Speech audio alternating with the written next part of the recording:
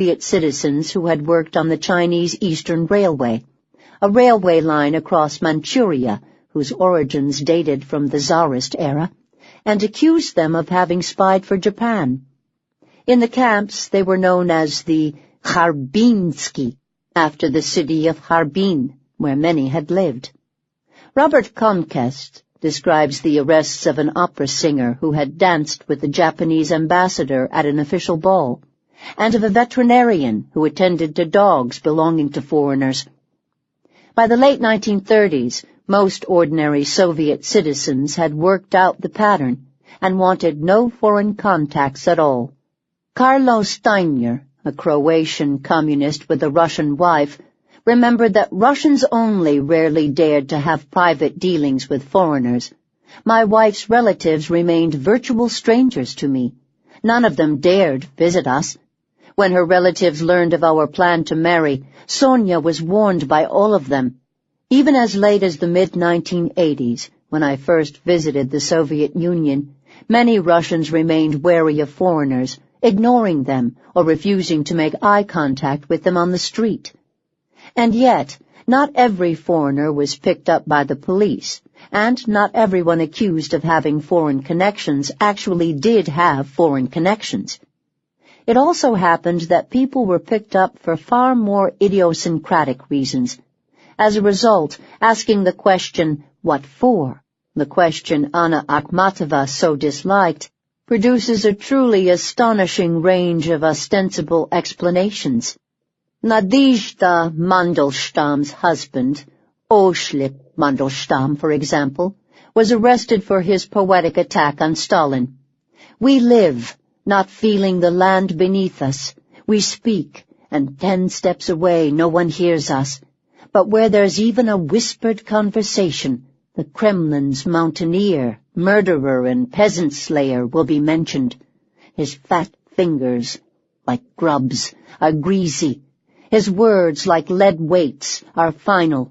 His cockroach mustache sneers. His boot rims shine.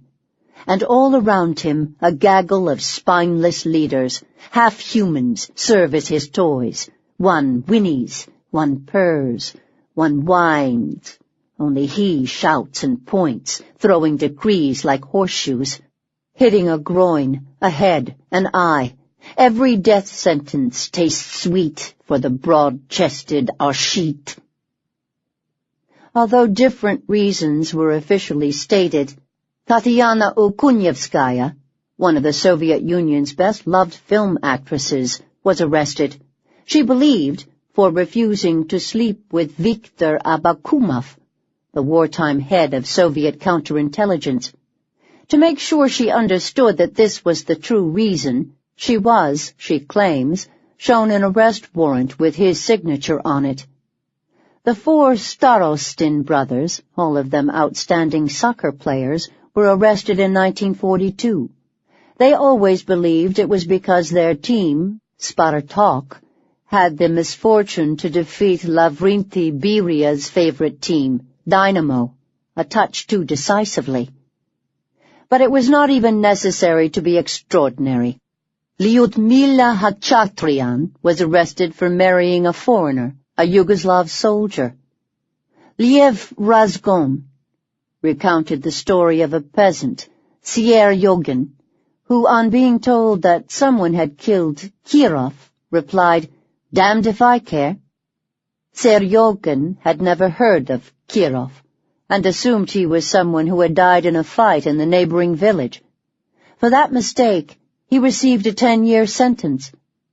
By 1939, telling a joke or hearing one about Stalin, being late for work, having the misfortune to be named by a terrified friend or a jealous neighbor as a co-conspirator in a non-existent plot, owning 4 cows in a village where most people owned 1, stealing a pair of shoes, being a cousin of Stalin's wife, stealing a pen and some paper from one's office in order to give them to a schoolchild who had none.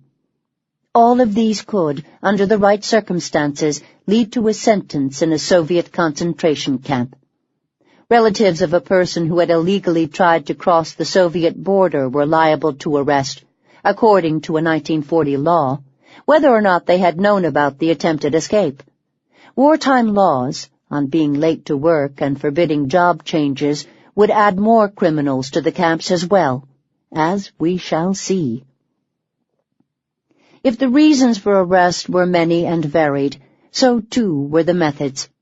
Some prisoners had ample warning.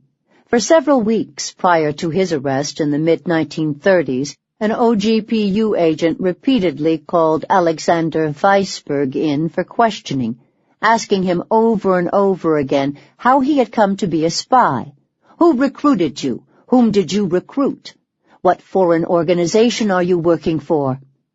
He put exactly the same questions over and over again, and I always gave him the same answers.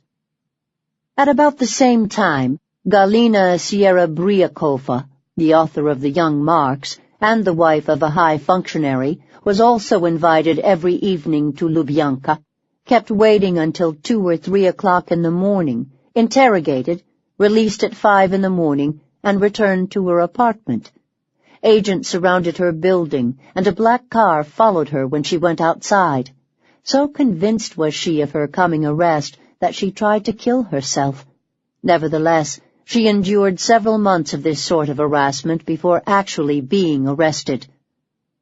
During heavy waves of mass arrest, of kulaks in 1929 and 1930, of party activists in 1937 and 1938, of former prisoners in 1948, many knew their turn was coming simply because all those around them were being arrested.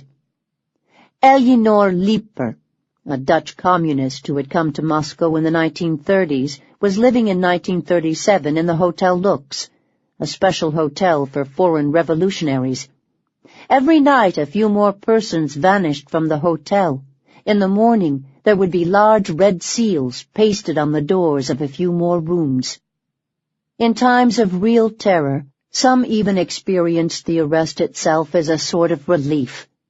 Nikolai Starostin, one of the unlucky soccer stars, was trailed by agents for several weeks and became so annoyed that he finally went up to one of them and demanded an explanation. "If you want something from me, call me into your office." As a result, at the moment of arrest he felt not shock and fear, but curiosity. Still others were taken completely by surprise. The Polish writer Alexander Watt, then living in occupied Lwów, was asked to a party at a restaurant with a group of other writers. He asked the host what the occasion was. "You'll see," he was told. A brawl was staged, and he was arrested there and then. Alexander Dolgun, the American embassy clerk, was hailed on the street by a man who turned out to be a secret policeman. When the man called out his name, Dolgun recalled, "I was completely mystified. I wondered if it was some nut." Okunyevskaya, the actress, was in bed with a bad case of flu at the time of her arrest, and demanded that the police return another day. They showed her the arrest warrant, the one with Abakumov's signature on it, and dragged her down the stairs. Solzhenitsyn repeats the possibly apocryphal tale of a woman taken out to the Bolshoi Theater by her boyfriend, a professional interrogator, who took her straight from the theater to Lubyanka. The survivor and memoirist Nina Gagin-Torn recounts the tale of a woman who had been arrested while taking linen down from a clothesline in a Leningrad courtyard. She was dressed in a bathrobe and had left her baby alone in her apartment, assuming she would be back in a few minutes. She pleaded to be allowed to get him, to no avail. In fact, it seems as if the authorities deliberately varied their tactics, picking up some people at home and some at work, some on the street and some on trains. One memo to Stalin from Viktor Abakumov, dated July 17, 1947, confirms this suspicion, noting that prisoners were routinely surprised by police in order to prevent escape, to prevent resistance, to prevent the suspect from warning others in his counter-revolutionary conspiracy. In certain cases, the document continued. A secret arrest in the street is carried out. The most common arrest, however, was one that took place at a person's home in the middle of the night. In times of mass arrest, fear of the midnight knock on the door became widespread. There is a very old Soviet joke about the terrible anxiety Ivan and his wife Masha experienced when the knock on the door came, and their relief when they learned it was only the neighbor come to tell them that the building was on fire. A Soviet proverb also has it that thieves, prostitutes, and the NKVD work mostly at night. Usually these nighttime arrests were accompanied by a search, although search tactics varied over time too. Osip Mandelstam was arrested twice, once in 1934 and then again in 1938, and his wife has described the differences between the two procedures. In 1938, they wasted no time looking for papers and examining them. Indeed, the police agents didn't even seem to know the occupation of the man they had come to arrest. They simply turned over all the mattresses, swept his papers into a sack, poked around for a while, and then disappeared, taking M. Mandelstam with them. The whole operation lasted no more than 20 minutes, but in 1934 they stayed all night until the early hours. During the earlier raid, secret police, who clearly knew what they were looking for, had carefully gone through all of Mandelstam's papers, discarding old manuscripts, looking for new poetry. The first time around, they also ensured that civilian witnesses were present, as well as, in their case, a friend in police pay, a literary critic known to the Mandelstams, presumably told to be there in order to ensure that the Mandelstams did not secretly start burning papers once they heard the knock at the door. Later, they did not bother with such details. Mass arrests of particular nationalities, such as those that took place in what had been Eastern Poland and the Baltic states, the territories occupied by the Red Army from 1939 to 1941, usually had an even more haphazard character. Janusz Bardak, a Jewish teenager in the Polish town of Włodzimierz-Wolyński, was forced to act as a civilian witness during one such mass arrest. He accompanied a group of drunken NKVD thugs who went from house to house on the night of December 5th, 1939, rounding up people who were to be either arrested or deported. Sometimes they attacked the wealthier and better-connected citizens, whose names were marked on a list. Sometimes they simply hauled in refugees, usually Jews who had escaped to Soviet-occupied Eastern Poland from Nazi-occupied Western Poland, without bothering to write down their names at all. In one house, a group of refugees tried to defend themselves by pointing out that they had been members of the Bund, the Jewish socialist movement. Nevertheless, upon hearing that they came from Lublin, at that time on the other side of the border, Gennady, the leader of the NKVD patrol, began to shout, "You filthy refugees! Nazi spies!" The children began to cry, which further irritated Gennady. "Make them shut up, or do you want me to take care of them?" The mother pulled them close to her, but they couldn't stop crying. Gennady grabbed the little boy's hands, jerked him loose from his mother's arms, and threw him against the floor. "Shut up, I said!" The mother screamed. The father tried to say something, but could only gasp for air. Gennady picked up the boy and held him for a second, looking closely at his face, then threw him forcefully against the wall. Later, the men destroyed the home of Bardak's childhood friends. Off to the side was Dr. Schechter's office. His dark mahogany desk stood in the middle, and Gennady walked straight to it. He ran his hand over the smooth wood, and then, in a moment of unexpected rage, smashed it with a crowbar. "Capitalist swine! Motherfucking parasites! We need to find these bourgeois exploiters!" He smashed harder and harder without pause, making several holes in the wood. Unable to find the Schechters, the men raped and murdered the gardener's wife. Those who conducted such operations, often members of the convoy guards, soldiers who manned the deportation trains, rather than the NKVD itself, had far less training than the secret police who conducted normal arrests of normal criminals.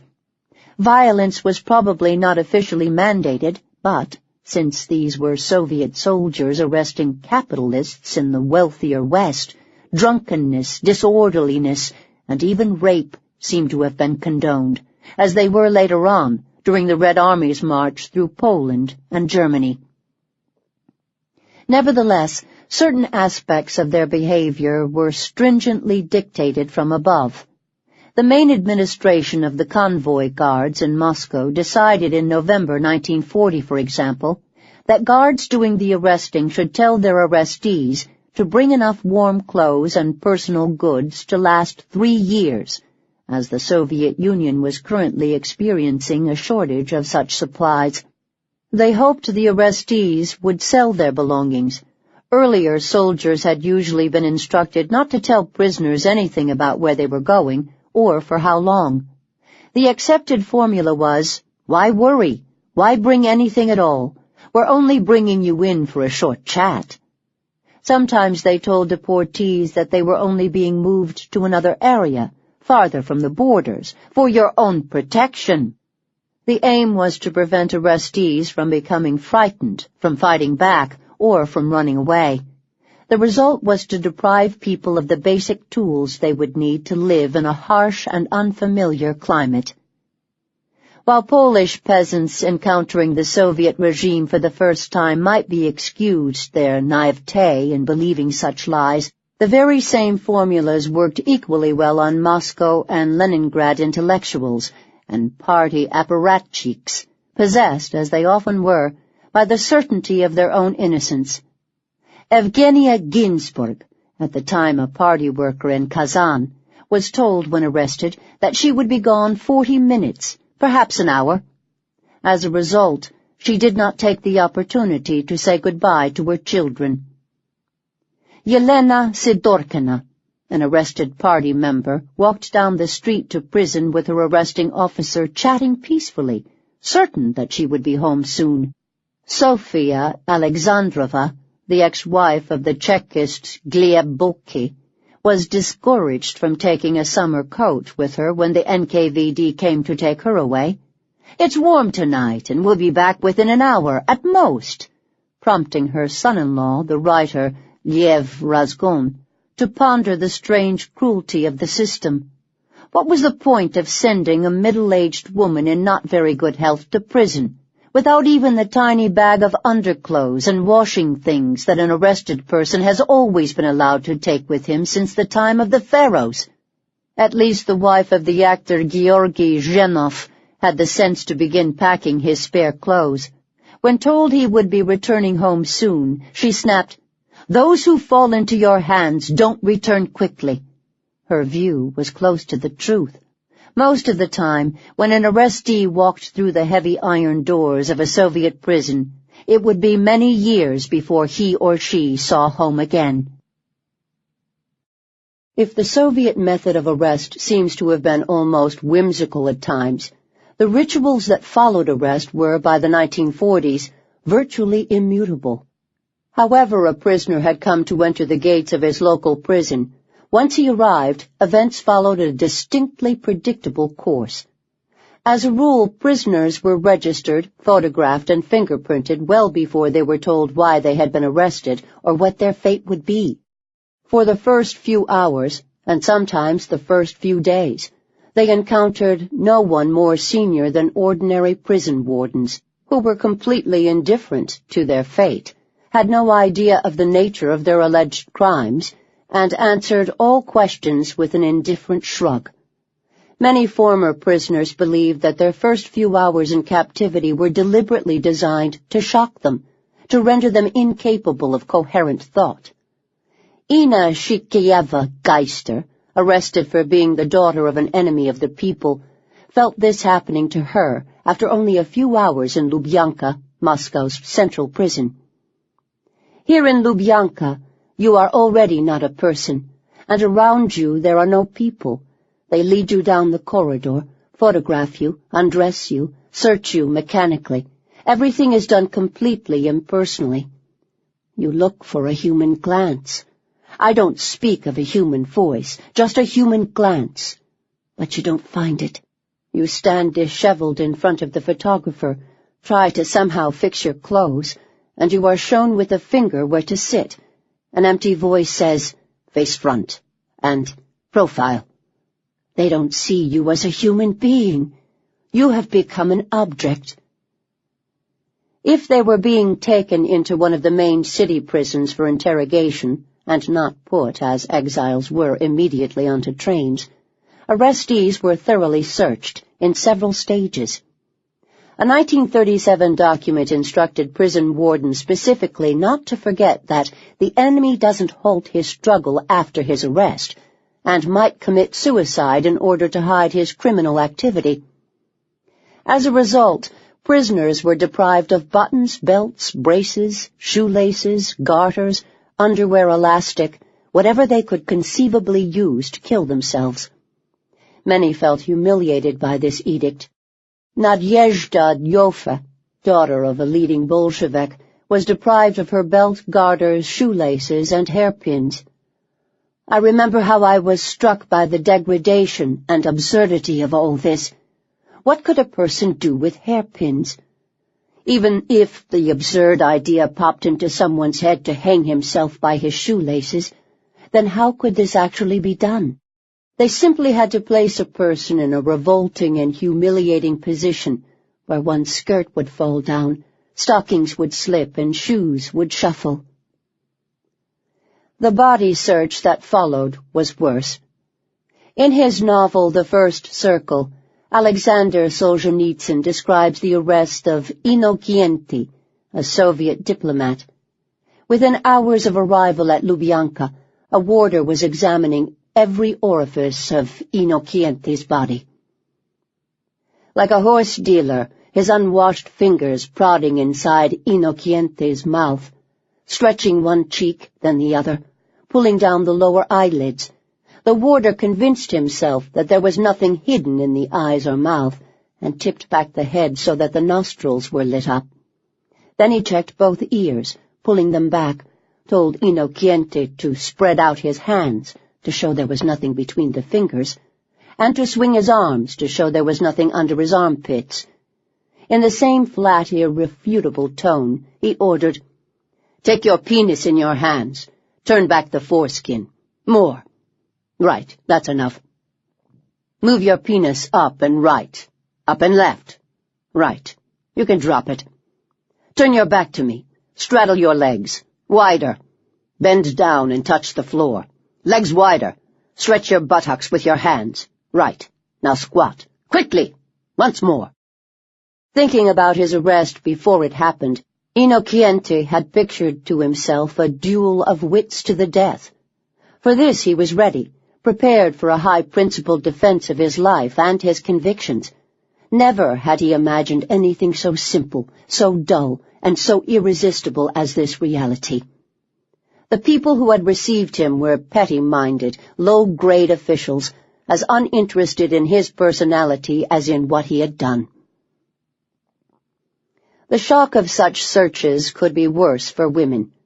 One remembered that the jailer performing the search took our brassieres, corset belts which held our suspenders, and some other parts of our underwear essential to women. There followed a brief, disgusting gynecological examination. I kept silent, but felt as if I had been deprived of all human dignity. While enduring a 12-month stay in Alexandrovsky Central Prison in 1941, the memoirist T.P. Milyutina was searched repeatedly. The women of her cells would be taken onto an unheated staircase, 5 at a time. They were then told to undress completely, put their clothes on the floor, and their hands up. Hands were put in our hair, in our ears, under our tongues, also between our legs, both while standing up and sitting down. After the first such search, wrote Milyutina, many burst into tears, many were hysterical. Following the search, some prisoners were isolated.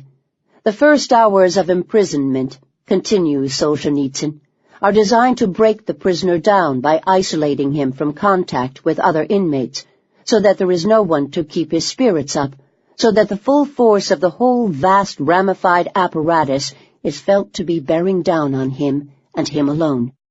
The cell of Evgeny Gnedin, a Soviet diplomat and son of revolutionaries, contained only a small table attached to the floor and 2 stools, also attached to the floor. The folding bed, on which prisoners slept at night, was attached by a bolt to the wall. Everything, including the walls, stools, bed, and ceiling, was painted light blue. It gave you the feeling of being inside the peculiar cabin of a ship, Gnedin wrote in his memoirs. It was also quite common to be put, as was Alexander Dolgun, in a box. A cell about 4 feet by 9 feet, an empty box with a bench, during the first hours following arrest, and held there for several hours, or even a few days. Isaac Volgelfangier, a Polish surgeon, was put in a cell with open windows in the middle of winter. Others, like Lyubov Birshadskaya, a survivor who later helped lead a prisoner's strike in Vorkuta, were isolated during the entire period of their interrogation. Birshadskaya spent 9 months in solitary, and wrote that she actually looked forward to being questioned, just to have someone to talk to. Yet to the newcomer, a crowded prison cell could be an even more horrifying place than a solitary one. Olga Adamova Slosberg's description of her first cell reads like a scene from Hieronymus Bosch. The cell was huge. The arched walls were dripping. On either side, leaving only a narrow passage between them, were low, continuous bedboards packed with bodies. Assorted rags were drying on lines overhead. The air was thick with the foul smoke of strong, cheap tobacco, and loud with arguments, shouts, and sobs. Another memoirist also tried to recapture his feeling of shock. It was such an awful sight, men with long hair, bearded, the smell of sweat, and nowhere even to sit down or rest. You must use your imagination to try to grasp the sort of place I was in. Aino Kushinian, the Finnish wife of Otto Kushinian, the leader of the Comintern, believed that on her first night she had been deliberately placed within earshot of prisoners under interrogation. Even today, after 30 years, I can hardly describe the horror of that first night at Laifortova. In my cell I could hear every noise from outside. Nearby, as I later discovered, was the interrogation department, a separate structure which was in fact a torture chamber. All night long I heard inhuman screams and the repeated sound of the lash. A desperate and tormented animal could hardly have uttered such dreadful cries as the victims who were assaulted for hour on end with threats, blows, and curses. But wherever they found themselves on their first night under arrest, whether in an old Tsarist prison, a railway station lockup, a converted church or monastery, all prisoners faced an urgent, immediate task: to recover from shock, to adjust to the peculiar rules of prison life, and to cope with interrogation. The speed with which they managed to do this would then help determine how well, or how badly, they emerged from the system and, ultimately, how they would fare in the camps. Of all the stages that prisoners pass through on their road to the Gulag, the interrogation is perhaps the one that is most familiar to Westerners. Interrogations have been described not only in history books, but also in Western literature. Arthur Koestler's classic Darkness at Noon, for example. In war movies, and in other forms of high and low culture. The Gestapo were infamous interrogators, as were the agents of the Spanish Inquisition. The tactics of both are the stuff of popular legend. "We have ways of making you talk," is a phrase children still use when playing war games. Interrogations of prisoners also take place, of course, in democratic, law-abiding societies, sometimes in accordance with the law, sometimes not. Psychological pressure, even torture, during interrogation is hardly unique to the USSR. The good cop, bad cop technique, the nice, polite man asking questions, alternating with the angry inquisitor, has made its way not only as an idiom into other languages, but also into, now outdated, American police manuals as a recommended tactic. Prisoners have been pressured under questioning in many, if not most, countries at one time or another.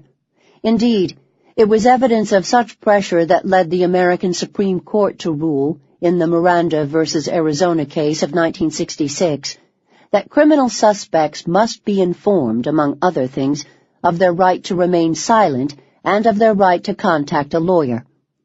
Still, the investigations conducted by the Soviet secret police were unique, if not in their methods, then in their mass character.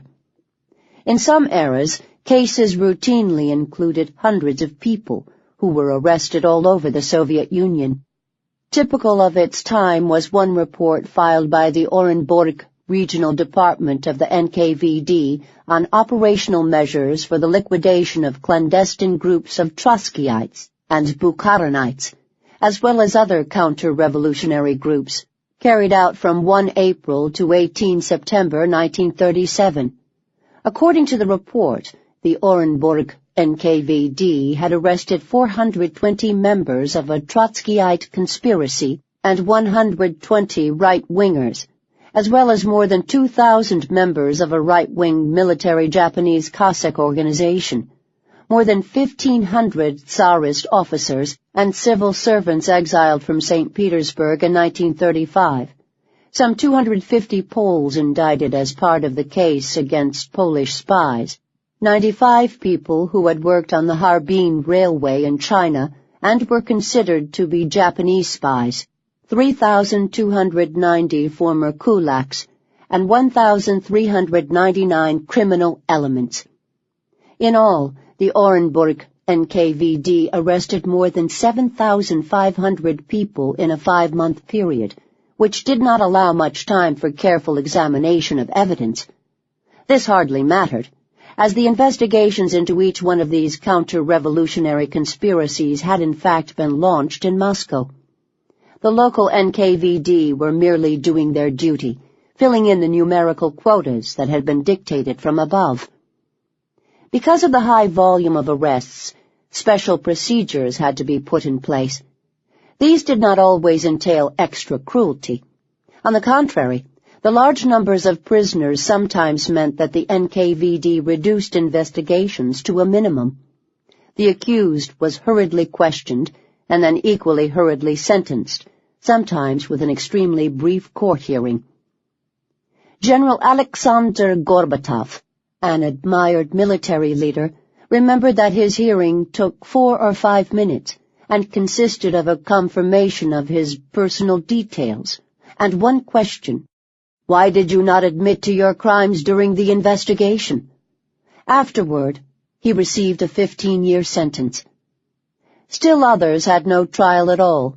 They were sentenced in absentia, either by an obsobaya sovashanya, a special commission, or by a troika of 3 officials, rather than by a court. Such was the experience of Thomas Scovio, whose investigation was completely perfunctory. Born in Buffalo, New York, Scovio had arrived in the Soviet Union in 1935 as a political émigré, the son of an Italian-American communist who had been forcibly deported to the Soviet Union from the United States for his political activities. During the 3 years he lived in Moscow, Scovio gradually became disillusioned and decided to reclaim his American passport. He had relinquished it upon entering the USSR, in order to return home. On March 12, 1938, he was arrested walking out of the American embassy.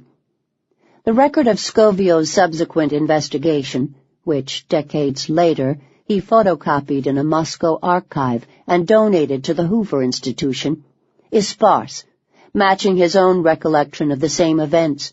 The evidence against him includes a list of what was found during his first body search: his trade union membership book, his telephone and address book, his library card, a sheet of paper with writing in a foreign language, 7 photographs, 1 penknife, and an envelope containing foreign postage stamps, among other things. There was a statement from Captain of State Security, Comrade Sorokin, testifying that the accused walked into the U.S. Embassy on March 12, 1938. There was a statement from a witness, testifying that the accused left the U.S. Embassy at 1:15 p.m.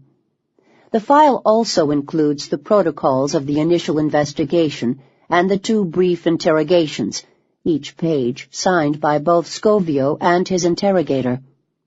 Scovio's initial statement reads as follows: I wanted to regain my American citizenship. 3 months ago I went to the American Embassy for the first time and applied to regain my citizenship. Today I returned. The clerk receptionist told me the American employee in charge of my case was out for lunch and for me to return in an hour or 2. During most of the subsequent interrogation, Scovio was asked to repeat the details of his visit to the embassy over and over again. Only once was he asked, "Tell us all about your espionage activities." When he replied, "You know I'm not a spy," they appear not to have pushed him further, although the interrogator was fondling a rubber hose, of the sort normally used to beat prisoners in a vaguely threatening manner. Although the NKVD were not much interested in the case, they never seemed to have doubted its outcome. Some years later, after Scovio demanded a review of his case, the prosecutor's office dutifully did so, summing up the facts as follows. Scovio does not deny that he did make an application at the American Embassy. Therefore, I believe there is no reason to review Scovio's case.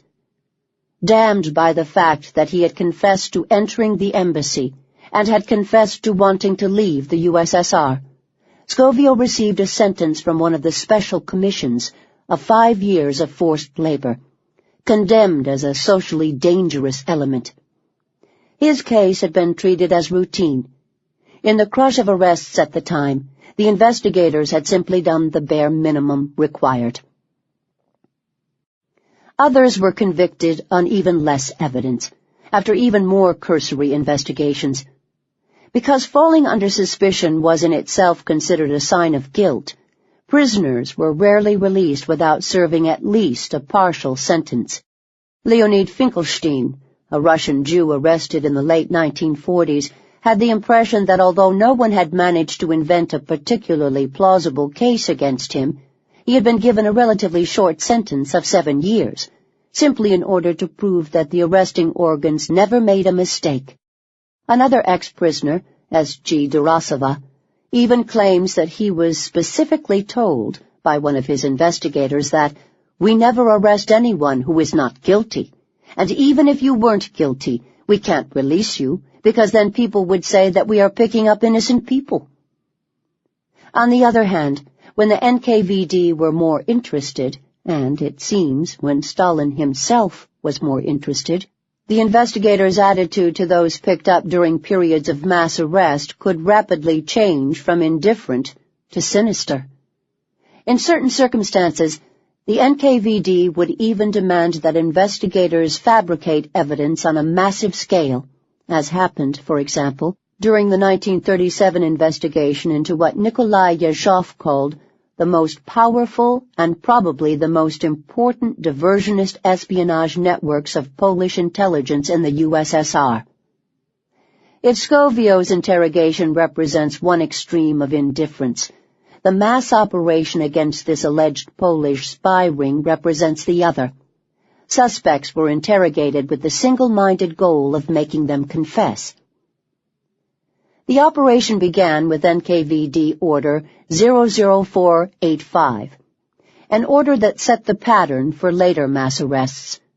Operational Order 00485 clearly listed the sort of person who was to be arrested: all remaining Polish war prisoners from the 1920-21 Polish Bolshevik War, all Polish refugees and emigrants to the Soviet Union, anyone who had been a member of a Polish political party, and all anti-Soviet activists from Polish-speaking regions of the Soviet Union.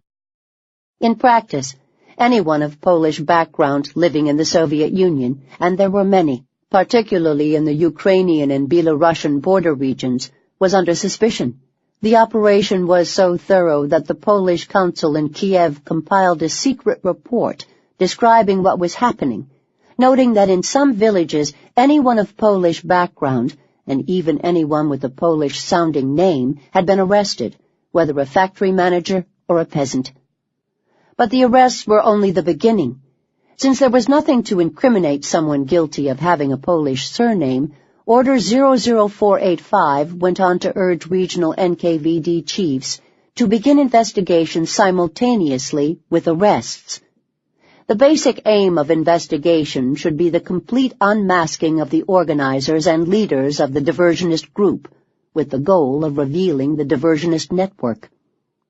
In practice, this meant, as it would in so many other cases, that the arrestees themselves would be forced to provide the evidence from which the case against them would be constructed.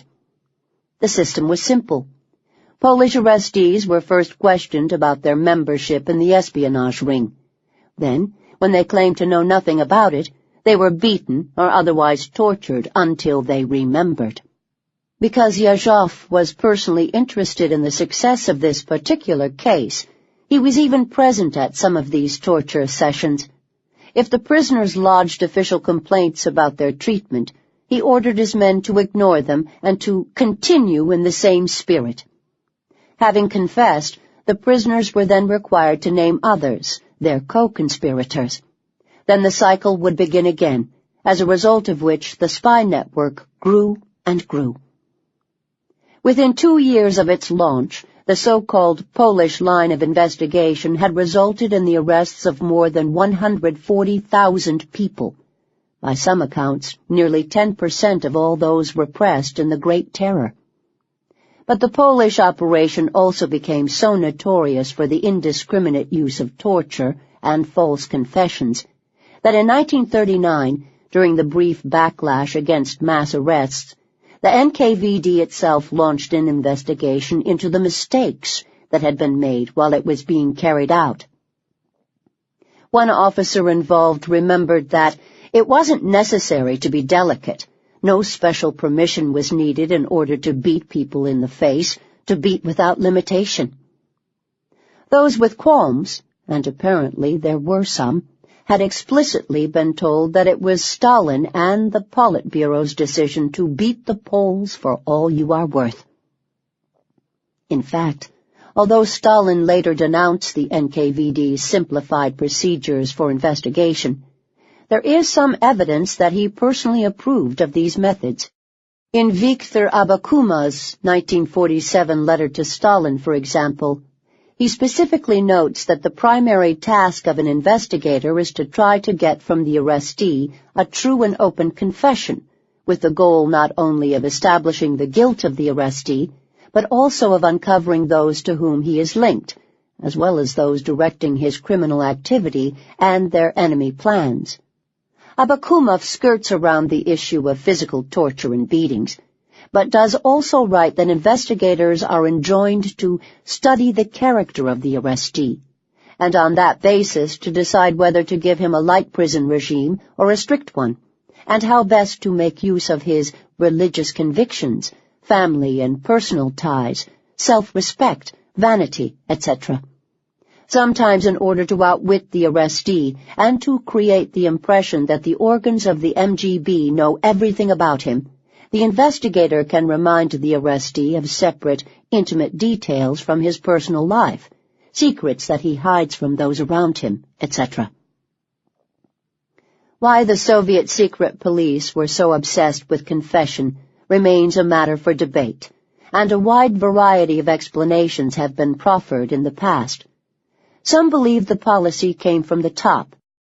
Roman Brachman, author of an unorthodox biography of Stalin, The Secret File of Joseph Stalin, believes the Soviet leader had a neurotic obsession with making others confess to crimes which he himself had committed. Because he himself had been an agent of the Tsarist secret police before the revolution, He had a particular need to see people confess to having been traitors. Robert Conquest also believes that Stalin was interested in forcing at least those he knew personally to confess. Stalin wanted not merely to kill his old opponents, but to destroy them morally and politically, although this of course applied only to a few out of the millions arrested. But confession would also have been important to the NKVD agents carrying out the interrogations. Perhaps obtaining confessions helped them feel confident of the legitimacy of their actions. It made the madness of mass arbitrary arrest seem more humane, or at least legal. As in the case of the Polish spies, confession also provided the evidence necessary to arrest others. The Soviet political and economic system was also obsessed with results, fulfilling the plan, completing the norm, and confessions were concrete proof of a successful interrogation. As Conquest writes, the principle had become established that a confession was the best result obtainable. Those who could obtain it were to be considered successful operatives, and a poor NKVD operative had a short life expectancy. Whatever the source of the NKVD's fixation on confessions, police interrogators usually pursued them without either the deadly single-mindedness shown in the case of the Polish spies or the indifference applied to Thomas Scoville. Instead, prisoners generally experienced a mixture of the two. On the one hand, the NKVD demanded that they confess and incriminate themselves and others. On the other hand, the NKVD seemed to feel a slovenly lack of interest in the outcome altogether. This somewhat surreal system was already in place by the 1920s, in the years before the Great Terror, and it remained in place long after the Great Terror had subsided. As early as 1931, the officer investigating Vladimir Chernovin, a scientist accused of wrecking and sabotage, threatened him with death if he refused to confess. At another point, he told him he would get a more lenient camp sentence if he confessed. Eventually, he actually begged Chernovin to give a false confession. We, the examining officers, are also often forced to lie. We also say things which cannot be entered into the record and to which we would never sign our names, his interrogator told him pleadingly. When the outcome mattered more to them, torture was deployed. Actual physical beating seemed to have been forbidden in the period before 1937. One former Gulag employee confirms that they were certainly illegal in the first half of the 1930s, but as the pressure to get leading party members to confess increased, physical torture came into use, probably in 1937, although it ended again in 1939. The Soviet leader Nikita Khrushchev publicly admitted this in 1956. How is it possible that a person confesses to crimes which he has not committed? Only in one way, because of applications of physical methods of pressuring him, tortures, bringing him to a state of unconsciousness, depriving him of his judgment, taking away his human dignity. In this manner were confessions acquired. So widespread did the use of torture become during this period, and so frequently was it questioned, that in early 1939, Stalin himself sent out a memo to regional NKVD chiefs, confirming that, from 1937 on, in NKVD practice, the use of physical pressure on prisoners was permitted by the Central Committee. He explained that it was permitted only with respect to such overt enemies of the people who take advantage of humane interrogation methods in order to shamelessly refuse to give away conspirators, who for months don't testify and try to impede the unmasking of those conspirators who are still free. He did, he continued, consider this to be a totally correct and humane method, although he conceded that it might have occasionally been applied to accidentally arrested honest people. What this notorious memo makes clear, of course, is that Stalin himself knew what sorts of methods had been used during interrogation, and had personally approved of them. Certainly it is true that during this period many prisoners record being beaten and kicked, their faces smashed in, and their organs ruptured. Evgeny Gnedin describes being hit on the head simultaneously by two men, one on the left, one on the right, and then being beaten with a rubber club. This took place in Beria's private office, in Beria's presence, in the Sukhanovka prison. The NKVD also practiced methods of torture known to other secret police forces in other eras, such as hitting their victims in the stomach with sandbags, breaking their hands or feet, or tying their arms and legs behind their backs and hoisting them in the air. One of the most sickening accounts of physical torture was penned by the theater director Vasyivold Meyerhold, whose formal letter of complaint has been preserved in his file. The investigators began to use force on me, a sick 65-year-old man. I was made to lie face down and then beaten on the soles of my feet and my spine with a rubber strap. They sat me on a chair and beat my feet from above with considerable force. For the next few days, when those parts of my legs were covered with extensive internal hemorrhaging, they again beat the red, blue, and yellow bruises with the strap, and the pain was so intense that it felt as if boiling hot water was being poured on these sensitive areas. I howled and wept from the pain. They beat my back with the same rubber strap and punched my face, swinging their fists from a great height. One time my body was shaking so uncontrollably that the guard escorting me back from such an interrogation asked, "Have you got malaria?"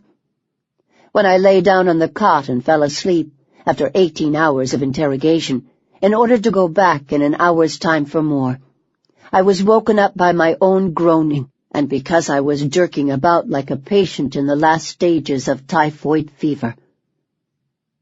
Although this sort of beating was technically forbidden after 1939, the change of policy did not necessarily make the investigation process more humane. Throughout the 1920s, the 1930s, and 1940s, many hundreds of thousands of prisoners were tormented not with actual beatings or physical attacks, but with psychological torture of the sort Abakumov alludes to in his letter to Stalin. Those who remained stubborn and refused to confess could, for example, be slowly deprived of creature comforts, first walks, then packages or books, then food. They could be placed in a specially harsh punishment cell, very hot or very cold, as was the memoirist Chava Volovich, who was also being deprived of sleep by her interrogator at the time. I will never forget that first experience of prison cold. I can't describe it. I'm not capable of it. I was pulled one way by sleep, the other by cold. I would jump up and run around the cell, falling asleep on my feet, then collapse on the bed again, where the cold would soon force me up. Others were confronted with witnesses, as was Evgenia Ginsburg, who watched as her childhood friend Nalia recited like a parrot, accusing her of membership in the Trotskyite underground. Still others were threatened with harm to family members, or were placed, after long periods of isolation, in cells with informers, to whom they were only too glad to open their hearts. Women were raped, or threatened with rape. One Polish memoirist told the following story. Suddenly, for no apparent reason, my cross-examiner became extremely flirtatious. He got up from behind his desk and came and sat beside me on the sofa. I stood up and went to drink some water. He followed me and stood behind me. I neatly evaded him and returned to the sofa. Down he sat himself again beside me. And once again I got up and went to drink water. Maneuvers like these lasted for a couple of hours. I felt humiliated and helpless. There were also forms of physical torture less crude than beatings, and these were used regularly from the 1920s on. Chernovin was early on given the standing test. Prisoners were told to stand facing the wall without moving, albeit briefly. Some of his other cellmates suffered worse. One engraver, P., was over 50 years of age and heavily built, had stood for 6.5 days. He was not given food or drink and was not allowed to sleep. He was taken to the toilet only once a day. But he did not confess. After this ordeal, he could not walk back to the cell, and the guard had to drag him up the stairs. Another, Artisan B, about 35 years old, who had one leg amputated above the knee and replaced by an artificial one, had stood for 4 days and had not confessed.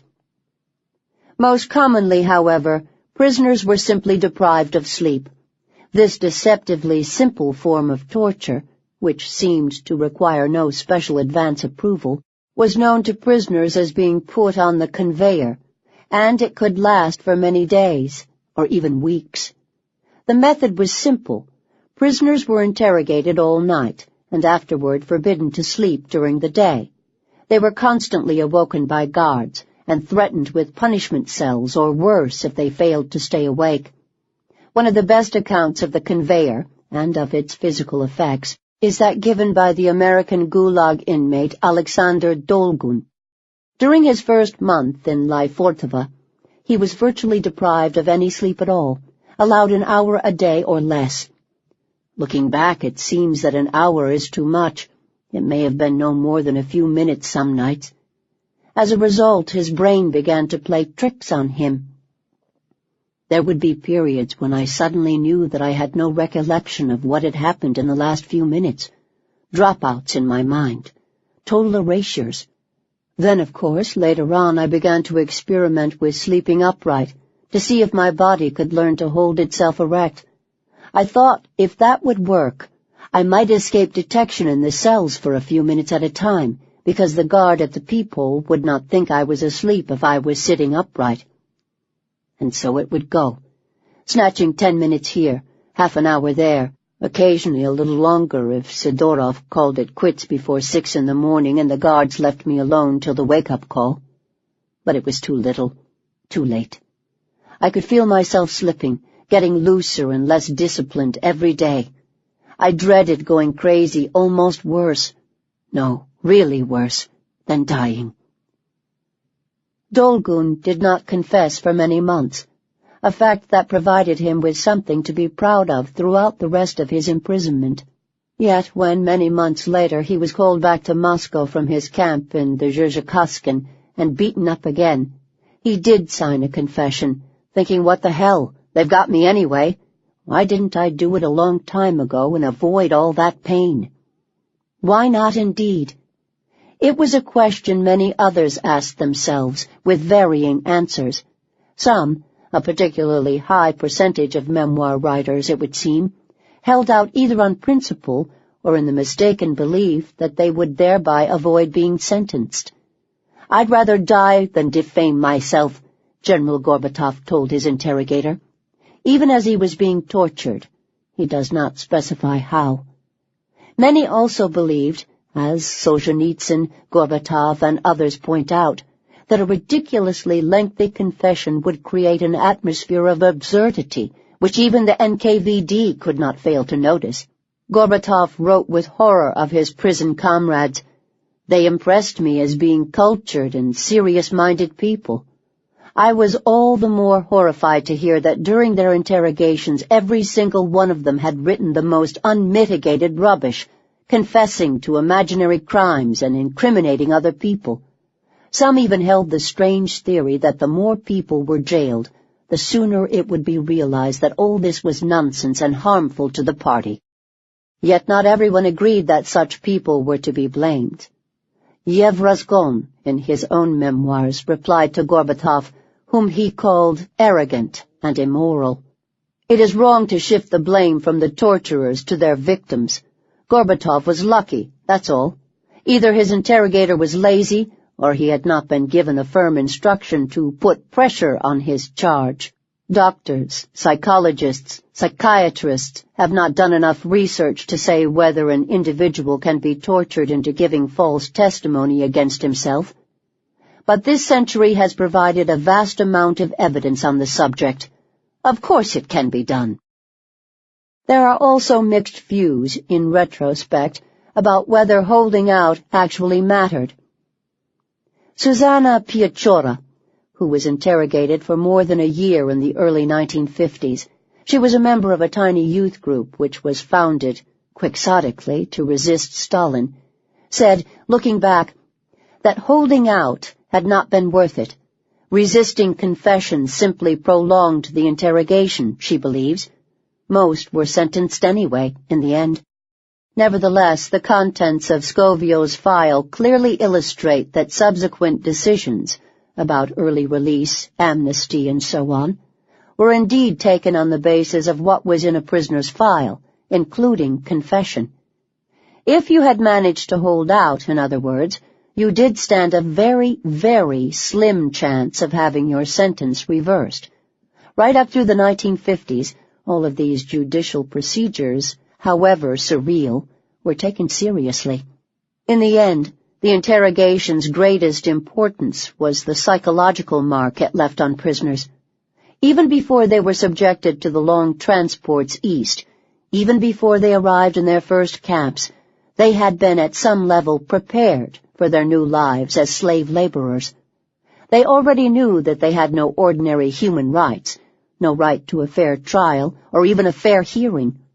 They already knew that the NKVD's power was absolute, and that the state could dispose of them as it wished.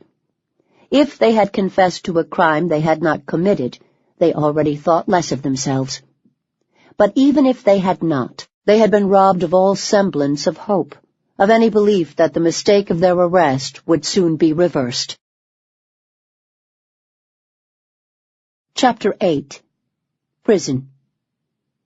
A gypsy read the cards, a distant road, and a prison house, maybe the old central prison. It waits for me, a young man, once again. Traditional Russian prisoner's song. Their arrests and interrogations wore prisoners down, shocked them into submission, confused them, and disoriented them. But the Soviet prison system itself, where inmates were kept before, during, and often for a very long time after their interrogations, had an enormous influence on their state of mind as well. When looked at in an international context, there was nothing unusually cruel about Soviet prisons or the Soviet prison regime.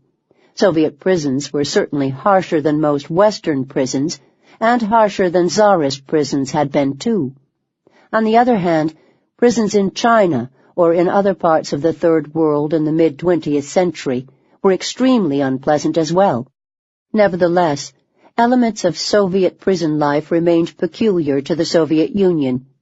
Some aspects of the daily prison regime, like the interrogation process itself, even seem to have been deliberately designed to prepare prisoners for their new life in the Gulag. Certainly official attitudes to prisons reflect changes in the priorities of those running the camps. Genrikh Yagoda issued an order in August 1935, for example, just as arrests of political prisoners were beginning to pick up pace, making it clear that the most important point of an arrest, if these arrests can be said to have had a point in any normal sense of the word, was to feed the ever more frenzied demand for confessions. Yagoda's order put not only the prisoners' privileges, but also their most basic living conditions directly into the hands of the NKVD officers investigating their cases. Provided a prisoner was cooperating, which usually meant confessing, he would be allowed letters, food parcels, newspapers and books, monthly meetings with relatives, and an hour of exercise daily. If not, he could be deprived of all these things and lose his food ration as well. By contrast, in 1942, after Lavrentiy Beria had arrived, vowing to turn the Gulag into an efficient economic machine, Moscow's priorities had shifted. The camps were becoming an important factor in wartime production, and camp commanders had begun complaining about the large numbers of prisoners arriving at camp workplaces totally unfit to work. Starving, filthy, and deprived of exercise, they simply could not dig coal or cut trees at the pace required. Beria therefore issued new interrogation orders in May of that year, demanding that prison bosses observe elementary health conditions and limiting investigators' control over prisoners' daily life. According to Beria's new order, prisoners were to have a daily walk of not less than 1 hour, with the notable exception of those awaiting the death sentence, whose quality of health hardly mattered to the NKVD's production figures. Prison administrators also had to ensure that their prisons contained a yard specially built for the purpose. Not a single prisoner must stay in the cell during these walks.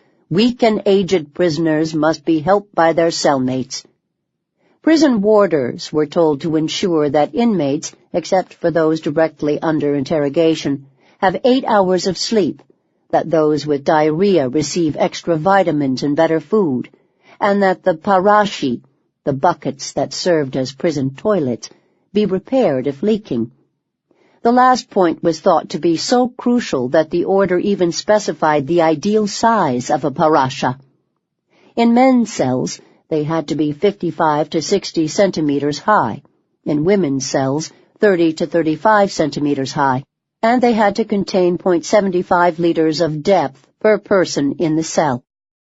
Despite these ludicrously specific regulations, prisons continued to differ enormously. In part, they differed according to location. As a rule, provincial prisons were filthier and more lax, Moscow prisons cleaner and more deadly. But even the 3 main Moscow prisons had slightly different characters. The infamous Lubyanka, which still dominates a large square in central Moscow, and still serves as the headquarters for the FSB, the NKVD's and KGB's successor, was used for the reception and interrogation of the most serious political criminals. There were relatively few cells. A 1956 document speaks of 118, and 94 were very small, for 1 to 4 prisoners. Once the offices of an insurance company, some of the cells of the Lubyanka building had parquet floors, which the prisoners had to wash every day. A.M. Garashiva, an anarchist who later served as Solzhenitsyn's secretary, was imprisoned in Lubyanka in 1926, and remembered that food was still served by waitresses wearing uniforms. By contrast, Lyfortova, also used for interrogation, had been a 19th-century military prison. Its cells, never intended to hold large numbers of prisoners, were darker, dirtier, and more crowded. Lyfortova is shaped like the letter K, and at its center, recalled the memoirist Dmitry Panin, an attendant stands with a flag and directs the flow of prisoners being led to and from interrogation. In the late 1930s, Lyfortova became so overcrowded that the NKVD opened an annex in the Sukhanovsky Monastery outside Moscow. Officially named Object 110 and known to prisoners as Sukhanovka, the annex acquired a horrific reputation for torture. There were no rules of internal order, and no defined rules for the conduct of investigations either. Beria himself maintained an office there, and personally supervised torture sessions of the Sukhanovka prisoners. Butyrka prison, the oldest of the 3, had been constructed in the 18th century, and was originally designed to be a palace, although it was quickly converted into a prison.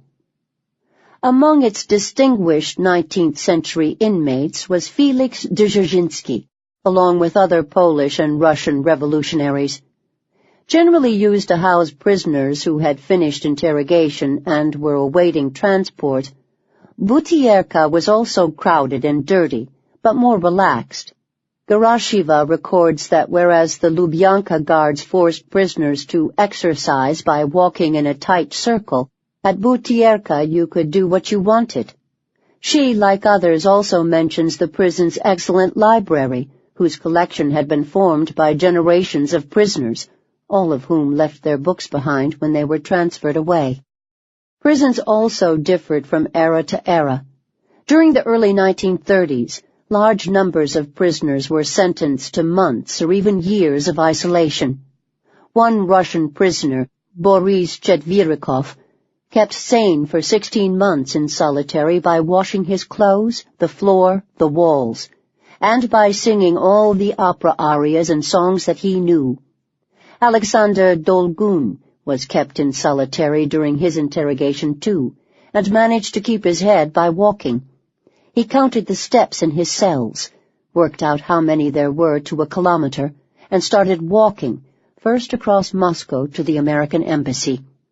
I breathed in the clear, cold, imaginary air and hugged my coat around me.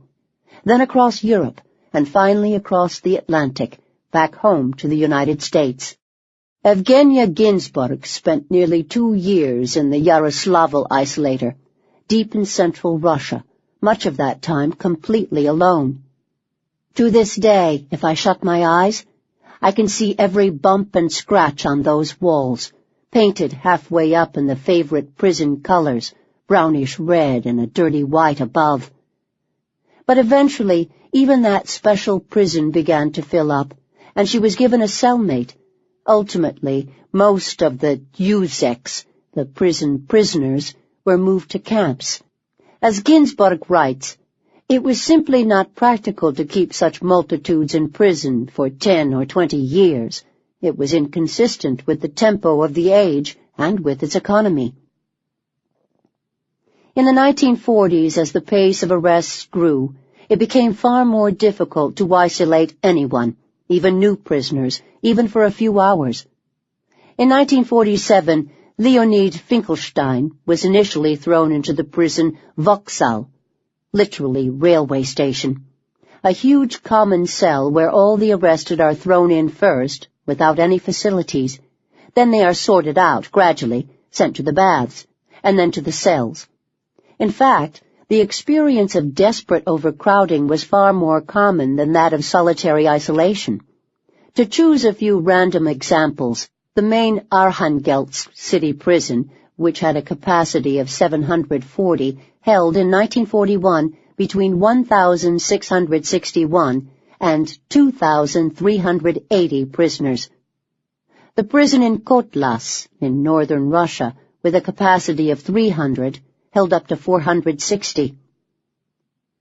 Prisons in more distant provinces could be worse.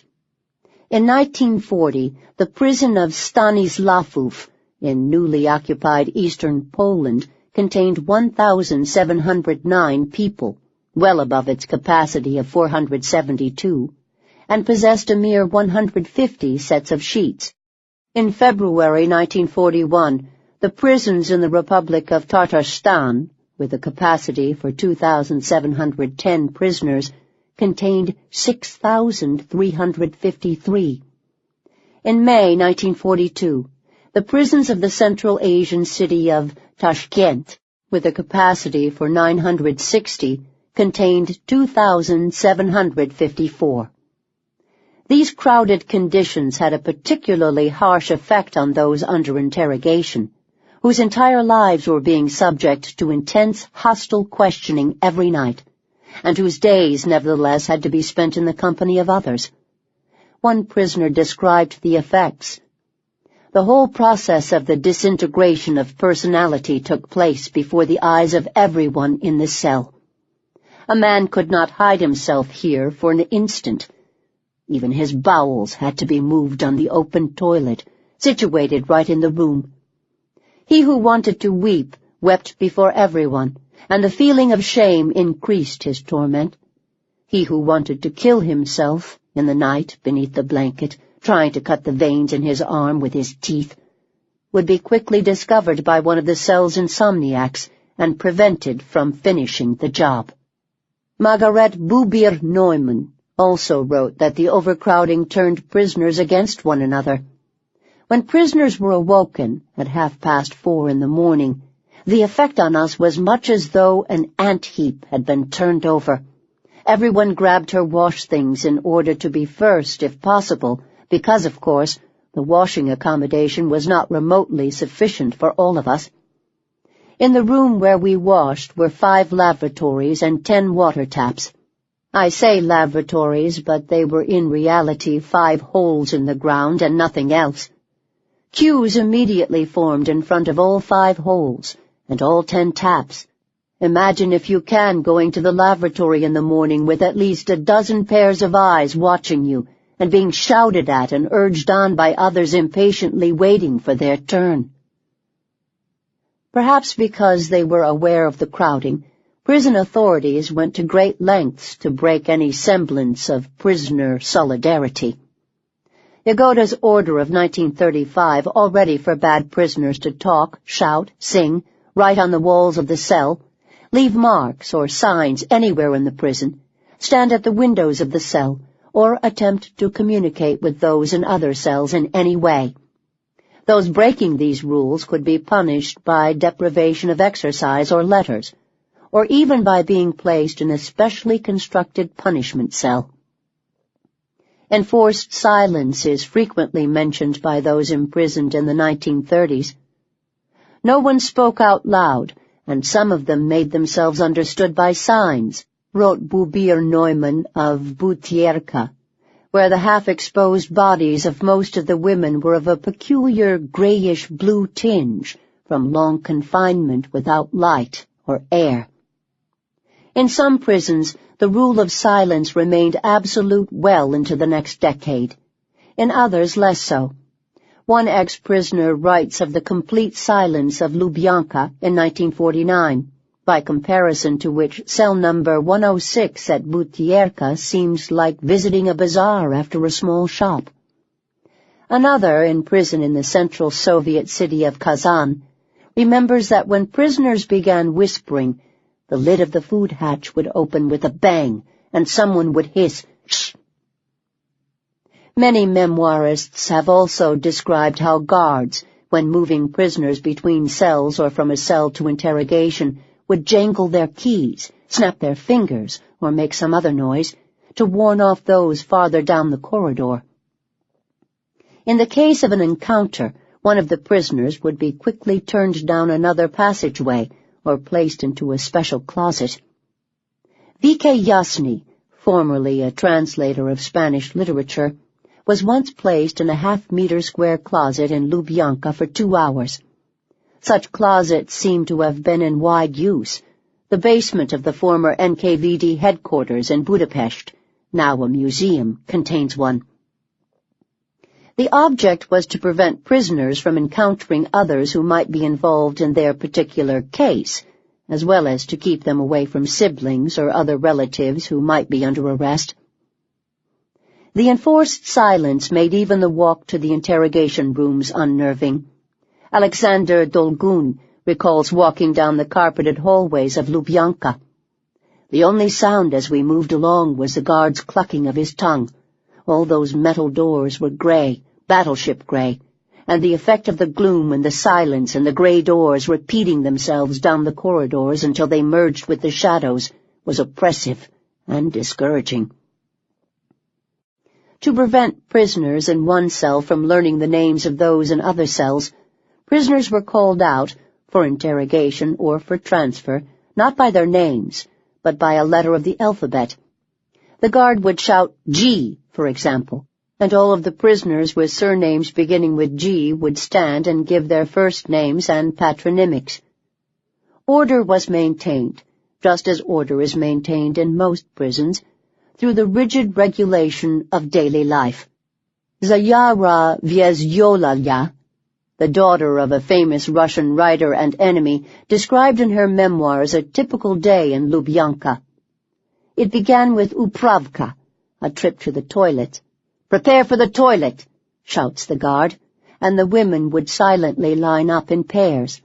Once in the toilets, they were given about 10 minutes, not only to eliminate, but also to wash themselves and whatever clothes they could. Upravka was then followed by breakfast, hot water, perhaps with something resembling tea or coffee mixed in, plus the daily bread ration, plus 2 or 3 pieces of sugar. Breakfast was followed by a visit from a guard, who took requests to see the doctor, and then by the central activity of the day, a 20-minute walk in a small enclosed yard, walking single file in circles next to the wall. Only once was order broken. Although she was never told why, GulagA was taken onto the Lubyanka roof one evening after prisoners had already been told to sleep. As Lubyanka is in the center of Moscow, that meant she could see, if not the city, then at least the city lights, which might as well have belonged to another country. Normally, however, the rest of the day was a repeat: lunch, prison soup made of entrails or grain or rotten cabbage, and then the same soup for supper. There was another trip to the toilet in the evening. In between, prisoners whispered to one another, sat on their bunks, and sometimes read books. GulagA recalls being allowed 1 book a week, but the rules varied from prison to prison, as did the quality of the prison libraries, which, as I say, were sometimes excellent. In some prisons, inmates were allowed to purchase food items from the commissary if their relatives had sent them money. But there were other tortures besides boredom and bad food. All prisoners were forbidden to sleep during the day, not just those undergoing interrogation. Warders kept constant vigil, peeping through the Judas hole, the peephole into the cell, to ensure this rule was kept. Lyubov Birshadskaya recalls that although we were woken at 6, we were not allowed even to sit on the bed until 11 in the evening. We had either to walk or to sit on the stool, not leaning against the wall. Nights were no better. Sleep was made difficult, if not impossible, by the bright lights in the cells, which were never turned off, and by the rule forbidding prisoners to sleep with their hands under their blankets. GulagA would start out trying to comply. It was awkward and uncomfortable, and made it hard for me to fall asleep. As soon as I dozed off, however, I would instinctively pull the blanket up to my chin. The key would grate in the lock, and the guard would shake my bed. "Hands!" Bubir Neumann wrote that until you got used to it, the night was worse than the day. Try to sleep at night under strong electric light. Prisoners are not allowed to cover their faces, on bare planks, without even a straw sack or a pillow, and perhaps without even a blanket, pressed against your fellow prisoners on either side. Perhaps the most effective tool for preventing prisoners from becoming too comfortable in their surroundings was the presence of informers, who were also to be found in all spheres of Soviet life. They would also play an important role in the camps, but in camps they would be easier to avoid. In prison, one could not walk away from them so easily, and they forced people to watch their words carefully. Bubir Neumann recalled that, with one exception, I never heard a word of criticism of the Soviet regime from a Russian prisoner the whole time I was in Butyrka. Among the prisoners, the accepted wisdom was that there was at least one informer in every cell. When there were 2 people in a cell, both suspected the other. In larger cells, the informer was often identified and shunned by the other inmates. When Olga Adamova Slozbierg first arrived in Butyrka, she noticed a free sleeping space beside the window.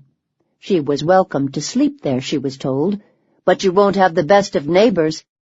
The woman sleeping with no one around her was, it emerged, an informer who spent all her time writing statements denouncing everyone in the cell, so no one talks to her. Not all informers were so easily identified, and paranoia was so great that any unusual behavior could spark hostility. Adamova Slozbierg herself assumed that one of her fellow inmates was certainly a spy, having seen the foreign-looking sponge she washed with and the lacy underwear she wore. Later she came to look upon the woman as a friend. The writer Varlam Shalamov also wrote that being transferred within a prison, between cells, is not a very pleasant experience. This always puts one's new cellmates on their guard and causes them to suspect that the transferred prisoner is an informer. Without question, the system was rigid, inflexible, and inhuman. And yet, if they could, prisoners fought back against boredom, against the constant small humiliations, against the attempts to divide and atomize them. More than one former inmate has written of how prisoner solidarity was actually stronger in the jails than it would be later in the camps. Once prisoners were in camps, the authorities could divide and rule with greater ease. To alienate inmates from one another, they could tempt prisoners with the promise of a higher place in the camp hierarchy, better food, or easier jobs. In prison, by contrast, all were more or less equal. Although there were inducements to collaborate, these were fewer. For many prisoners, the days or months spent in jail prior to deportation even provided a sort of introductory course in elementary survival techniques, and, despite all the authorities' efforts, their first experience of unity against authority. Some prisoners simply learned from their fellow inmates elementary ways to preserve hygiene and dignity. In her prison cell, Ina Shakiva Geister learned to make buttons from bits of chewed bread in order to hold her clothes up, to make needles from fish bones, to use stray threads for sewing up the holes ripped in her clothes during the search, as well as other sundry tasks which would also prove to be of use in the camps. Dmitry Bistrolyetov, a former Soviet spy in the West, also learned to make thread from old socks. The socks were pulled apart, and the ends of the threads were then sharpened with a bit of soap. Such thread, like the needles he learned to make from matches, could later be exchanged in the camp for food. Susanna Piachora, the youthful anti-Stalinist, was taught how to sleep while they don't notice, how to sew with matchsticks, and how to walk without a belt. The prisoners also maintained some control over their lives through the institution of the starosta, the cell's elder. On the one hand, in prisons, in railway cars, and in camp barracks, the starosta was an officially recognized figure whose functions were described in official documents. On the other hand, the starosta's many duties, ranging from keeping the cell clean to ensuring orderly marches to the toilet, meant that his authority had to be accepted by all. Informers and others favored by the prison warders were therefore not necessarily the best candidates. Alexander Weisberg wrote that in the larger cells, where there might be 200 prisoners or more, normal life was not possible without a cell senior to organize the distribution of food, the arrangements for exercise, and so on. Yet because the secret police refused to recognize any form of prisoner organization, its logic was simple. An organization of counter-revolutionaries was a counter-revolutionary organization. A classically Soviet solution was found, wrote Weisberg. The starosta was elected illegally by the prisoners. The prison governor heard about it through his spies and then officially appointed the prisoner's choice. In the most overcrowded cells, the starosta's main task was to greet new prisoners and to ensure that everyone had a place to sleep. Almost universally, new prisoners were sent to sleep beside the parasha, the slop bucket, gradually progressing away from it and toward the window as they attained seniority. No exceptions, noted Eleanor Leeper, are made for sickness or age. The starosta also resolved fights and generally kept order in the cell, a task that was far from easy.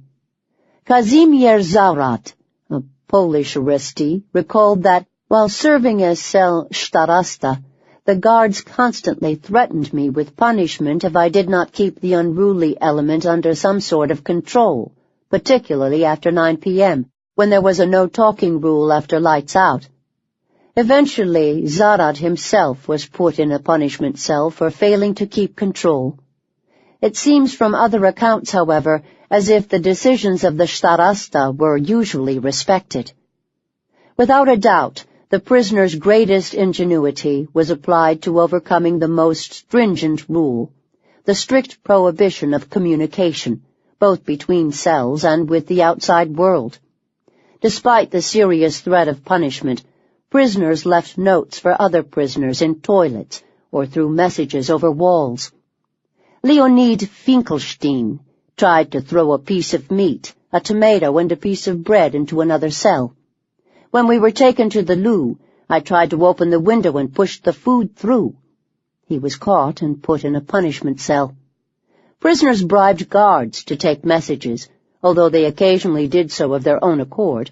A warder at the Stavropol prison would occasionally transmit verbal communications from Liev Razgon to his wife. One former inmate, a prisoner for 14 months in Vilnius after the Soviet occupation of the city, it had previously been under Polish rule, described in 1939 in testimony presented to the Polish government in exile how the elements of the previous Polish prison regime had slowly broken down. One by one, prisoners lost their privileges, the right to read and write letters, to use the prison library, to have paper and pencils, to receive parcels. New regulations, of the sort common to most Soviet prisons, were brought in. Lights in the cells had to be kept on all night, and windows were blocked with sheets of tin. Unexpectedly, the latter created an opportunity for communication between cells. I opened the window and, putting my head against the bars, spoke to my neighbors.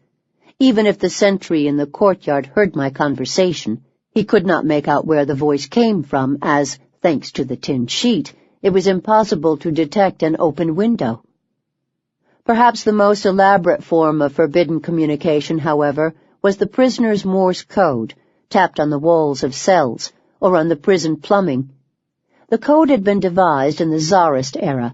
Varlam Shalamov attributes it to one of the Decembrists. Elinor Olitskaya had learned it from her social revolutionary colleagues long before she was imprisoned in 1924. In fact, the Russian revolutionary Vera Figner had described the code in her memoirs, which is where Evgenia Ginsburg had read about it. While under investigation, she remembered enough of the code to use it to communicate with a neighboring cell. The code was relatively straightforward. Letters of the Russian alphabet were laid out in 5 rows of 6 letters. Each letter was then designated by a pair of taps, the first signifying the row, the second the position in the row. Even those who had not read about the code or learned it from others sometimes figured it out, as there were standard methods of teaching it. Those who knew it would sometimes tap out the alphabet over and over again, together with 1 or 2 simple questions, in the hope that the unseen person on the other side of the wall would catch on. That was how Alexander Dolgun learned the code in Lyfortova, memorizing it with the help of matches. When he was finally able to talk to the man in the next cell and understood that the man was asking him, "Who are you?" he felt a rush of pure love for a man who has been asking me for 3 months who I am. The code was not in widespread use at all times. By 1949, Zayara Vyazyolaya could find no one who knew the prison alphabet in Butyrka, and thought at first that the tradition must have died out.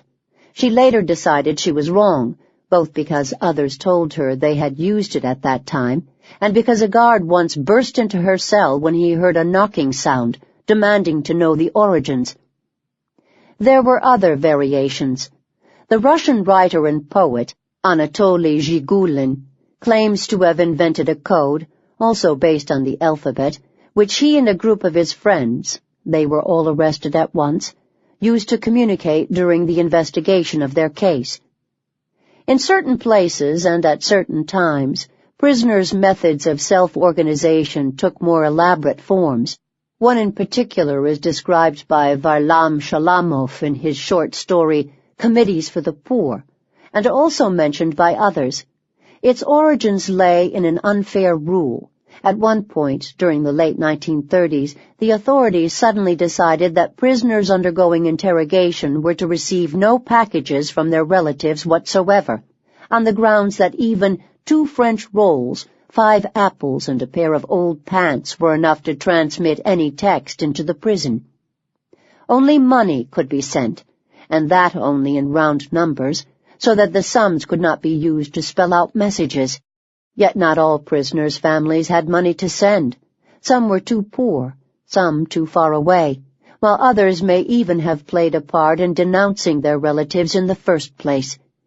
That meant that although some prisoners had access once a week to the prison commissary, to butter, cheese, sausage, tobacco, white bread, cigarettes, Others had to subsist on the poor prison diet, and, more important, would have felt out of place at the general holiday that was Commissary Day.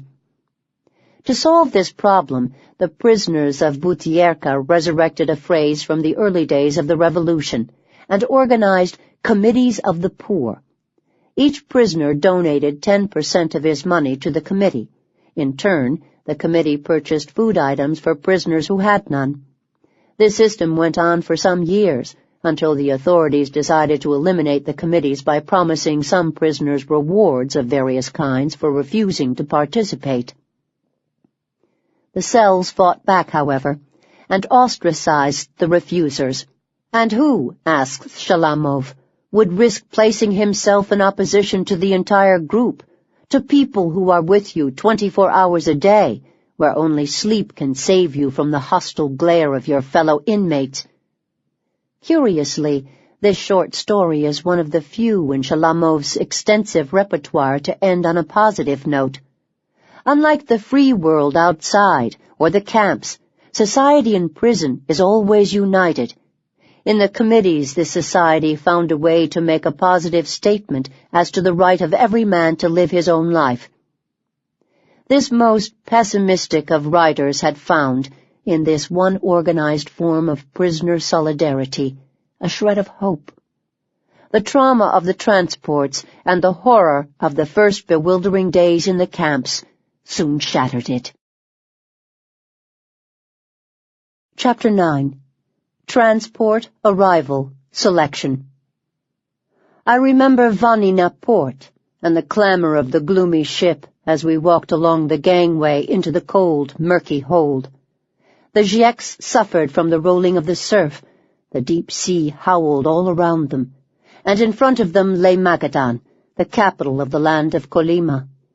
Not cries, but pitiful moans emerged from every breast as they said goodbye to the mainland. The ship rolled, strained, groaned. Soviet Prisoner's Song. In 1827, Princess Maria Volkonskaya, the wife of the Decembrist rebel Sergei Volkonsky, left her family, her child, and her safe life in St. Petersburg to join her husband in his Siberian exile. Her biographer described her journey, which was thought at the time to have been one of almost unendurable hardship. Day after day the sledge raced onwards into the endless horizon. Enclosed as if in a time capsule, Maria was in a state of feverish elation.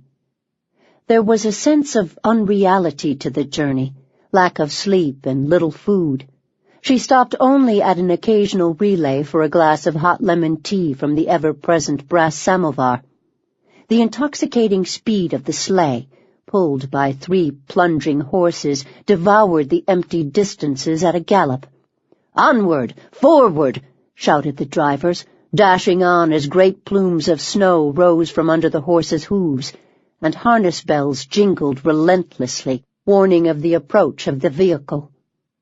More than a century later, Evgenia Ginsburg's cellmate read a similar description of an aristocrat's journey across the Urals, and sighed with envy, and I always thought that the wives of the Decembrists endured the most frightful sufferings. No horses and no sleighs drove 20th century prisoners with intoxicating speed across the Siberian snow, and there were no glasses of hot lemon tea to be had from brass samovars at the relay stations. Princess Volkonskaya may have wept during her journey, but the prisoners who came after her could not even hear the word etap, prison jargon for transport, without feeling a jolt of mouth-drying fear, even terror. Every journey was a wrenching leap into the unknown, a move away from familiar cellmates and familiar arrangements, however poor those might be. Worse, the process of moving prisoners from prison to transit prison, from transit prison to camp, and between camps within the system, was physically grueling and openly cruel. In some senses, it was the most inexplicable aspect of life in the Gulag. For those undergoing the ordeal for the first time, the event was pregnant with symbolism. Arrest and interrogation had been an initiation into the system, but the train journey across Russia represented a geographical break with the prisoner's former life, and the start of a new one. Emotions always ran high in the trains that left Moscow and Leningrad, headed north and east. Thomas Scovio, the American who had failed to retrieve his passport, remembered what had happened when his train left for Kolyma. Our train left Moscow on the evening of June 24th. It was the beginning of an eastward journey which was to last a month. I can never forget the moment. 70 men began to cry. Most of the time, long transports took place in stages. If they were being held in large city prisons, the Zheks were first transported to the trains in trucks whose very design spoke of the NKVD's obsession with secrecy. From the outside, the Black Ravens, as they were nicknamed, appeared to be regular heavy goods trucks. In the 1930s, they often had the word bread painted on the sides, but later more elaborate ruses were used. One prisoner, arrested in 1948, remembered traveling in one truck marked Moscow Cutlets, and another labeled Vegetables, Fruits. On the inside, the trucks were sometimes divided into 2 rows of tiny, pitch-black airless cages, as one prisoner described them. According to a design of 1951, others simply had 2 long benches, upon which prisoners squeezed beside one another. Peasants, and those being transported at the start of the mass deportations from the Baltic states and eastern Poland, had a rougher time of it. They were often packed into ordinary goods trucks, as an elderly Lithuanian once described to me, like sardines. The first prisoner spread his legs, the second sat between the first legs and spread his own legs, and so on, until the truck was full. Such arrangements were particularly uncomfortable when there were many people to be collected, and a trip to the station could last all day. During the deportations that took place in the former Polish territories in the winter of February 1940, children froze to death before even reaching the trains, and adults suffered from severe frostbite, from which their arms and legs never recovered. In provincial cities, the secrecy rules were laxer, and prisoners sometimes marched through towns to the train station, an experience which often provided their last glimpse of civilian life, and one of the civilians' few glimpses of prisoners. Janusz Bardach recalled his surprise at the reaction of townspeople in Petropavlovsk when they saw prisoners marching through the street. Most in the entourage were women wrapped in shawls and long heavy coats made out of felt. To my amazement, they began shouting at the guards, "Fascists! Murderers! Why don't you go and fight on the front?" They began throwing snowballs at the guards. Several shots were fired into the air, and the women backed off several paces but continued cursing and following us. They tossed parcels, bread loaves and potatoes and bacon wrapped in cloth into the column. One woman removed her shawl and winter coat and gave them to a man who had none. I caught a pair of woolen mittens. Such reactions have a long tradition in Russia. Dostoevsky wrote of the housewives who sent fancy loaves made of the finest flour to the inmates of Tsarist prisons at Christmas time. But by the 1940s, they were relatively rare. In many places, Magadan famously among them, the sight of prisoners in the street was so commonplace as to evoke no reaction at all. Whether on foot or by truck, prisoners eventually reached the train stations. Sometimes these were ordinary stations, sometimes they were special stations, a piece of land surrounded by barbed wire in the memory of Leonid Finkelstein. He also remembered that prisoners were subjected to a series of special rituals before they were allowed to board. There is a huge column of prisoners. You are counted, recounted, recounted. The train is there. Then there is the travel order. On your knees. During loading, it was a sensitive time. Someone could start running. So they make sure that everybody is kneeling. But you better not get up, because at that point they are trigger-happy. Then they count. They put people onto the car and lock them up. Then the train never moves. You just stand there for hours on end. Then suddenly, we're off, and you start going. From the outside, the train cars often looked perfectly ordinary, except that they were better protected than most. Edward Butza, who had been arrested in Poland, surveyed his carriage with the careful eye of a man who hoped to escape. He recalled that each wagon was wound with several strands of barbed wire. There were wooden platforms outside for the guards. Electric lights had been installed at the top and bottom of each wagon, and their small windows were protected by thick iron bars.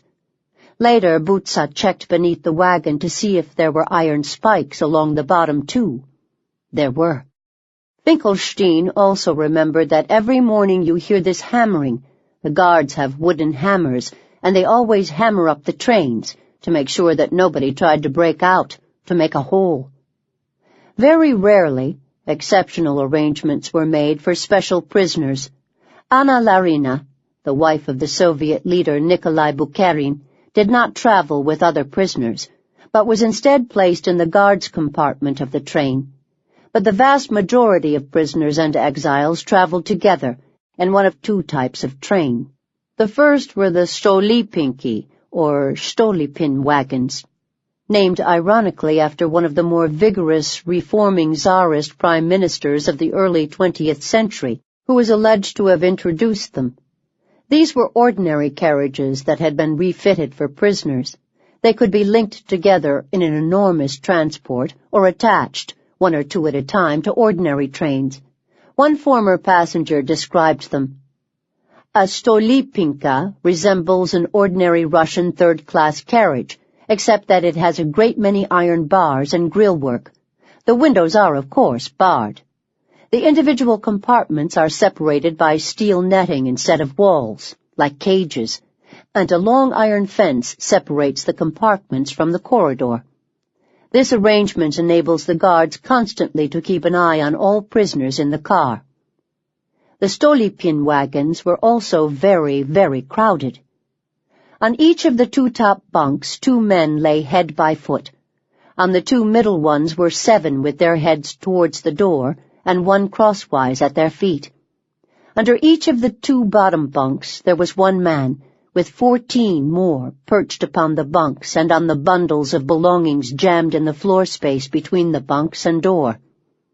At night, all those at the lower level somehow managed to lie down alongside one another. But there was another more important disadvantage. Inside the Stolipin wagons, guards could watch the prisoners at all times, and were therefore able to control what prisoners ate, to hear their conversations, and to decide when and where they would be able to relieve themselves. As a result, virtually every memoirist who describes the trains mentions the horrors associated with urination and defecation. Once, or sometimes twice a day, or sometimes not at all, the guards took prisoners to the toilet, or else stopped the train to let the passengers out. The worst happens when, after a long haggle with the guards, we are allowed off the cars and everybody looks for a spot somewhere under the boxcar to relieve himself or herself, not worrying about the audience watching from all directions. However embarrassing such stops could be, the prisoners with stomach ailments or other medical problems were in a much worse position, as one remembered. Prisoners who could not hold themselves would whimperingly foul their pants, and often also the prisoners next to them. Even in the community of hardship, it was difficult for some prisoners not to hate the unfortunates who did this. It was for that reason that some prisoners actually preferred the other form of prisoner transport, the cattle wagons. These were what they sound like, empty wagons, not necessarily fitted out for human beings, sometimes with a small stove in the center for heating, sometimes with bunks. Although more primitive than the Stolipin wagons, the cattle wagons were not divided into sections, and there was more room to move about. They also had toilets, holes in the floor of the wagon, alleviating the need to beg and plead with the guards. The open wagons had their special torments too, though. Sometimes, for example, the holes in the floor of the wagon became blocked. On Butza's train, the hole froze over. So what did we do? We pissed through a crack between the floor and the door and shat into a piece of cloth, making a small, neat parcel, and hoping that somewhere they would stop the train and open the door so that we could throw it out. On the trains full of deported exiles in which men, women, and children were all thrown together, the holes in the floor caused different problems. One former deportee, exiled as the daughter of a kulak in the early 1930s, remembered people being horribly embarrassed at having to urinate in front of one another, and was thankful that she was able to do it behind my mother's skirts. Yet the real torment was not the crowding, or the toilets, or the embarrassment, but the lack of food, and especially the lack of water. Sometimes, depending on the route and the type of train, prisoners were served hot food during the trip. Sometimes they were not. Usually, a prisoner's dry rations for a transport consisted of bread, which could be distributed either in small chunks of 300 grams a day, or else in larger quantities, 2 kilograms or so, meant to last a 34-day journey. Along with the bread, prisoners were usually given salted fish, the effect of which was to make them extremely thirsty. Nevertheless, they were rarely given more than 1 mug of water per day, even in the summer. So prevalent was this practice that stories of the terrible thirst experienced by traveling prisoners appear again and again. Once, for 3 days, we didn't get water, and on New Year's Eve of 1939, somewhere near Lake Baikal, we had to lick the black icicles which hung from the train carriages, wrote one ex-Jiek.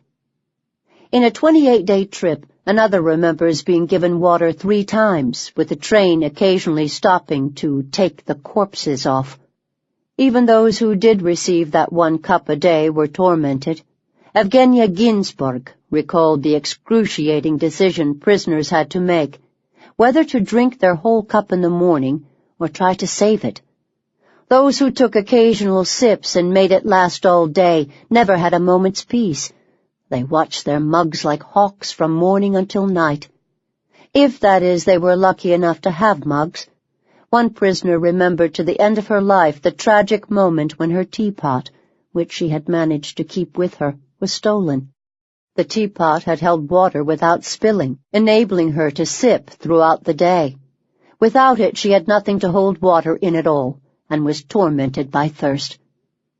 Worse were the recollections of Nina Gagantorn, who was on a transport train that stopped for 3 days outside of Novosibirsk in midsummer. The city's transit prison was full. It was July, very hot. The roofs of the Stolypin wagons began to glow, and we lay on the bunks like buns in an oven. Her car determined to go on a hunger strike, although the guards threatened them with new, longer sentences. "We don't want to get dysentery," the women shouted back at them. "For 4 days we are lying in our own shit." Reluctantly, the guards finally allowed them to drink a little bit and to wash. A Polish prisoner also found herself on a train which had ground to a halt, but in the rain. Naturally, the prisoners tried to catch the water coming off the roof, but when we held our mugs between the bars of the windows, the guard who was sitting on the roof cried that he would shoot, for such behavior was forbidden. Winter journeys were not necessarily better. Another Polish deportee remembered having nothing but frozen bread and water in the form of ice during her train journey east. Summer or winter, other deportees experienced special torments. When one exile train stopped, unusually at an ordinary station, the prisoners dashed out to buy food from local people. "Our Jews made a dash for the eggs," recalled a Polish passenger. "They would rather starve than eat non-kosher food." The very old and the very young suffered the most.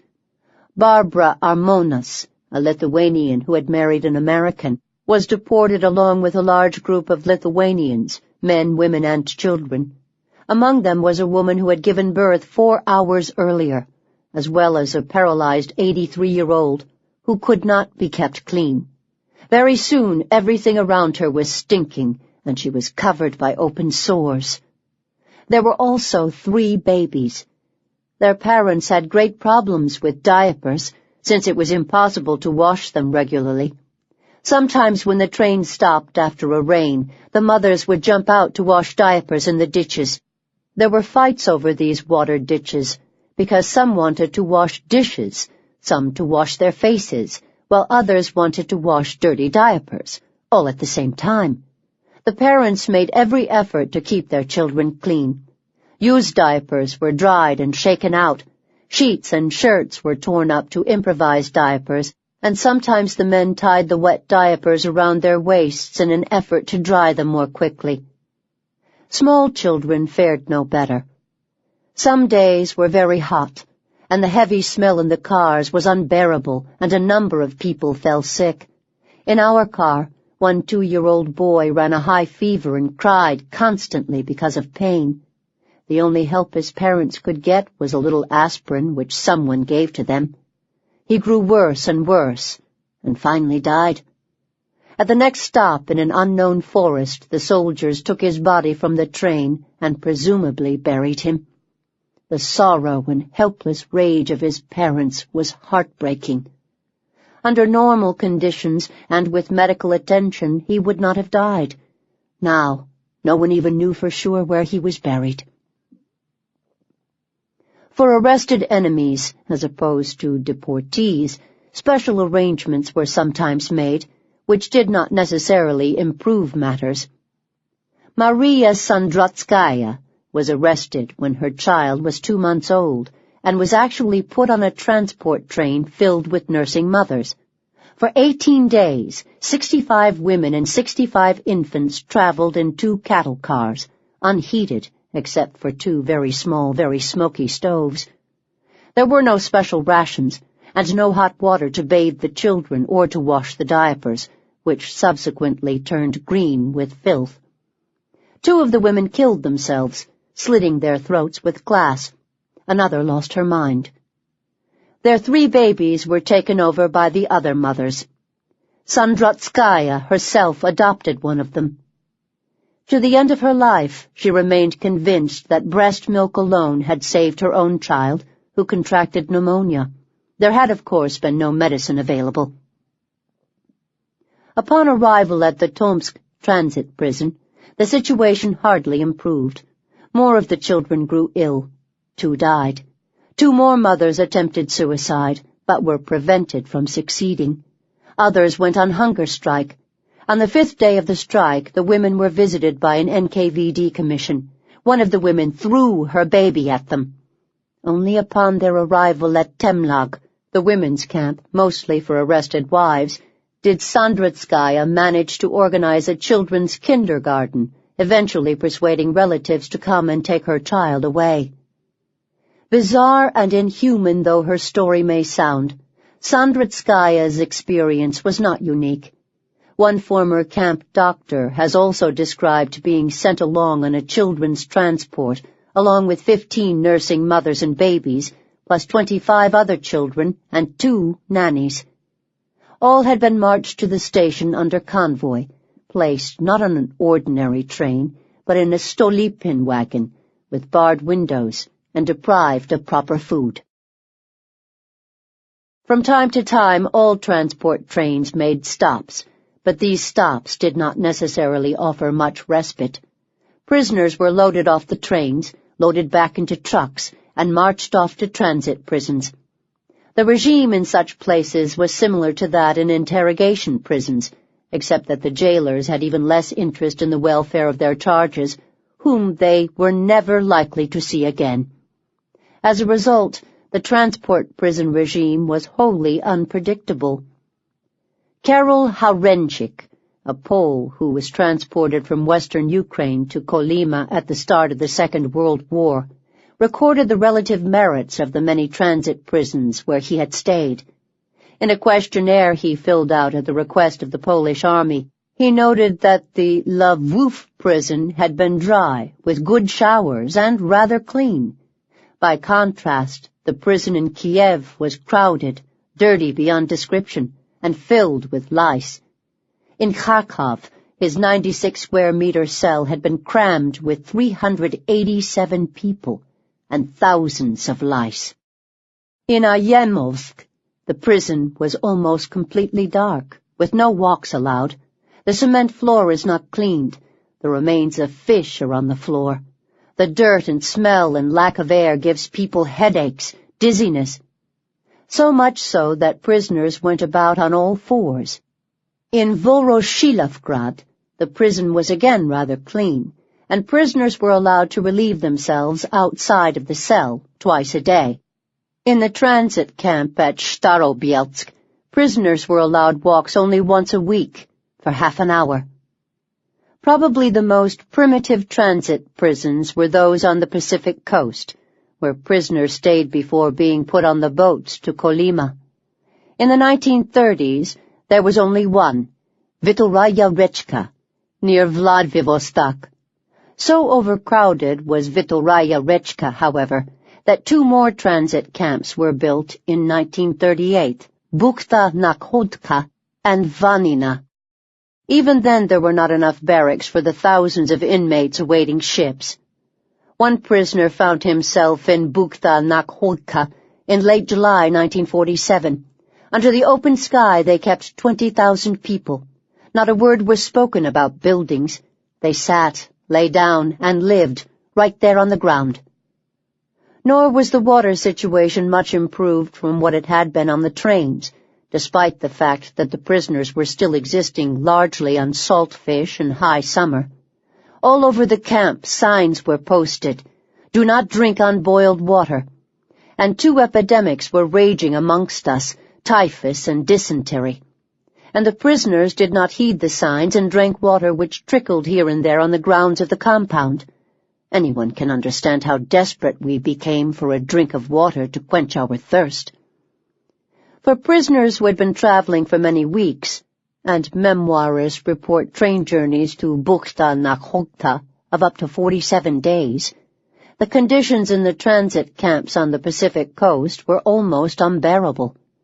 One records that by the time his transport arrived at Bukhta Nakhodka, 70% of his comrades had night blindness, a side effect of scurvy, as well as diarrhea. Nor was much medical assistance available. With no drugs or proper care, the Russian poet Osip Mandelstam died in Vitoraya Rechka in December 1938, paranoid and raving. For those not too incapacitated, it was possible to earn a little bit of extra bread in the Pacific transit camps. Prisoners could carry cement buckets, unload goods wagons, and dig latrines. In fact, Bukhta Nakhodka is remembered by some as the only camp where prisoners begged to work. One Polish woman remembered that they feed only those who work, but because there are more prisoners than work, some die of hunger. Prostitution flowers like irises on Siberian meadows. Still others, remembered Thomas Govio, survived by trading. There was one large open space called the bazaar. Prisoners gathered there and bartered. Currency was of no value. Greatest in demand were bread, tobacco, and bits of newspaper, which we used for smoking. There were non-politicals serving time as maintenance and servicemen. They exchanged bread and tobacco for the clothes of fresh arrivees, then resold our clothes to citizens on the outside for rubles, thus accumulating a sum for the day they would be let out into the Soviet world. The bazaar was the most populated spot in the camp during the daytime. There, in that communist hellhole, I witnessed what was in reality the crudest form of a free enterprise system. Yet for these prisoners, the horrors of the journey did not end with the trains and the transit camps. Their journey to Kolyma had to be completed by boat, just like the prisoners traveling up the Yenisei River, from Krasnoyarsk to Norilsk, or on barges, in the early days, across the White Sea from Arkhangelsk to Ukhta. It was a rare prisoner boarding the ships to Kolyma in particular, who did not feel that he was undertaking a journey into the abyss, sailing across the Styx, away from the known world. Many had never been on a boat before at all. The boats themselves were nothing out of the ordinary. Old Dutch, Swedish, English, and American cargo steamers, boats never built to carry passengers, plied the route to Kolyma. The ships were redesigned to fit their new role, but the changes were largely cosmetic. The letters DS for Dalstroy were painted on their smokestacks, machine gun nests were placed on the decks, and crude wooden bunks were constructed in the hold, sections of which were blocked off from one another with an iron grill. The largest of Dalstroy's fleet, originally designed to carry huge lengths of cable, was initially christened the Nikolai Yezhov. After Yezhov's fall from grace, it was renamed the Felix Dzerzhinsky, an alteration which required a costly change in international shipping registration. Few other concessions were made to the ship's human cargo, who were forcibly kept below deck for the first part of the voyage, when the ships passed close to the coast of Japan. During these few days, the hatch leading from the deck to the hold would remain firmly shut, lest a stray Japanese fishing boat come into sight. So secret were these voyages considered to be, in fact, that when the Indigirka, a Dalstroy ship containing 1,500 passengers, mostly prisoners returning to the mainland, hit a reef off the Japanese island of Hokkaido in 1939, the ship's crew chose to let most of the passengers die rather than seek aid. Of course, there were no life-saving devices aboard the ship, and the crew, still not wanting to reveal the true contents of their cargo boat, did not call upon other boats in the area to help, although many were available. A few Japanese fishermen came to assist the ship of their own accord, but to no avail. More than 1,000 people died in the disaster. But even when there was no catastrophe, prisoners suffered from the secrecy which mandated forced confinement. The guards threw their food down into the hold, and they were left to scramble for it. They received their water in buckets, lowered down from the deck. Both food and water were therefore in short supply, as was air. Eleanor Olitskaya, the anarchist, remembered that people began to vomit immediately on embarking. Descending into the hold, Evgenia Ginsburg became instantly ill as well. If I remained on my feet, it was only because there was no room to fall. Once inside the hold, it was impossible to move. Our legs grew numb, hunger and the sea air made us dizzy, and all of us were seasick. Packed tightly in our hundreds, we could hardly breathe. We sat or lay on the dirty floor, or on one another, spreading out our legs to make room for the person in front. Once past the Japanese coast, prisoners were sometimes allowed up onto the deck in order to use the ship's few toilets, which were hardly adequate for thousands of prisoners. Memoirists variously recall waiting 2 hours, 7 or 8 hours, and all day for these toilets. Scovio described them. A box-like makeshift contraption of boards was attached to the side of the ship. It was rather tricky to climb from the deck of the rolling ship over the railing and into the box. The older prisoners and those who had never been at sea were afraid to enter. A prod from the guard, and the necessity to relieve themselves, finally made them overcome their reluctance. A long line was on the stairway day and night throughout the voyage. Only 2 men at a time were allowed in the box. Yet the physical torments of life on the ships were surpassed by the tortures invented by the prisoners themselves, or rather the criminal element among them. This was particularly true in the late 1930s and early 1940s, when the criminal influence in the camp system was at its height, and the political and criminal prisoners were mixed indiscriminately. Some politicals had already encountered criminals on the trains. Aino Kushinian remembered that the worst feature of the journey were the juveniles, young criminals, who were given the upper berths and perpetrated all kinds of indecencies, spitting, uttering obscene abuse, and even urinating on the adult prisoners. On the boats, the situation was worse. Eleanor Lieper, who made the journey to Kolyma in the late 1930s, described how the politicals lay squeezed together on the tarred floor of the hold because the criminals had taken possession of the plank platform. If one of us dared to raise her head, she was greeted by a rain of fish heads and entrails from above. When any of the seasick criminals threw up, the vomit came straight down upon us. Polish and Baltic prisoners, who had better clothes and more valuable possessions than their Soviet counterparts, were a particular target. On one occasion, a group of criminal prisoners turned out the ship lights and attacked a group of Polish prisoners, killing some and robbing the rest. Those of the Poles who were there and remained alive, wrote one survivor, would know for the rest of their lives that they had been in hell. The consequences of the mixing of male and female prisoners could be far worse even than the mixing of criminals and politicals. Technically, this was forbidden. Men and women were kept separately on the boats. In practice, guards could be bribed to let men into the women's hold, with drastic consequences. The Kolyma tram, the shipboard gang rapes, were discussed throughout the camp system. Alina Glink, a survivor, described them. They raped according to the command of the tram conductor. Then, on the command, "Konchai Bazar," stop the fun, heaved off, reluctantly, giving up their place to the next man, who was standing in full readiness. Dead women were pulled by their legs to the door and stacked over the threshold. Those who remained were brought back to consciousness, water was thrown at them, and the line began again.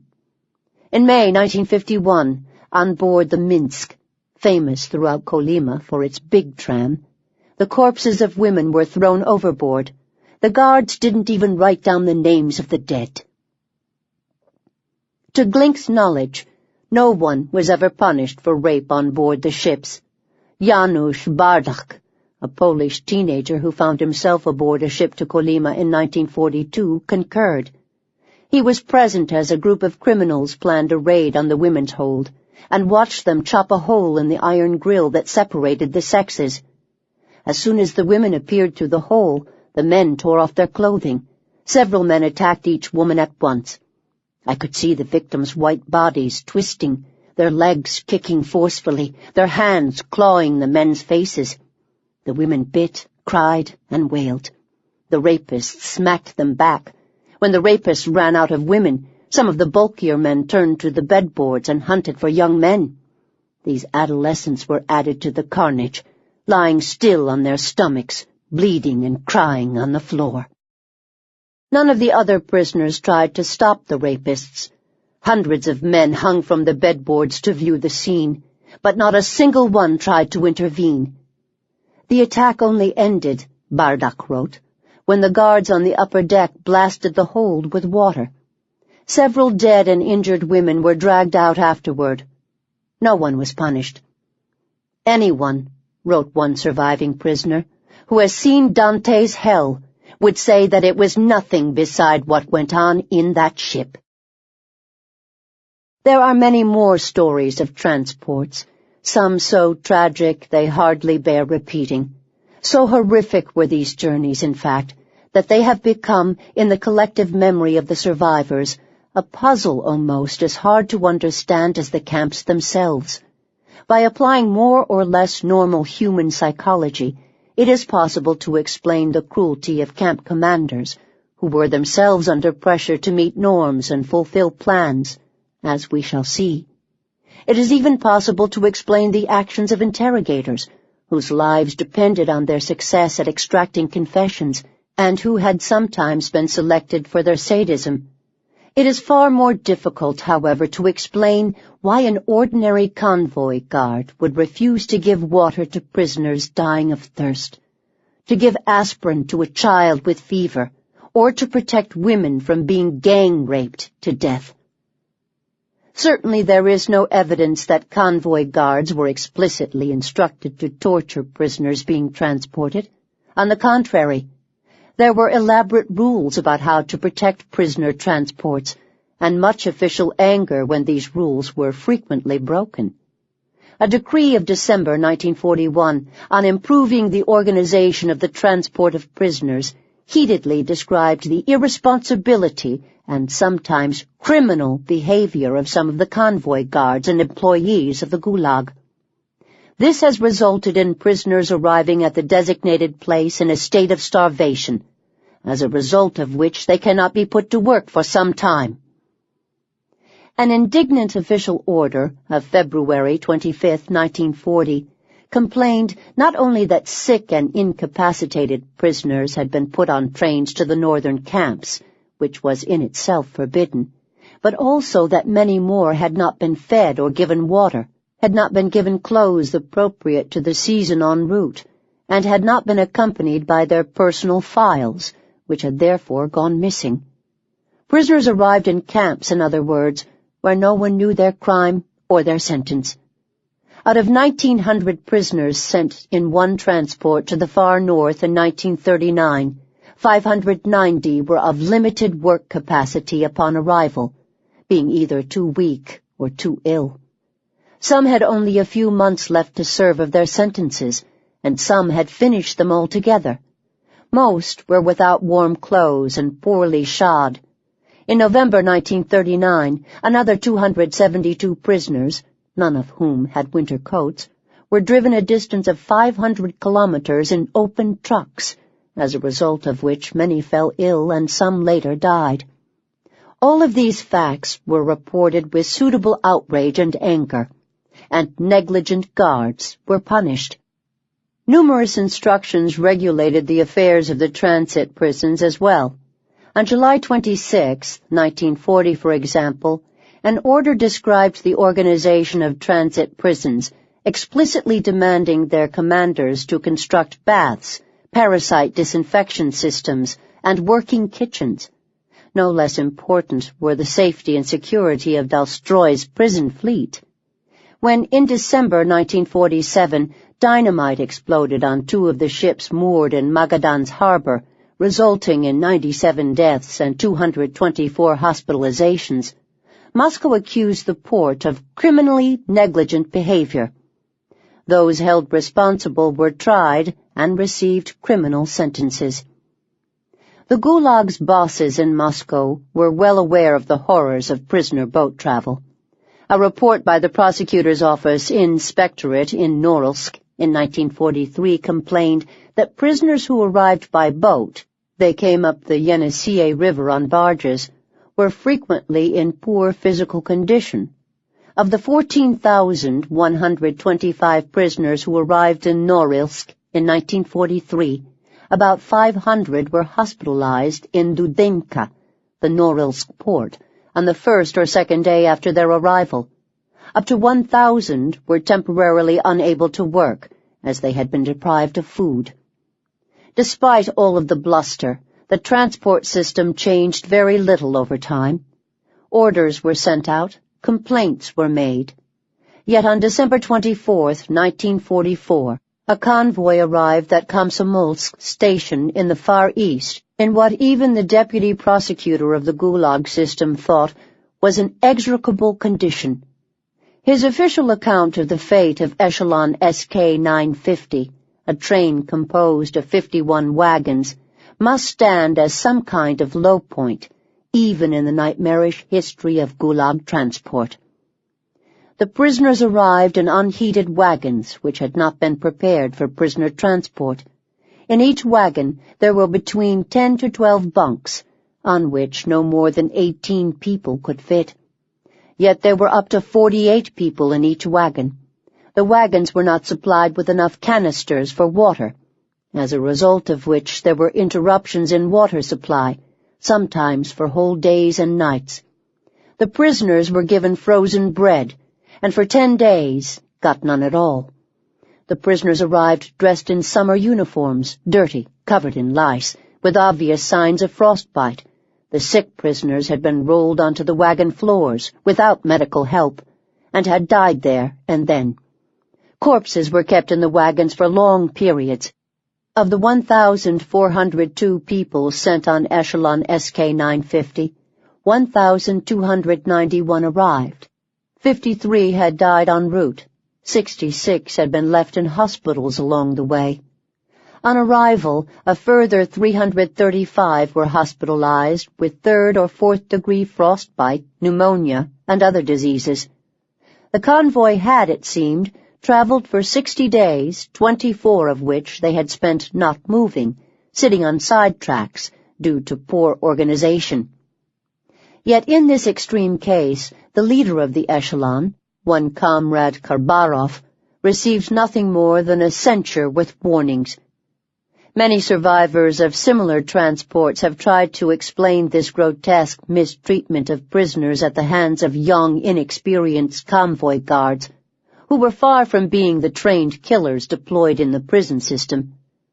Nina Gagintorn speculated that it wasn't evidence of evil, just the complete indifference of the convoy. They didn't look at us as people. We were living cargo. Antoni Eckhart, a Pole arrested after the Soviet invasion of 1939, also thought that the lack of water was not deliberately to torture us, but because the escort had to put in extra work to bring it, and would not do so without an order.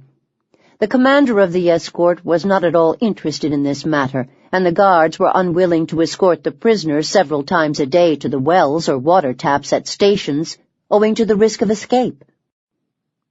Yet some prisoners reported more than indifference. In the morning, the boss of the convoy came into the corridor. He stood with his face to the window, his back to us, and shouted insults, swear words. "I'm bored of you." Boredom, or rather boredom mixed with anger at having to carry out such a degrading job, was also Solzhenitsyn's explanation for this otherwise inexplicable phenomenon. He even tried to think himself into the minds of the convoy guards. Here they were, so busy and understaffed, and then to have to go carry water in pails. It has to be hauled a long way, too, and it's insulting. Why should a Soviet soldier have to carry water like a donkey for enemies of the people? Worse, he went on, it takes a long time to dole out that water. The Zheks don't have their own mugs. Whoever did have one has had it taken away from him. So what it adds up to is that they have to be given the 2 government-issue mugs to drink out of, and while they are drinking up, you have to keep standing there and dipping it out, some more, and handing it to them. But the convoy could have borne with all that, hauled the water, and doled it out, if only those pigs, after slurping up the water, didn't ask to go to the toilet. So here's the way it works out. If you don't give them water for a day, then they don't ask to go to the toilet. Give them water once, and they go to the toilet once. Take pity on them and give them water twice, and they go to the toilet twice. So it's pure and simple common sense. Just don't give them anything to drink. Whatever their motivation, indifference, boredom, anger, injured pride, the effect on the prisoners was devastating. As a rule, they arrived at their camps not only disoriented and degraded by their experience of prison and interrogation, but physically depleted and ripe for the next stage of their journey into the Gulag system, entry into the camp. If it was not dark, if they were not ill, and if they were interested enough to look up, the first thing the prisoners saw on arrival was their camp's gate. More often than not, the gate displayed a slogan. On the entrance into one of the Kolyma lagpunkts hung a plywood rainbow with a banner draped over it which read, "Labor in the USSR is a matter of honesty, glory, valor, and heroism." Barbara Amonis was welcomed to a labor colony in the suburbs of Irkutsk with the banner, "With just work I will pay my debt to the fatherland." Arriving in Solovietsky in 1933, it had by then become a high-security prison, another prisoner saw a sign reading, "With an iron fist, we will lead humanity to happiness." Yuri Chirkov, arrested at age 14, was also confronted with a sign at Solovietsky which read, "Through labor, freedom," a slogan which is about as uncomfortably close as it is possible to get to the slogan that hung over the gates of Auschwitz, Arbeit macht frei. Work makes you free. Like the arrival in prison, the arrival of a new étape in camp was also attended by rituals.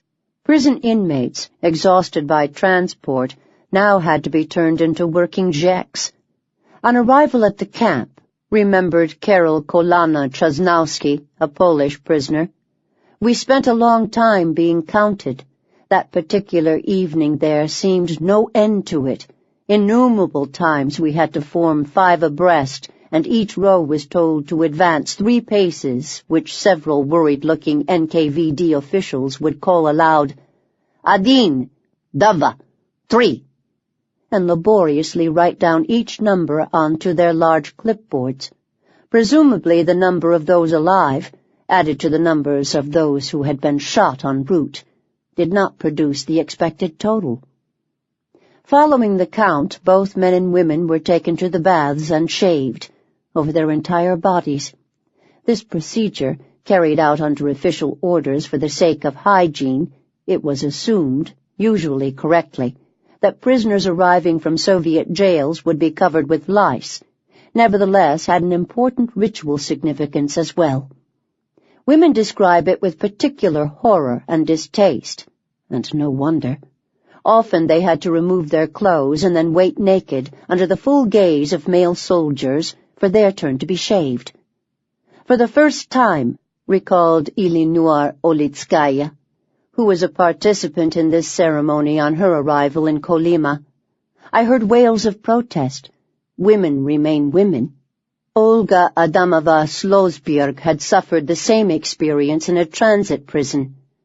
We undressed and handed over our clothes for treatment and were about to go upstairs to the washroom when we realized that the staircase was lined from top to bottom with guards. Blushing, we hung our heads and huddled together. Then I looked up, and my eyes met those of the officer in charge. He gave me a sullen look. Come on, he shouted. Get a move on." I suddenly felt relieved, and the situation even seemed quite comic. To hell with them, I thought. They're no more men to me than Vaska the bull who frightened me when I was a child. Once the prisoners were washed and shaved, the second step in the process of turning men and women into anonymous Czechs was the distribution of clothing. The rules changed from era to era as well as from camp to camp as to whether or not prisoners were allowed to wear their own clothes. The decision seems, in practice, to have been left to the whim of local camp officials. In one lagpunkt, you could wear your own clothes. In another, not, remembered Galina Smirnova, a prisoner in Azyalag in the early 1950s.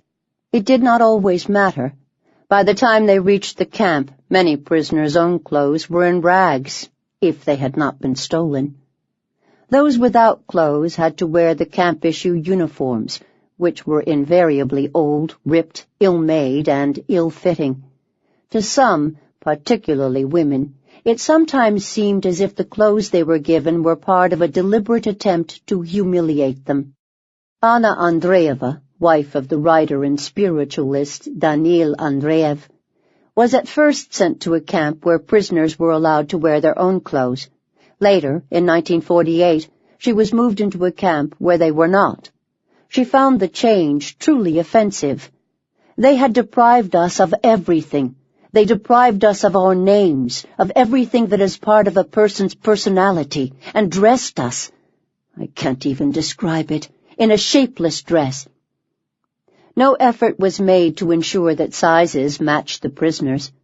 Each of us received long underwear, wrote Janusz Bardak, as well as a black tunic, quilted pants, a long quilted outer jacket, a felt hat with ear flaps, rubber-soled boots, and fleece-lined mittens. These items were handed out indiscriminately, and it was up to us to find the right sizes. Everything I was given was much too big, and I spent hours trading for a better fit. Equally scathing about camp fashions, another female prisoner wrote that they were given short padded coats, padded stockings up to our knees, and birch bark shoes. We looked like uncanny monsters. We had scarcely anything of our own left. Everything had been sold to the convict women, or, more correctly, exchanged for bread. Silk stockings and scarves elicited such admiration that we were obliged to sell them. It would have been too dangerous to refuse. Because the ripped clothes seemed designed to rob them of dignity, many prisoners would later go to great lengths to improve them. One woman prisoner recalled that she did not care at first about the very old and ruined clothes she was given. Later, though, she began to sew up the holes, make pockets, and improve the clothes, as other women did, thus making herself feel less degraded. In general, women who were able to sew or to quilt were able to earn extra bread rations. So coveted were even the slightest improvements to the standard uniform. The ability to distinguish oneself, to look slightly better than others, would become, as we shall see, associated with higher rank, better health, greater privilege. Varlam Shalamov well understood the significance of these minor changes. In camp, there is individual and common underwear. Such are the verbal pearls found in official speech. Individual underwear is newer and somewhat better, and is reserved for trustees, convict foremen, and other privileged persons. Common underwear is underwear for anyone. It's handed out in the bathhouse, right after bathing, in exchange for dirty underwear, which is gathered and counted separately beforehand. There's no opportunity to select anything according to size.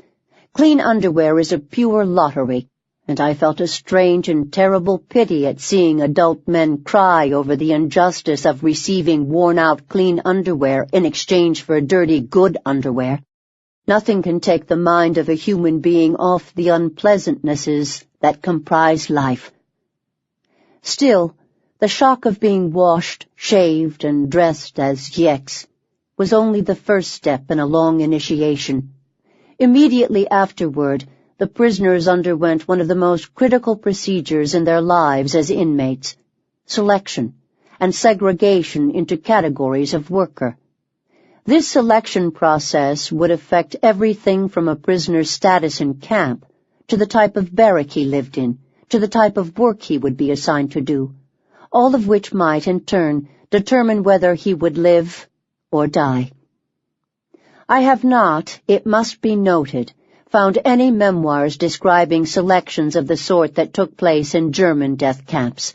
That is, I have not read of regular selections which ended in weak prisoners being taken aside and shot.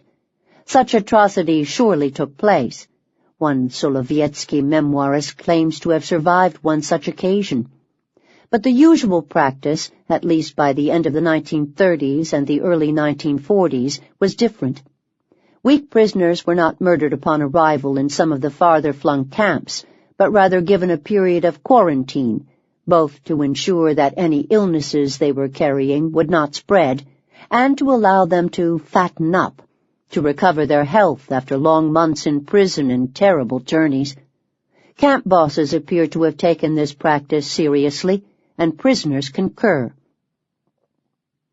Alexander Weisberg, for example, was given good food and allowed to rest before he was sent to the mines.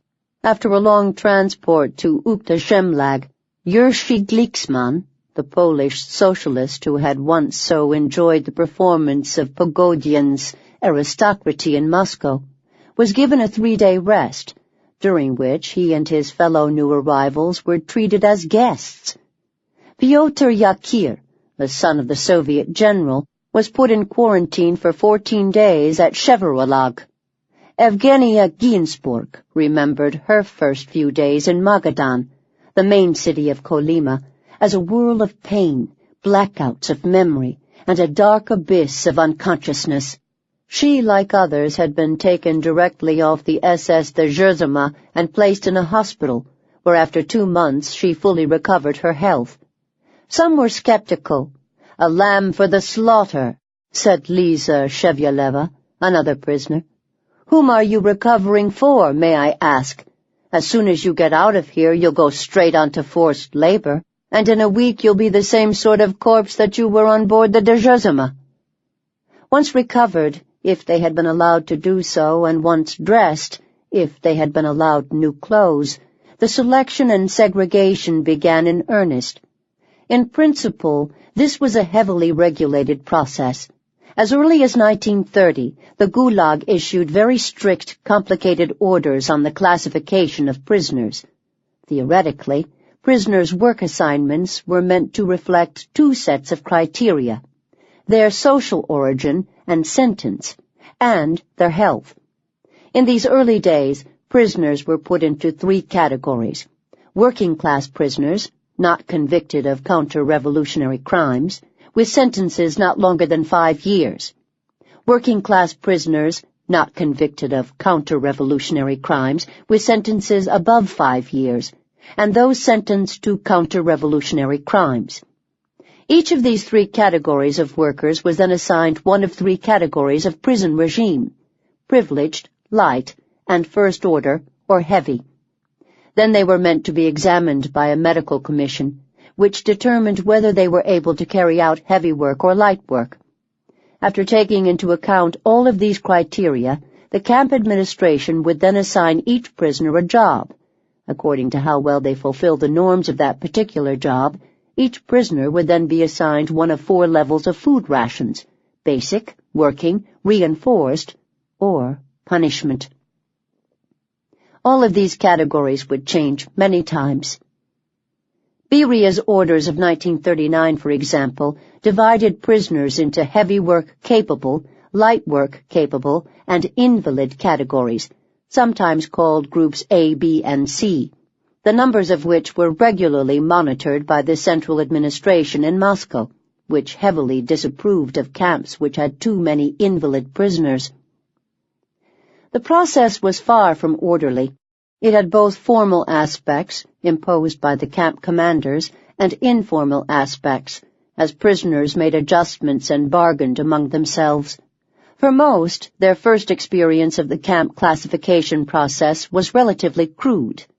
Georg Bien, a young Hungarian picked up in Budapest at the end of the Second World War, compared the selection process he went through in 1946 to a slave market. Everyone was ordered to the courtyard and told to strip. When your name was called, you appeared before a medical team for a health inspection.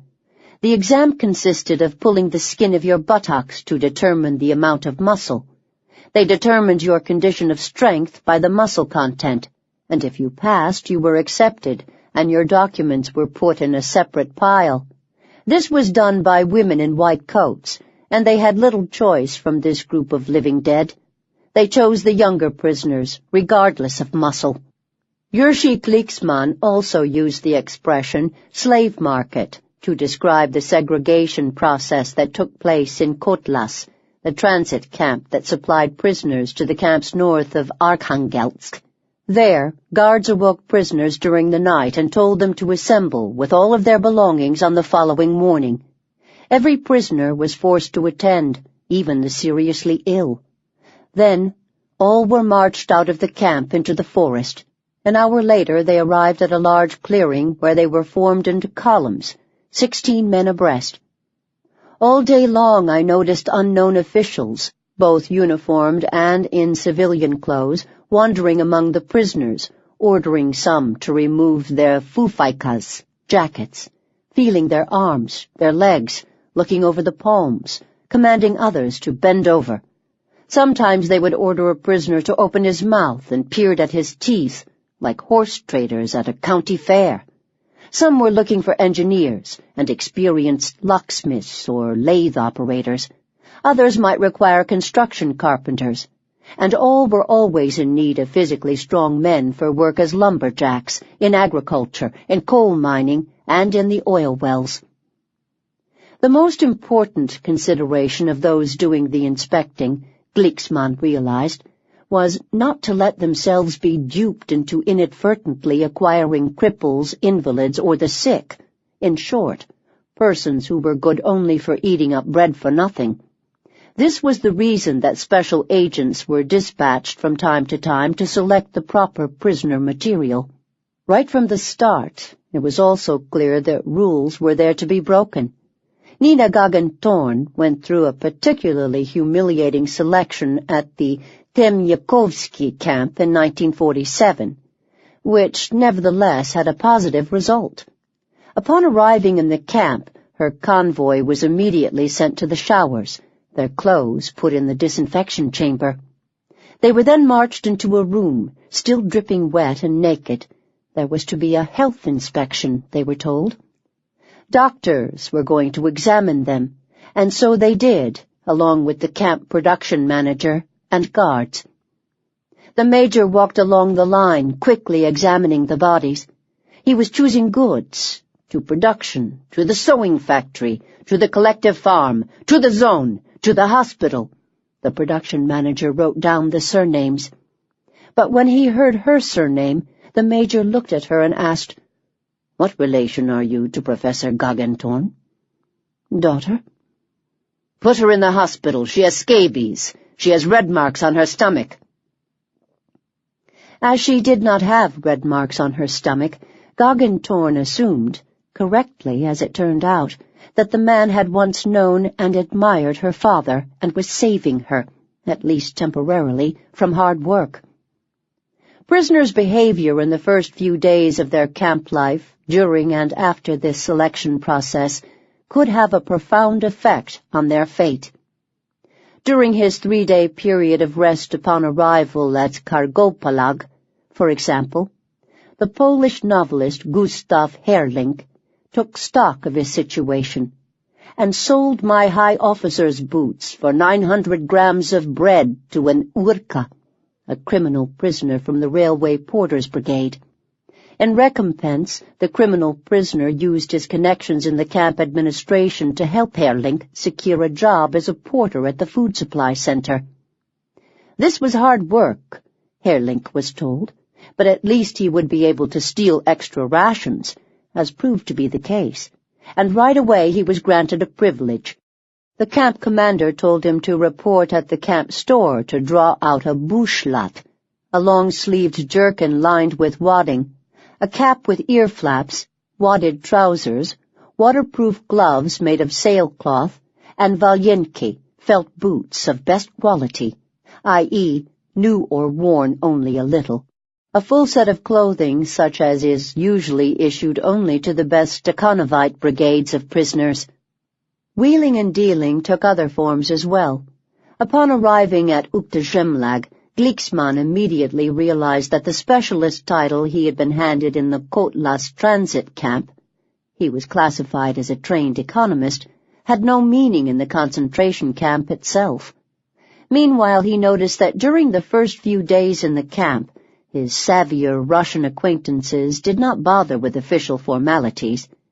Most of the specialists utilized the 3 free days to visit the offices and bureaus of the camp, seeking old acquaintances wherever they went and conducting suspicious negotiations with some of the camp officials. They were all excited and preoccupied. Every one of them had secrets of his own and was fearful lest another spoil his chances and grab the more comfortable work each coveted. In no time at all the majority of these people knew where to go, at whose door to knock, and what to say. As a result, a genuinely qualified Polish doctor was sent to cut trees in the forest, while a former pimp was given an office job as an accountant, although he had not the slightest notion of accounting and was altogether half illiterate. Those prisoners who thus managed to avoid physical labor had indeed concocted the beginnings of a survival strategy. But only the beginnings. Now they had to learn the strange rules that governed daily life in the camps. Chapter 10. Life in the Camps. The sound of a distant bell enters the cell with the dawn. I hear the bell calling out to me. "Where are you? Where are you?" "Here I am." Then tears of greeting, mean tears of captivity. Not for God, but for you, Russia. Simeon Valyensky, 1948. According to the most accurate count to date, there were between 1929 and 1953 476 camp complexes in the realm of the Gulag. But this number is misleading. In practice, each one of these camp complexes contained dozens or even hundreds of smaller camp units. These smaller units, Lagpunkts, have not yet been counted, and probably cannot be, since some were temporary, some were permanent, and some were technically parts of different camps at different times. Nor can very much be said about the customs and practices of the Lagpunkts, that is guaranteed to apply to every single one.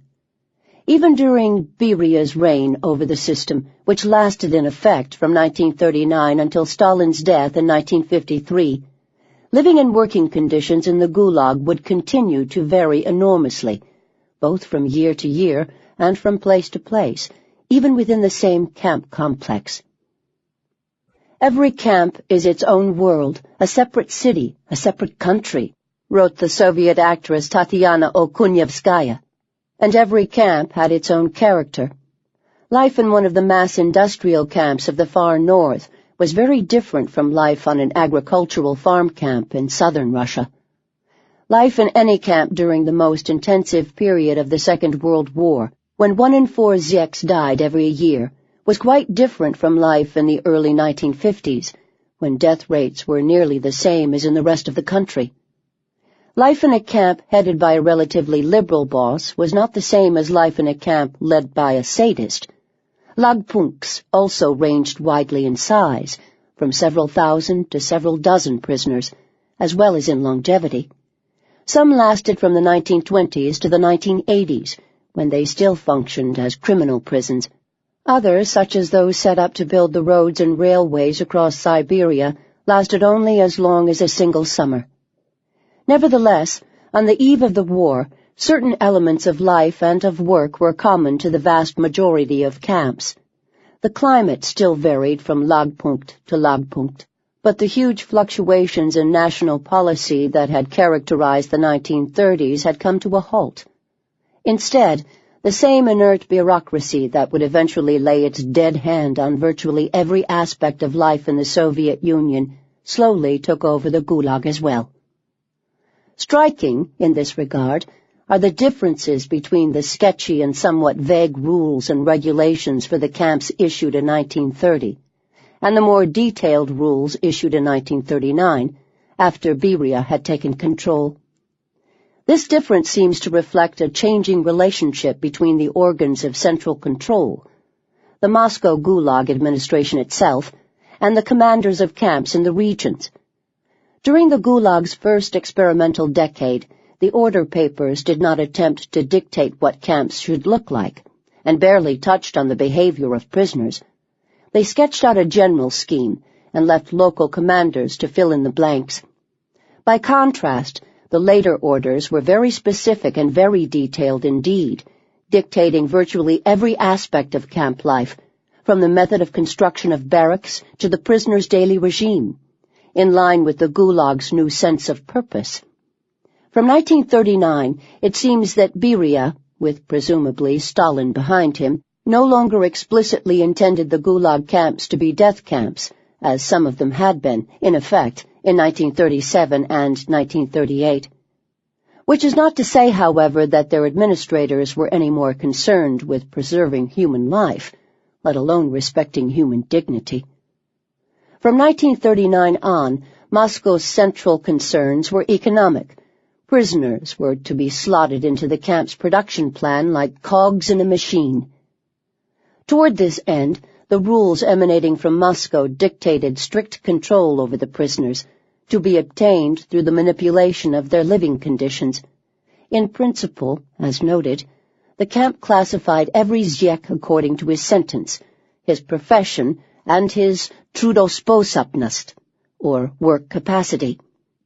In principle, the camp assigned every Zyek a job and a set of norms to fulfill. In principle, the camp allotted every Zyek the basic necessities of life, food, clothing, shelter, living space, according to how well or how badly he fulfilled these norms. In principle, every aspect of camp life was designed to improve production figures. Even the camp cultural educational departments existed largely because the Gulag bosses believed they might convince prisoners to work harder. In principle, Inspection teams existed in order to make sure that all of these aspects of camp life worked harmoniously. In principle, every Ziyek even had the right to complain to the camp boss, to Moscow, to Stalin, if the camps were not operating according to the rules. And yet, in practice, things were very different. People are not machines. The camps were not clean, well-functioning factories, and the system never worked the way it was supposed to. Guards were corrupt, administrators stole, and the prisoners developed ways of fighting or subverting the camp's rules. Within the camps, prisoners were also able to form their own informal hierarchies, which sometimes harmonized with, and sometimes conflicted with, the official hierarchy created by the camp administration. Despite regular visits from Moscow inspectors, often followed up by reprimands and angry letters from the center, few camps lived up to the theoretical model. Despite the apparent seriousness with which prisoners' complaints were treated, whole commissions existed to examine them. They rarely resulted in actual change. This clash between what the Gulag administration in Moscow thought the camps were supposed to be and what they actually were on the ground, the clash between the rules written on paper and the procedures carried out in practice, was what gave life in the Gulag its peculiar, surreal flavor. In theory, the Gulag administration in Moscow dictated the smallest aspects of prisoners' lives. In practice, every aspect of life was also affected by the prisoners' relationships with those who controlled them and with one another. Zona, within the barbed wire. By definition, the most fundamental tool at the disposal of the camp administrators was control over the space in which prisoners lived. This was the zona, or prison zone. By law, a zona was laid out in either a square or a rectangle, in order to ensure better surveillance. No organic or irregular shapes were permitted. Within this square or rectangle, there was not much to interest the eye. Most of the buildings in a typical Lagpunkt looked remarkably alike. Photographs of camp buildings once taken by Vorkuta administrators and preserved in Moscow archives show an array of primitive wooden buildings, otherwise indistinguishable except for the captions describing one as a punishment cell, another as a dining hall. There was usually a large open space in the center of the camp, near the gate, where the prisoners stood at attention twice a day to be counted. There were usually some guards' barracks and administrators' houses, also made of wood, just outside the main gate. What distinguished the zona from any other workplace was, of course, the fence that surrounded it. Jacques Rossi, in the Gulag Handbook, wrote that the fence is usually built of wooden posts with 1/3 of their length in the ground. They range from 2.5 to 6 meters, 7.5 to 18 feet high, depending on local conditions. 7 to 15 rows of barbed wire are stretched horizontally between the posts, which are about 6 meters, 18 feet apart. 2 strands of wire are stretched diagonally between each pair of posts. If the camp or colony was located near or within a city, the barbed wire fence was usually replaced by a wall or fence made of bricks or wood, so that no one approaching the site would be able to see in from the outside. These barriers were well built. In Medvedegorsk, for example, the headquarters of the White Sea Canal, a high wooden fence, built in the early 1930s to contain prisoners, was still standing when I visited the town in 1998. To get through the fence, prisoners and guards alike had to travel through the Vakhta, or guardhouse. During the day, the guards of the Vakhta monitored all of those who entered and left the camp, checking the passes of free workers coming into the camps and of the convoy guards escorting prisoners on their way out. In the camp at Perm 36, which had been restored to its original state, the Vakhta contains a passage blocked by 2 gates. A prisoner would walk through the first gate, then stop in the small space in between to be searched or checked. Only then would he be allowed to walk through the second gate. It was much the same system as one finds at the entrance to a Sicilian bank. But barbed wire and walls alone did not define the zona's boundaries. In most camps, armed guards observed the prisoners from high wooden watchtowers. Sometimes dogs also circled the camp, attached by chains to a metal wire which had been stretched all the way around the zona. The dogs, managed by special dog handlers among the guards, were trained to bark at approaching prisoners and to follow the scent and chase anyone attempting escape. Prisoners were thus held in by barriers of sight, smell, and sound, as well as by barbed wire and brick. They were also held in by fear, which was sometimes enough to keep prisoners within a camp that had no fence at all. Margaret Boubier-Neumann was kept in a low-security camp which allowed prisoners to move freely up to within half a mile of the camp perimeter. After that, the guards shot without ceremony. This was unusual. In most camps, the guards would shoot without ceremony much sooner than that. In his 1939 regulations, Beria ordered all camp commanders to line their fences with a no-man's land, a strip of earth no less than 5 meters, 15 feet, wide. Guards regularly raked the no-man's land in summer and deliberately left it covered with snow in winter, in order that the footprints of escaping prisoners might always be visible. The beginning of the no-man's land was also marked, sometimes by barbed wire, sometimes by signs reading Zapretnaye Zona, Forbidden Zone. The no-man's land was sometimes called the Death Zone, since guards were permitted to shoot anyone who entered it. And yet, the fences and walls and dogs and barricades that surrounded Lagpunkts were not totally impenetrable. Whereas German concentration camps were completely self-contained, sealed off totally, hermetically, is how one expert puts it, the Soviet system was in this sense different. To begin with, the Soviet system classified prisoners as konvoyny or bezkonvoyny, guarded or unguarded, and the small minority of unguarded prisoners were allowed to cross over the boundary without being watched, to run errands for the guards, to work during the day on an unguarded bit of railway, even to live in private apartments outside the zona. This latter privilege had been established early in the history of the camps, in the more chaotic years of the early 1930s. Although it was explicitly forbidden several times after that, it persisted. One set of rules written in 1939 reminded camp commanders that all prisoners, without exception, are forbidden to live outside the zone in villages, private apartments, or houses belonging to the camp. Theoretically, camps needed to get special permission even to let inmates live in a guarded accommodation, if it was outside the zona. In practice, these rules were frequently disregarded. Despite the Edict of 1939, inspectors' reports written long after that date list a wide variety of violations. In the city of Ordzhonikidze, one inspector complained prisoners walked around the streets, went to bazaars, entered private apartments, drank, and stole. In one Leningrad prison colony, a prisoner had been given use of a horse, on which he escaped. In work colony number 14, in Voronezh, an armed guard left 38 prisoners standing on the street while he went into a shop.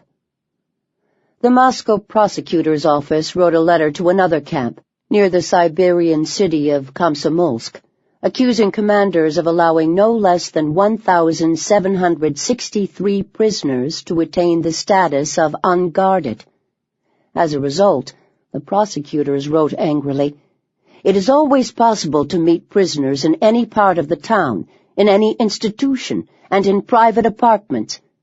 They also accused another camp of letting 150 prisoners live in private apartments, a violation of the regime, which had led to incidents of drunkenness, hooliganism, and even robbery of the local population. But within camps, prisoners were not deprived of all freedom of movement either. On the contrary, this is one of the quirks of the concentration camp, one of the ways in which it differs from a prison. When not working, and when not sleeping, most prisoners could walk in and out of the barracks at will. When not working, prisoners could also decide, within limits, how to spend their time. Only those prisoners subjected to the Kartugar regime, set up in 1943, or later those put in the special regime camps, created in 1948, were locked into their barracks at night, a circumstance they bitterly resented and later rebelled against. Arriving in the camps from claustrophobic Soviet prisons, inmates were often surprised and relieved by this change. One Zhek said of his arrival in Ukpechlag, "Our mood was wonderful once we got into the open air." Olga Adamova Slosberg remembered talking from dawn to dusk about the advantages of camp over prison life upon her arrival in Magadan. The camp population, around 1,000 women, seemed to us enormous. So many people, so many conversations to have, so many potential friends. Then there was nature. Within the compound, which was fenced with barbed wire, we could walk around freely, gaze at the sky and the faraway hills, go up to the stunted trees and stroke them with our hands. We breathed the moist sea air, felt the August drizzle on our faces, sat on the damp grass and let the earth run through our fingers. For 4 years we had lived without doing all this, and discovered in doing so that it was essential to our being. Without it you cease to feel like a normal person. Leonid Finkelstein concurs. You were brought in, you got out of the prison van, and you are surprised by several things.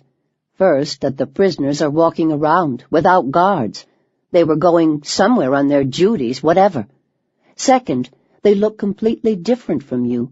The contrast was even greater felt when I was in the camp and they would deliver new prisoners. The new prisoners all have green faces because of the lack of fresh air, miserable food, and all that. The prisoners in the camps have more or less normal complexions. You find yourself among relatively free, relatively good-looking people. Over time, the apparent freedom of this camp life usually palled. While in prison, wrote a Polish prisoner, Kazimierz Zawad, it was still possible to believe that a mistake had been made, that release would come soon. After all, we were still surrounded by the trappings of civilization. Outside the walls of the prison there was a large town. In the camp, however, he found himself milling freely about among a strange assortment of men. All feelings of normality were suspended. As the days went by, I was filled by a sort of panic which slowly turned into desperation. I tried to push the feeling down, back into the depths of consciousness, but slowly it began to dawn on me that I was caught up in a cynical act of injustice from which there appeared to be no escape. Worse, this freedom of movement could easily and quickly turn to anarchy. Guards and camp authorities were plentiful enough inside the Lagpunkt during the day, but they often disappeared completely at night. 1 or 2 would remain within the Vakta, but the rest withdrew to the other side of the fence. Only when prisoners believed their lives were in danger did they sometimes turn to the guards in the Vakta. One memoirist recalls that in the aftermath of a brawl between political and criminal prisoners, a common phenomenon of the post-war period, as we shall see, the criminal losers ran to the Vakta, begging for help. They were sent away on a transport to another Lagpunkt the following day, as the camp administration preferred to avoid mass murder. Another woman, feeling herself in danger of rape and possibly murder at the hands of a criminal prisoner, turned herself in to the Vakta and asked to be placed in the camp punishment cell for the night for protection. The Vakta was not a reliable zone of safety, however. The guards residing within the guardhouse did not necessarily react to prisoners' requests. Informed of some outrage committed by one group of prisoners against the other, they were just as likely to laugh. There are records, in both official documents and memoirs, of armed guards ignoring or laughing off cases of murder, torture, and rape among prisoners. Describing a gang rape that took place at one of the Kargopolag Lagpunkts at night, Gustav Herlink writes that the victim let out a short, throaty cry, full of tears and muffled by her skirt. A sleepy voice called from the watchtower, "Come, come, boys, what are you doing? Have you no shame?" The 8 men pulled the girl behind the latrines and continued. In theory, the rules were strict. The prisoners were to stay inside the zona. In practice, the rules were broken, and behavior that did not technically violate the rules, no matter how violent or harmful, was not necessarily punished. Regime. Rules for living. The zona controlled the prisoners' movement in space, but it was the regime, or regime, as it is usually translated into English, that controlled their time. Put simply, the regime was the set of rules and procedures according to which the camp operated. If barbed wire limited a Zek's freedom of movement to the zona, a series of orders and sirens regulated the hours he spent there. The regime differed in its severity from Lagpunkt to Lagpunkt, both according to shifting priorities and according to the type of prisoner being held in a particular camp. There were at various times light regime camps for invalids, ordinary regime camps, special regime camps, and punishment regime camps. But the basic system remained the same. The regime determined when and how the prisoner should wake, how he should be marched to work, when and how he should receive food, when and for how long he should sleep. In most camps, the prisoner's day officially began with the razvot, the procedure of organizing the prisoners into brigades and then marching them to work. A siren or other signal would awake them. A second siren warned them that breakfast was finished and work was to begin. Prisoners then lined up in front of the camp gates for the morning count. Valery Fried, a scriptwriter for Soviet films and the author of an unusually lively memoir, has described the scene. The brigades would organize themselves in front of the gate. The work assigner would hold a narrow, smoothly planed signboard. On it would be written the number of the brigades, the number of workers. There were paper shortages, and the numbers could be scraped off the signboard with glass and rewritten the following day. The convoy guard and the work assigner would check whether everyone was in place, and if they were, they would be taken off to work. If someone were missing, everyone would have to wait while they searched for the shirker. According to instructions from Moscow, this wait was not meant to last more than 15 minutes. Of course, as Kazimir Zarad writes, it often lasted much longer, bad weather notwithstanding. By 3:30 a.m., we were supposed to be in the middle of the square, standing in ranks of 5, waiting to be counted. The guards often made mistakes, and then there had to be a second count. On a morning when it was snowing, this was a long, cold, agonizing process. If the guards were wide awake and concentrating, the count usually took about 30 minutes. But if they miscounted, we could stand for anything up to an hour. While this was happening, some camps took countermeasures to raise the prisoners' spirits. Here is Fried again. Our razvot took place to the accompaniment of an accordion player. A prisoner, freed from all other work obligations, played cheerful melodies. Zarad also records the bizarre phenomenon of the morning band, composed of prisoner musicians, both professional and amateur. Each morning the band stood near the gate playing military-style music, and we were exhorted to march out strongly and happily to our day's work. Having played until the end of the column had passed through the gate, the musicians abandoned their instruments and, tacking themselves onto the end of the column, joined the workers walking into the forest. From there, prisoners were marched to work. The guards shouted out the daily command, "A step to the right or a step to the left will be considered an attempt to escape. The convoy will fire without warning.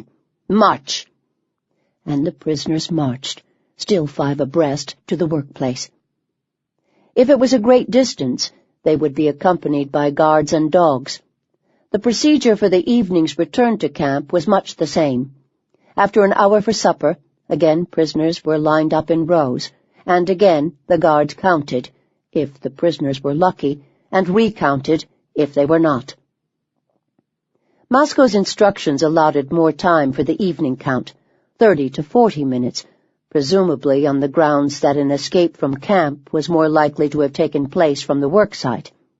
Then another siren sounded, and it was time to sleep. These rules and timetables were not written in stone. On the contrary, the regime changed over time, generally growing harsher. Jacques Rossi has written that the main trait of the Soviet penitentiary regime is its systematic intensification, gradual introduction of unadulterated, arbitrary sadism into the status of the law. And there is something to this. Throughout the 1940s, the regime grew tighter, work days grew longer, rest days became less frequent. In 1931, the prisoners of the Vygotch expedition, a part of the Ukhtinskaya expedition, worked 6-hour days in 3 shifts. Workers in the Kolyma region in the early 1930s also worked normal hours, fewer in winter and more in summer. Within the decade, however, the working day had doubled in length. By the late 1930s, women at Ilinor-Olitskaya's sewing factory worked 12 hours in an unventilated hall, and the Kolyma workday had also been lengthened to 12 hours. Later still, Olitskaya worked on a construction brigade, 14 to 16-hour days, with 5-minute breaks at 10 a.m. and 4 p.m., and a 1-hour lunch break at noon. Nor was she alone. In 1940, the Gulag's working day was officially extended to 11 hours, although even this was often violated. In March 1942, the Moscow Gulag administration mailed a furious letter to all camp commanders, reminding them of the rule that prisoners must be allowed to sleep no less than 8 hours. Many camp commanders had ignored this rule, the letter explained, and had allowed their prisoners as little as 4 or 5 hours of sleep every night. As a result, the Gulag complained, prisoners are losing their ability to work. They are becoming weak workers and invalids. Violations continued, particularly as production demands accelerated during the war years. In September 1942, after the German invasion, the Gulag's administration officially extended the working day for prisoners building airport facilities to 12 hours, with a 1-hour break for lunch. The pattern was the same all over the USSR. Working days of 16 hours were recorded in Vyacheslav during the war. Working days of 12 hours were recorded in Vorkuta in the summer of 1943, although these were reduced, probably because of the high rates of death and illness, to 10 hours again in March 1944. Sergei Bondaryevsky, a prisoner in a wartime Sharaska, one of the special laboratories for inmate scientists, also remembered working 11-hour days, with breaks. On a typical day, he worked from 8 a.m. until 2 p.m., from 4 p.m. until 7 p.m., and then again from 8 p.m. until 10 p.m. In any case, the rules were often broken. One Zek assigned to a brigade, panning gold in Kolyma, had to sift through 150 wheelbarrows a day. Those who had not finished that amount by the end of the workday simply remained until they had, sometimes as late as midnight. Afterward, they would go home, eat their soup, and be up at 5 a.m. to start work again. The Norilsk camp administration applied a similar principle in the late 1940s, where another prisoner worked digging foundations for new buildings in the permafrost. At the end of 12 hours, they would winch you out of the hole, but only if you had completed your work. If you hadn't, you were just left there. Nor were many breaks usually granted during the day, as one wartime prisoner assigned to work in a textile factory later explained. At 6 we had to be in the factory. At 10 we had a 5-minute break to smoke a cigarette, for which purpose we had to run to a cellar about 200 yards away, the only place on the factory premises where this was permitted. Infringement of this regulation was punishable with 2 extra years' imprisonment. At 1 o'clock came a half-hour break for lunch. Small earthenware bowl in hand, one had to dash frantically to the canteen, stand in a long queue, receive some disgusting soya beans which disagreed with most people, and at all costs be back at the factory when the engine started working. After that, without leaving our places, we sat till 7 in the evening. The number of days off work was also mandated by law. Ordinary prisoners were allowed to have 1 a week, and those assigned to stricter regimes 2 per month. But these rules also varied in practice. As early as 1933, the Gulag administration in Moscow sent out an order reminding camp commanders of the importance of prisoners' rest days, many of which were being cancelled in the mad rush to fulfill the plan. A decade later, hardly anything had changed. During the war, Kazimir Zarad was given 1 day off out of 10. Another recalled having 1 a month. Gustav Herlink remembered free days being even scarcer. According to regulations, prisoners were entitled to 1 whole day's rest every 10 days' work, but in practice, it transpired that even a monthly day off threatened to lower the camp's production output, and it had therefore become customary to announce ceremoniously the reward of a rest day whenever the camp had surpassed its production plan for the 1 particular quarter. Naturally, we had no opportunity to inspect the output figures or the production plan, so that this convention was a fiction which in fact put us entirely at the mercy of the camp authorities. Even on their rare days off, it sometimes happened that prisoners were forced to do maintenance work within the camp, cleaning barracks, cleaning toilets, clearing snow in the winter, all of which makes one order, issued by Lazar Kogan, the commander of Dimitlag, particularly poignant. Disturbed by the many reports of camp horses collapsing of exhaustion, Kogan began by noting that the growing number of cases of illness and collapse of horses has several causes, including the overloading of horses, the difficult conditions of the roads, and the absence of full and complete rest time for horses to recover their strength. He then continued, issuing new instructions. 1. The workday of camp horses must not exceed 10 hours, not counting the obligatory 2-hour break for rest and food. 2. On average, horses must not walk more than 32 kilometers per day. 3. Horses must be allowed a regular rest day every 8th day, and the rest on that day must be complete. Of the prisoner's need for a regular rest day every 8th day, there is, alas, no mention. Baraki, living space. Most prisoners in most camps lived in barracks. Rare was the camp, however, whose barracks were constructed before the prisoners arrived. Those prisoners who had the bad luck to be sent to build a new camp lived in tents, or in nothing at all. As one prisoner's song put it, "We drove quickly and fast across tundra, when suddenly the train came to a halt. Around us only forest and mud, and here we will build the canal." Ivan Sumilov, a prisoner in Vorkuta in the 1930s, was dumped, along with a party of inmates, on a flat square of land in the polar tundra, and told to set up tents, build a bonfire, and begin construction of a fence of stone slabs, surrounded by barbed wire as well as barracks. Janusz Szymiński, a Polish prisoner in Kolyma after the war, was also once part of a team that constructed a new lagpunkt from zero, in the depths of winter. At night, prisoners slept on the ground.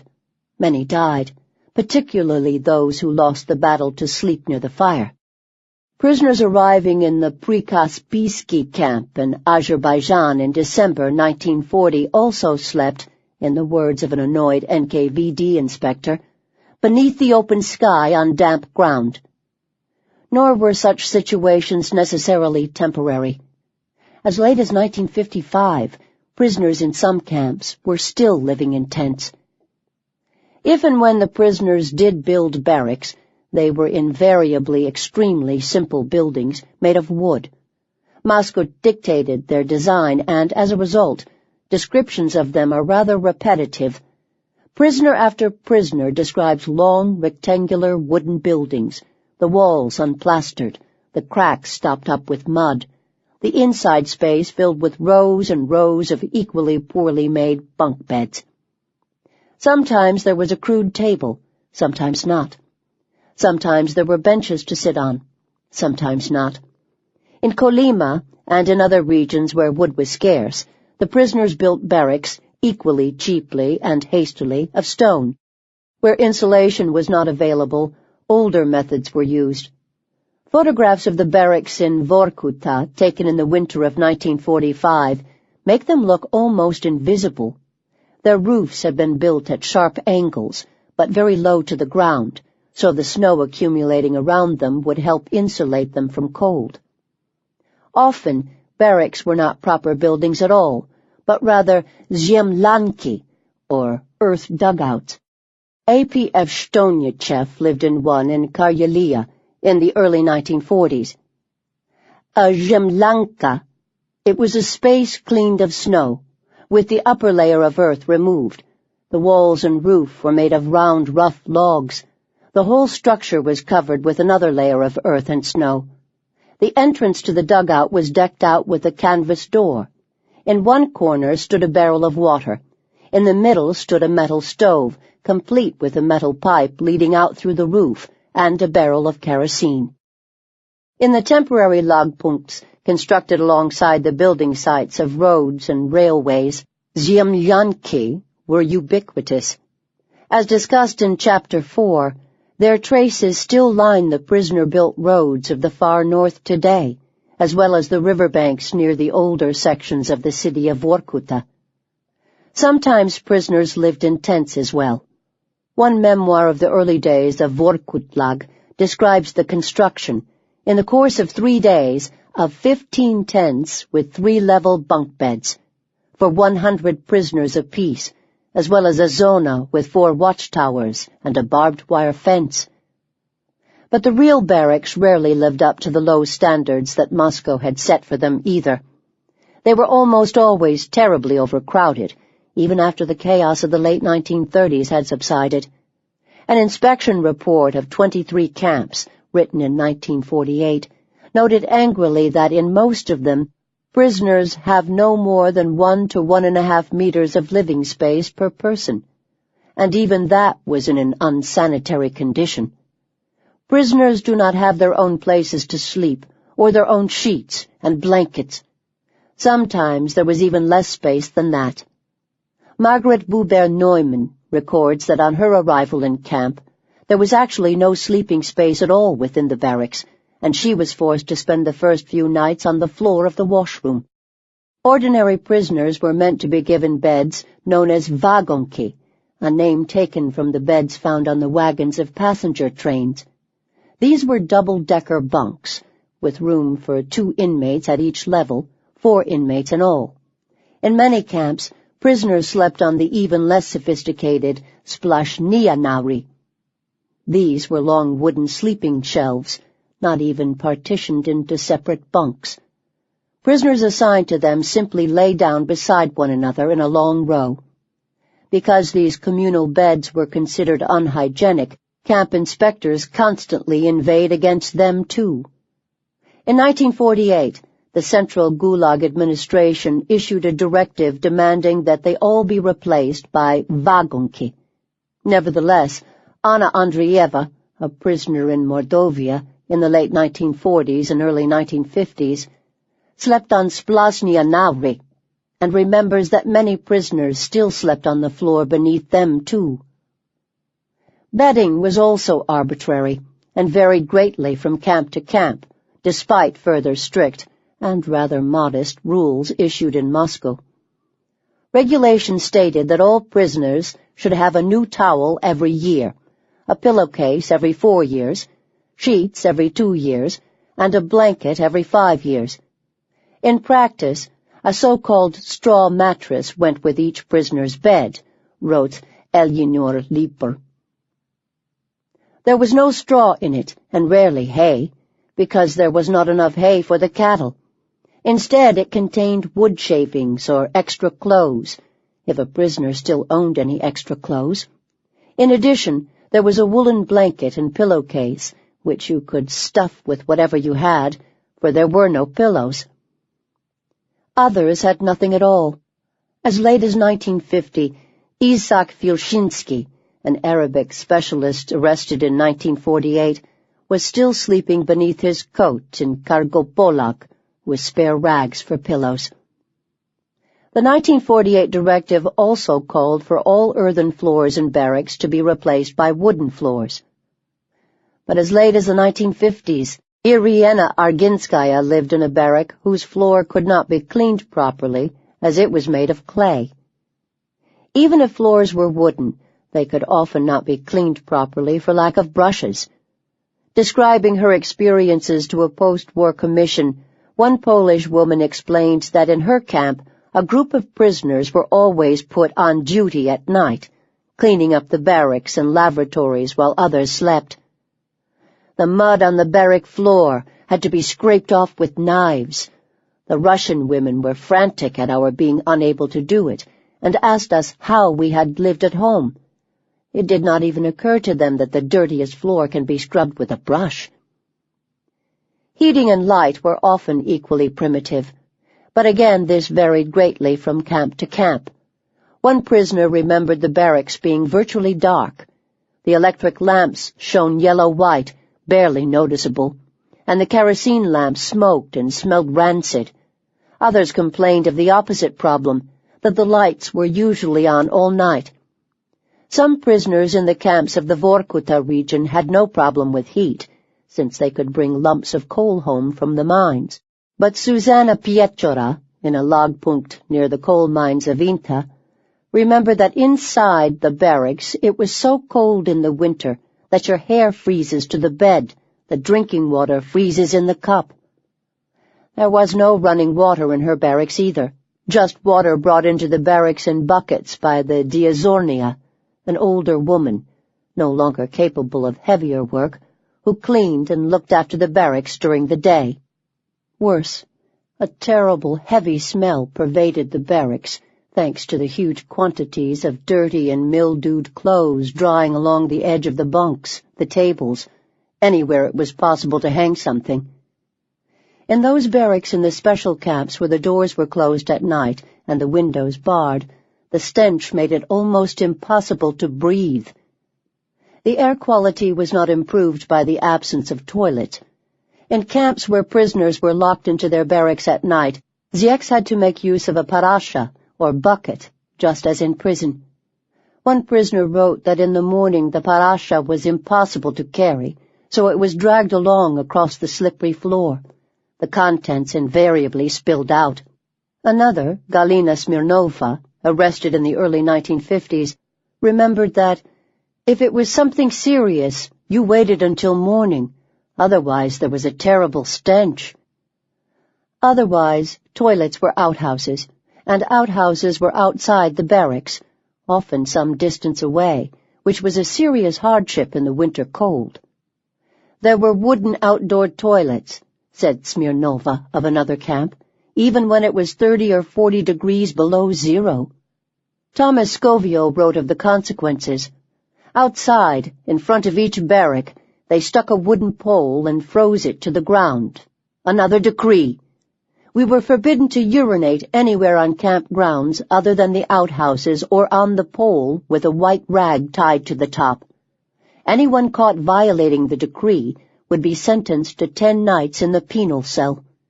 The decree was issued because at night there were prisoners who, unwilling to walk the long distance to the outhouses, urinated instead all over the well-beaten snowpaths. The grounds were littered with yellow spots. When the snow melted in late spring, there would be a terrible stench. Twice a month we chopped the frozen pyramids and carted the frozen pieces out of the zone. But filth and overcrowding were not merely aesthetic problems or matters of relatively minor discomfort. The crowded bunks and the lack of space could also be lethal, particularly in camps that worked on a 24-hour schedule. In one such camp, where the prisoners worked 3 separate shifts, day and night, one memoirist wrote that people were asleep in the barracks at any time of the day. Fighting to be able to sleep was a fight for life. Arguing over sleep, people swore at one another, fought one another, even killed one another. The radio in the barracks was on at full strength at all times and was much hated. Precisely because the question of where one slept was so crucial, sleeping conditions were always an extremely important tool of prisoner control, and the camp administration consciously used them as such. In their central archives in Moscow, the Gulag's archivists carefully preserved photographs of different types of barracks, intended for different types of prisoners. The barracks of the Otlyshniki, the excellent ones, or shock workers, have single beds with mattresses and blankets, wooden floors, and pictures on the walls. The prisoners are, if not exactly smiling for the photographers, then at least reading newspapers and looking well-fed. The Ryazhin barracks, on the other hand, the punishment barracks for poor or unruly workers, have wooden planks on crude wooden pegs instead of beds. Even in these photographs, taken for propaganda purposes, the Ryazhin prisoners have no mattresses and are shown sharing blankets. In some camps, the etiquette surrounding sleeping arrangements became quite elaborate. Space was at such a premium that the possession of space and of privacy were considered great privileges, accorded only to those who ranked among the camp's aristocracy. Higher-ranking prisoners, brigade leaders, norm-setters, and others, were often permitted to sleep in smaller barracks with fewer people. Solzhenitsyn, initially assigned to the job of works manager upon his arrival at a camp in Moscow, was given a place in a barracks where, instead of multiple bunks, there were ordinary cots, and one bed table for every 2 persons, not for a whole brigade. During the day the door was locked, and you could leave your things there. Last, there was a half-legal electric hot plate, and it was not necessary to go and crowd around the big common stove in the yard. This was all considered high luxury. Certain, more desirable jobs, that of a carpenter or a tool repairman, also came with the much sought-after right to sleep in the workshop. Anna Rosinya slept in the cobbler's workshop when she worked as a cobbler in the Temyakovsky camp, and had the right to go to the baths more often as well, all of which counted as great privileges. In almost every camp, doctors, even prisoner doctors, were also allowed to sleep separately, a privilege which reflected their special status. Itzhak Vogelfangir, a surgeon, felt himself privileged because he was allowed to sleep in a bunk bed in a small room adjacent to the reception area of his camp's infirmary. The moon seemed to be smiling upon me as I went to sleep. Along with him slept the camp's Feldsher, or medical assistant, who had the same privilege. Sometimes special living conditions were arranged for invalids. The actress Tatiana Okunyevskaya managed to get sent to an invalids' camp in Lithuania, where the barracks were long, with many windows, light, clean, and no upper bunks above your head. The prisoners sent to work on Beria's Shirashki, the special bureaus for talented engineers and technicians, received the best sleeping quarters of all. In Bolshevo, a sharaska just outside of Moscow, barracks were large, light, clean, and heated by Dutch ovens rather than metal stoves. The beds had linen and pillows, the light was turned off at night, and there was a private shower. Prisoners who lived in these special quarters knew, of course, that they could easily be taken away, which enhanced their interest in working hard. Informally, there was often another hierarchy at work within barracks as well. In most barracks, the critical decisions about who slept where were taken by those groups in the camps that were the strongest and most united. Until the late 1940s, when the big national groups, the Ukrainians, Balts, Chechens, Poles, grew stronger, the best organized prisoners were usually the convicted criminals, as we shall see. As a rule, they therefore slept in the top bunks, where there was better air and more space, clubbing and kicking those who objected. Those who slept on the lower bunks had less clout. Those who slept on the floor, the lowest-ranking prisoners in the camp, suffered most, remembered one prisoner. This level was called the Kalkos sector, and it was to this level that the thieves forced the Kalkozniki, various aged intellectuals and priests, that is, and even some of their own who had broken the thieves' moral code. Onto them fell not only things from the upper and lower bunks, the thieves also poured slops, water, yesterday's soup. And the Kalkos sector had to tolerate all of this, for if they complained, they would receive even more filth. People became sick, suffocated, lost consciousness, went crazy, died of typhus, dysentery, killed themselves. Prisoners, even political prisoners, could nevertheless better their circumstances. While working as a feldsher, Karol Kolona Chesnowski, a Polish political prisoner, was picked out of an extremely crowded barrack by Grisha, the criminal boss of the camp. He gave a majestic kick to one of his courtiers, who took it for an order to make room for me, and promptly abandoned his seat. I was embarrassed, and protested that I would rather not sit so near the fire, but this was not in conformity with my host's wishes, as I discovered when one of Grisha's followers gave me a mighty push. When he had regained his balance, he found himself sitting on the couch at Grisha's feet. This was, apparently, where he wanted me to remain. Kolona Chesnowski did not argue. Even for a few hours, where one sat or laid one's head mattered intensely. Banya, the bathhouse. Dirt, crowding, and poor hygiene led to a plague of bedbugs and lice. In the 1930s, a humorous cartoon in Peryakovka, the newspaper of the Moscow-Volga Canal, featured a Zek being handed new clothes. Beneath was the caption, "They give you clean clothes, but they are full of lice."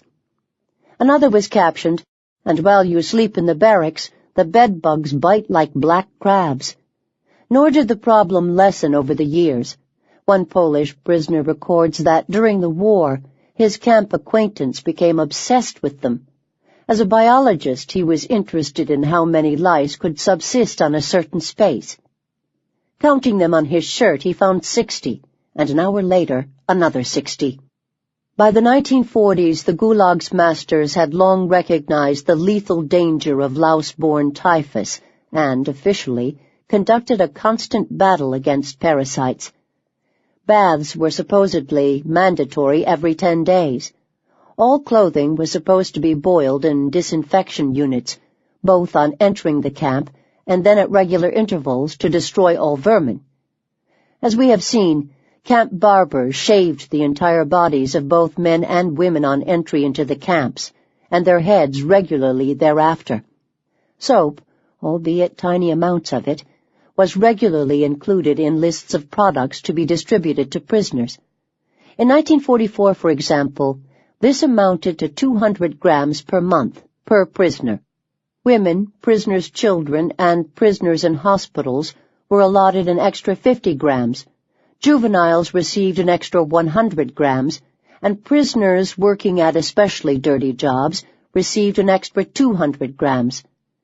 These tiny slivers were meant both for personal hygiene and for the washing of linen and clothes.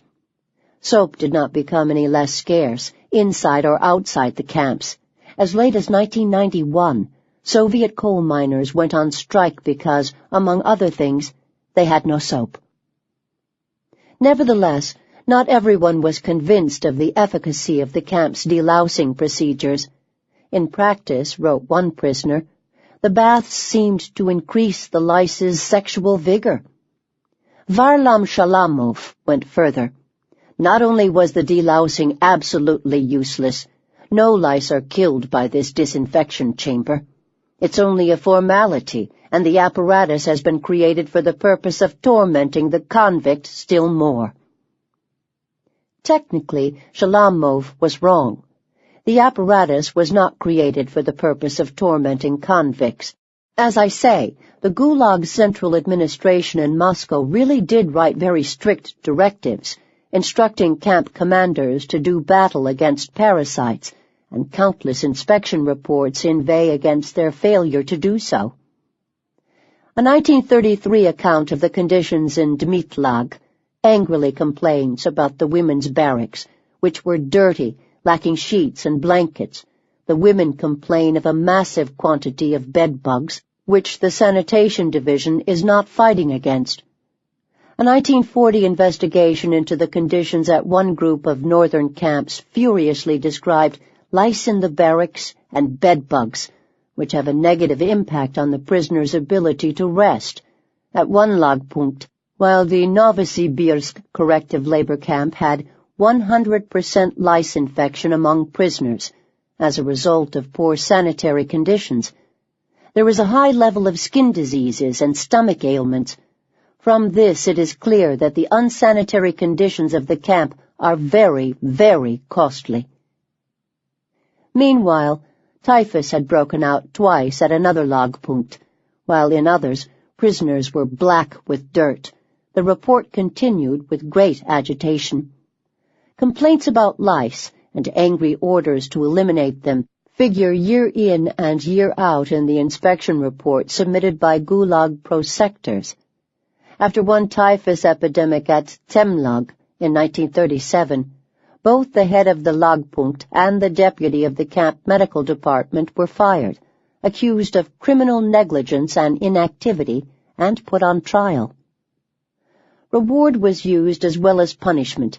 In 1933, the inhabitants of one prisoner's barrack in Dmitlag received holidays from work as a prize for having cleared all of their beds of bedbugs. Prisoners' refusal to bathe was also taken very seriously. Irina Arginskaya, who was in a special camp for politicals in Kengir in the early 1950s, recalled a particular women's religious sect in the camp which refused, for reasons known only to itself, to bathe. One day I had remained in the barracks because I was ill and had been let off work.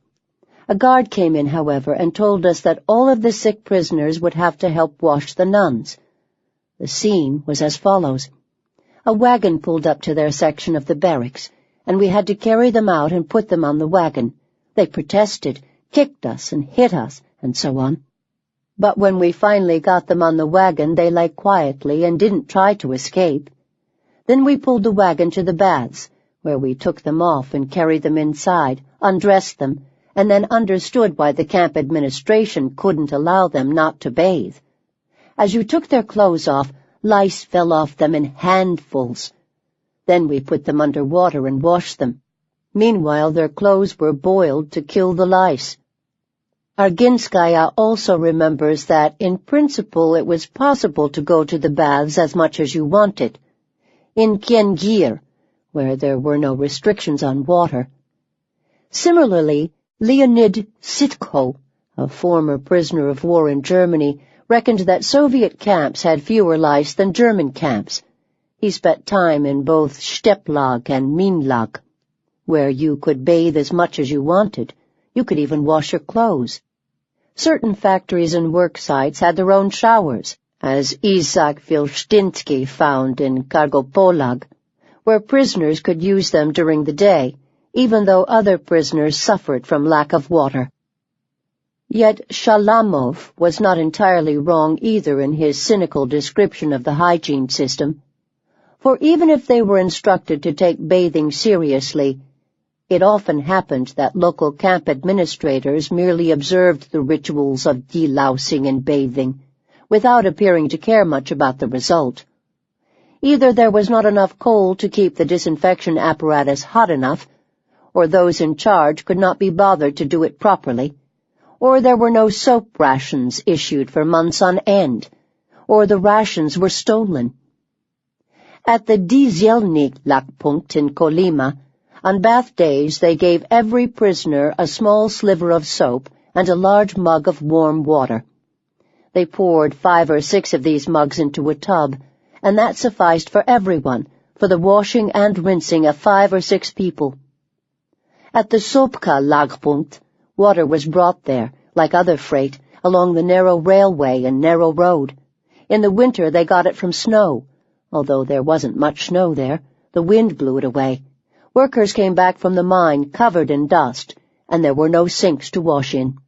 Frequently, guards were bored by the process of bathing the prisoners and allowed them only a few minutes in the baths, for formality's sake.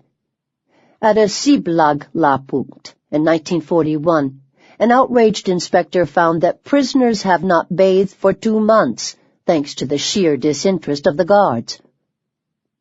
And in the worst camps, open neglect of the prisoners' humanity did indeed make bathing a torture. Many describe the awfulness of bathing, but none quite so well as, again, Shalamov, who devotes an entire short story to the horrors of the baths of Kolyma. Despite their exhaustion, prisoners would have to wait for hours to take their turn. Bathhouse sessions are arranged either before or after work. After many hours of work in the cold, and it's no easier in the summer, when all thoughts and hopes are concentrated on the desire to reach one's bunk and food so as to fall asleep as soon as possible, the bathhouse delay is almost unendurable. First, the Zyeks would stand in lines, outside in the cold. Then they would be herded into crowded dressing rooms, built for 15 people and containing up to 100. All the while they knew that their barracks were being cleaned and searched. Their meager possessions, including crockery and foot rags, were being tossed into the snow. It is characteristic of man, be he beggar or Nobel laureate, that he quickly acquires petty things. The same is true of the convict. He is, after all, a working man and needs a needle and material for patches and an extra bowl, perhaps. All this is cast out and then reaccumulated after each bathhouse day, unless it is buried somewhere deep in the snow. Once inside the baths themselves, there was often so little water that it was impossible to get clean. Prisoners were given a wooden basin with not very hot water. There is no extra water, and no one can buy any. Nor were the bathhouses heated. The feeling of cold is increased by 1,000 drafts from under the doors, from the cracks. The baths were not fully heated. They had cracks in the walls. Inside there is also constant uproar accompanied by smoke, crowding, and shouting. There's even a common turn of speech, to shout as in the bathhouse. Thomas Scovio also describes this hellish scene, writing that prisoners in Kolyma sometimes had to be beaten in order to make them go to the baths. The waiting outside in the frost for those inside to come out. Then came the changing room, where it was cold, the compulsory disinfections and fumigating process where we tossed our rags in a heap. You never got your own back. The fighting and swearing. "You son of a bitch, that's my jacket!" Selecting the damp collective underwear filled with lice eggs in the seams. The shaving of hairs on the body by the camp barber. Then, when it was finally our turn to enter the washing room, we picked up a wooden tub, received a cup of hot water, a cup of cold water, and a small piece of black, evil-smelling soap. Then, after it was all over, the same humiliating process of handing out clothes began all over again, wrote Shalamov, ever obsessive on the issue of underwear. Having washed themselves, the men gather at the window far in advance of the actual distribution of underwear.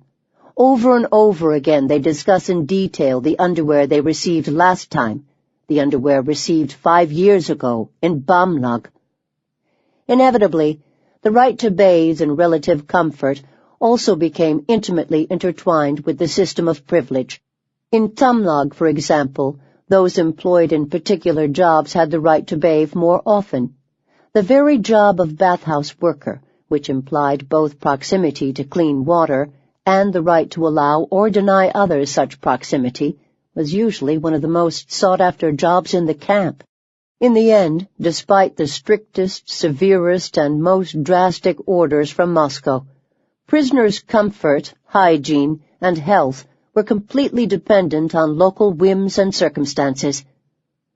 Thus was another aspect of ordinary life turned inside out, turned from a simple pleasure into what Shalamov calls a negative event, a burden in the convict's life, a testimony of that shift of values which is the main quality that the camp instills in its inmates. Stolovaya, the dining hall.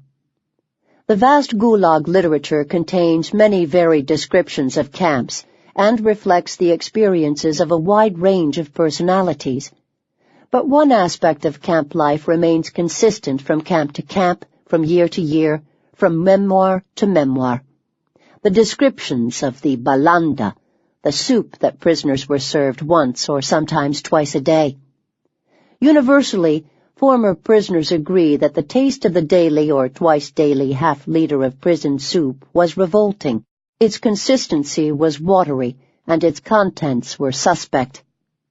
Galina Levinson wrote that it was made from spoiled cabbage and potatoes, sometimes with a piece of pig fat, sometimes with herring heads. Barbara Amonas remembered soup made from fish or animal lungs and a few potatoes. Leonid Sitko described the soup as never having any meat in it at all. Another prisoner remembered soup made from dog meat, which one of his co-workers, a Frenchman, could not eat.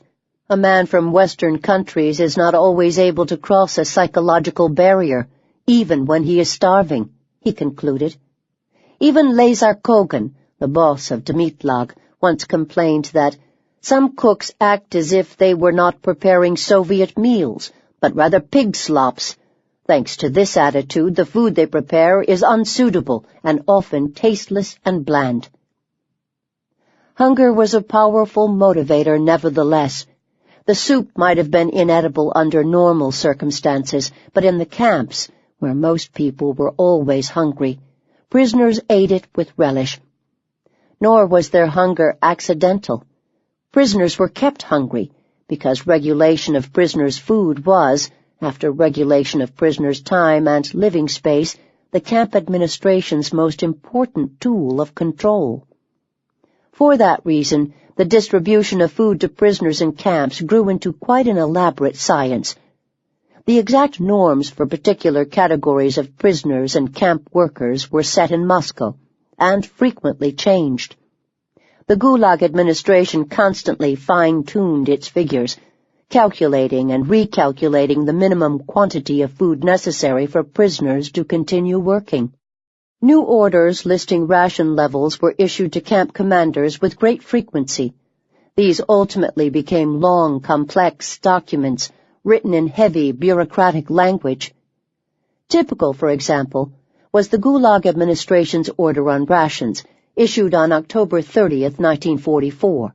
The order stipulated one guaranteed or basic norm for most prisoners: 550 grams of bread per day, 8 grams of sugar, and a collection of other products theoretically intended to use in the balanda, the midday soup, and in the kasha, or porridge, served for breakfast. And supper, 75 grams of buckwheat or noodles, 15 grams of meat or meat products, 55 grams of fish or fish products, 10 grams of fat, 500 grams of potato or vegetable, 15 grams of salt, and 2 grams of surrogate tea. To this list of products, some notes were appended.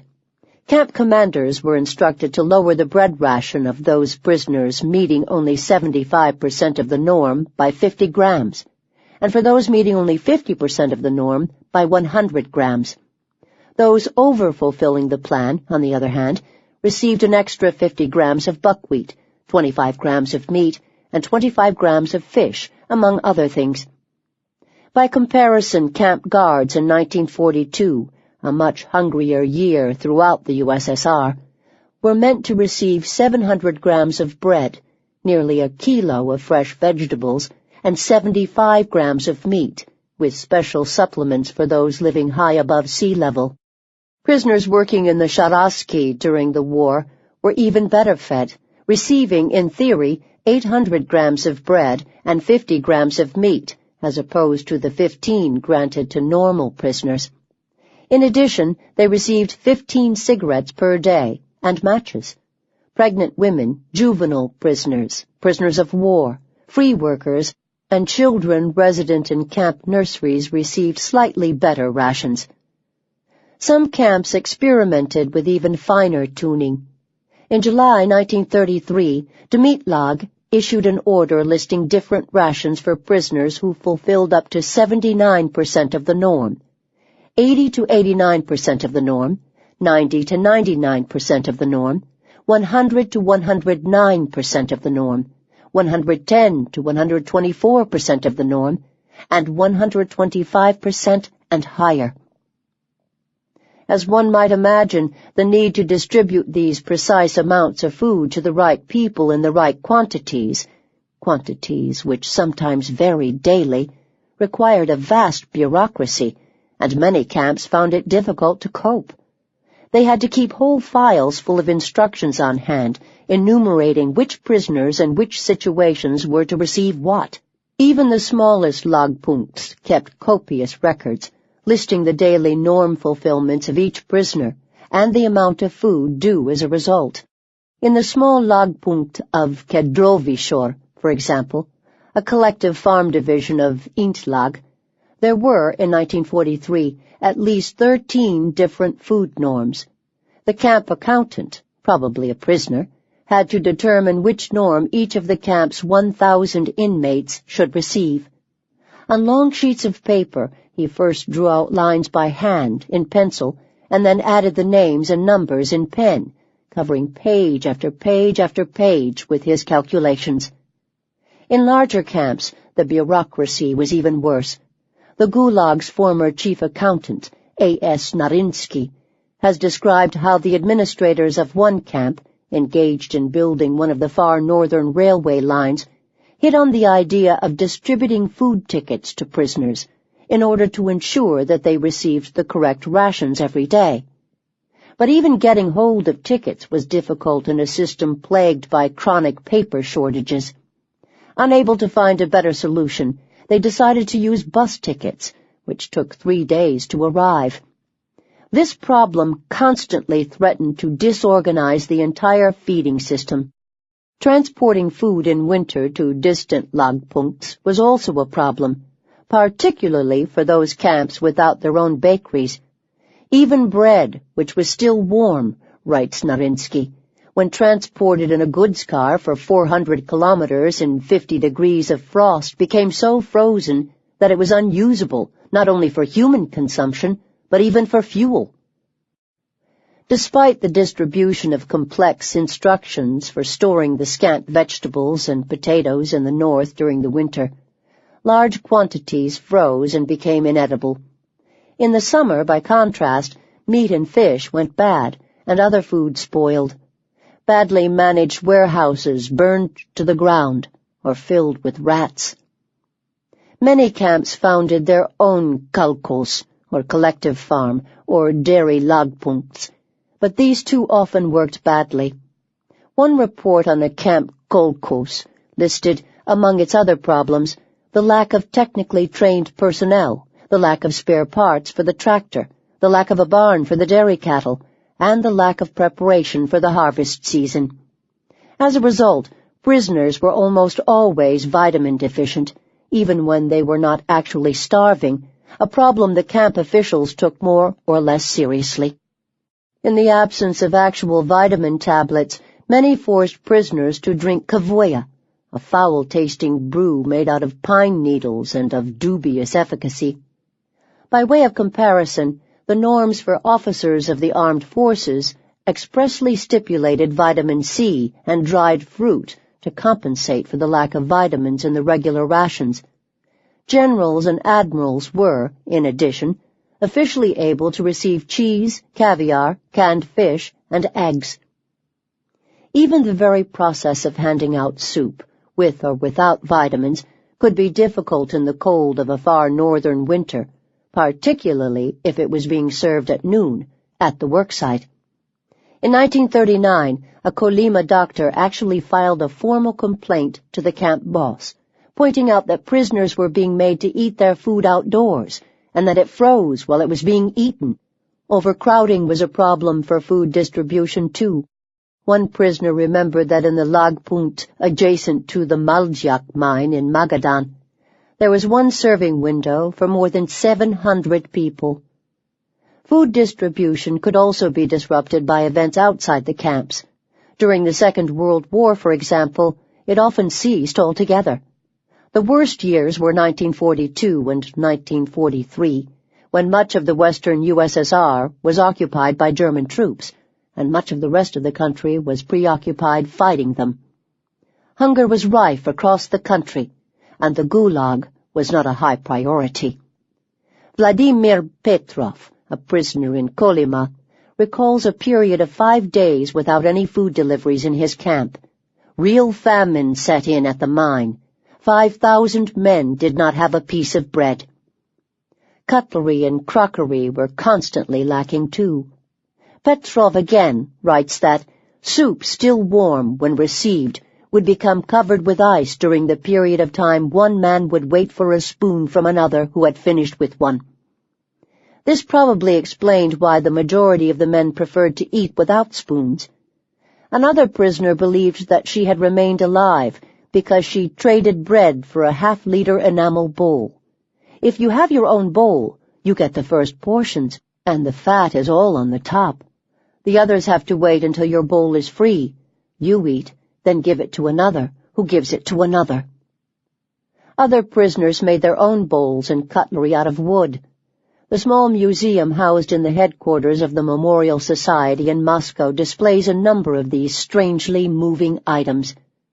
As ever, the Central Gulag administration was fully aware of these shortages and occasionally tried to do something about them.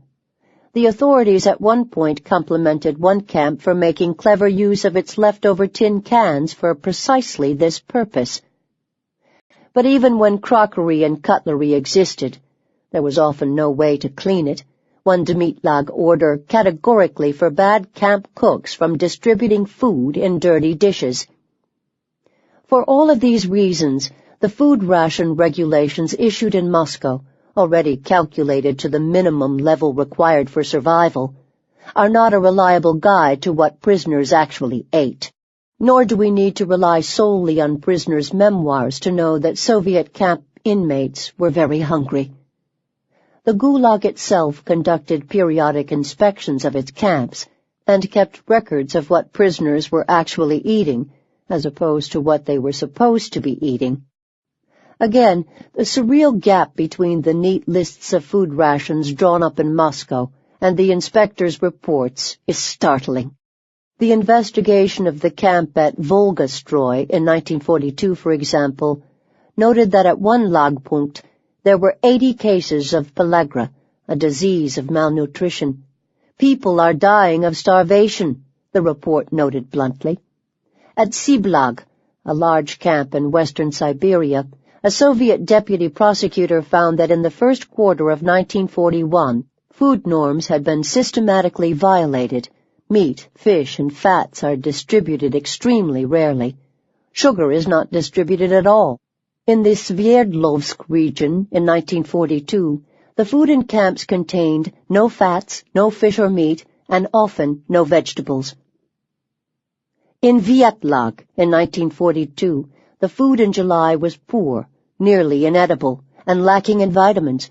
This is because of the lack of fats, meat, fish, potatoes.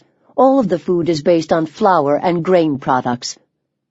Some prisoners, it seems, were deprived of food because the camp had not received the right deliveries. This was a permanent problem.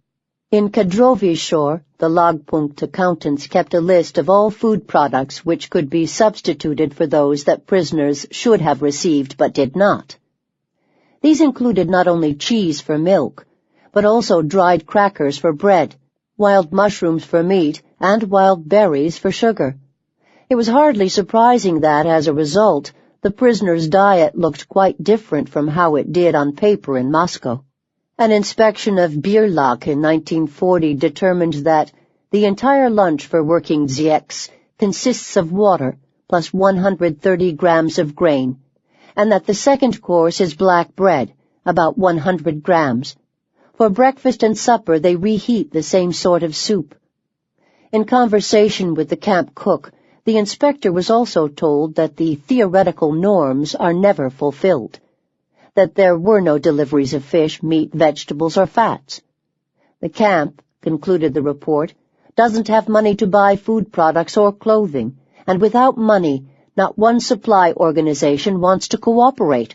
More than 500 cases of scurvy were reported as a result. Just as frequently, however, food arrived in a camp only to be stolen immediately. Thieving took place at just about every level. Usually food was stolen while it was being prepared by those working in the kitchen or food storage facilities. For that reason, prisoners sought out jobs which gave them access to food, cooking, dishwashing, work in storage warehouses, in order to be able to steal. Evgenia Ginsburg was once saved by a job washing dishes in the men's dining hall. Not only was she able to eat real meat broth and excellent dumplings fried in sunflower seed oil, but she also found that other prisoners stood in awe of her. Speaking to her, one man's voice trembled, from a mixture of acute envy and humble adoration of anyone who occupied such an exalted position in life, where the food is. Even jobs harvesting crops on camp farms or peeling potatoes were very desirable, and prisoners paid bribes to obtain them, simply to be in a position to steal food. Later in her camp career, Ginsburg also worked tending the chickens that would be eaten by the camp bosses. She and her co-worker took full advantage of the situation. We smothered the camp semolina with cod liver oil that we borrowed from the chickens. We boiled up oatmeal jelly. We also had 3 eggs daily between us, 1 in the soup, and 1 each to be eaten raw as a special gastronomic treat. We took no more because we dared not lower the egg productivity index, by which our work was judged. Theft also took place on a much grander scale, particularly in the camp towns of the far north, where food shortages among free workers and camp guards as well as prisoners made it worth everybody's while to steal. Every camp filed reports every year of lost property. Those of the Kadrovi Shore Lagpunkt show losses of goods and money of more than 20,000 rubles for the 4th quarter of 1944 alone. On a national scale, the numbers went much higher. A prosecutor's office report for 1947, for example, lists many cases of theft, among them one in Vietlag, where 12 people, including the head of the camp warehouse, helped themselves to 170,000 rubles worth of food products and vegetables. Another report of that year calculated that in 34 camps investigated in the 2nd quarter of 1946 alone, a total of 70,000 kilograms of bread had been stolen, along with 132,000 kilograms of potatoes and 17,000 kilograms of meat. The inspector writing the report concluded that the complicated system of feeding prisoners creates the conditions for the easy theft of bread and other products. He also blamed the system of feeding free workers with ration cards, as well as the internal camp inspection teams, whose members were thoroughly corrupt too. In some cases, the inspection system did make an impact. Some camps, fearing trouble, made an effort to fulfill the letter, if not the spirit, of the law. One camp inmate, for example, received a half-glass of sugar at the end of each month, which he ate raw. This was how his camp's boss ensured he received the amount stipulated by the Moscow bureaucracy. He and his fellow prisoners celebrated the occasion as Sugar Day. In the end, not everybody starved, for even if most food products disappeared before they made it into the soup, one staple food was usually available: bread. Like soup, the bread of the Gulag has been described many times. Sometimes it is remembered as badly baked. One prisoner remembered it being so hard it resembled a brick, and so small it could be eaten in 2 bites. Another wrote that it was literally black bread, because the bran left in it colored the bread black and made the texture coarse. He also noted that it was baked with a great deal of water, so that it was wet and weighed heavy, so that in actual fact we received less than our allotted 700 grams, Others recalled that prisoners fought over the drier, less watery ends of the loaves. In Varlam Shalamov's short story, Cherry Brandy, a fictive description of the death of Oship Mandelstam, the poet's approaching death is signaled by his loss of interest in such matters. He no longer watched for the heel of the loaf, or cried when he didn't get it. He didn't stuff the bread into his mouth with trembling fingers.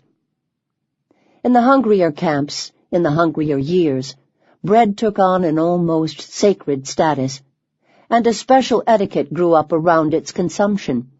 While camp thieves stole almost everything else with impunity, for example, the theft of bread was considered particularly heinous and unforgivable.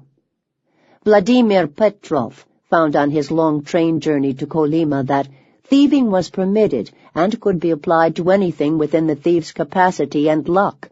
But there was one exception: bread. Bread was sacred and inviolable, regardless of any distinctions in the population of the car.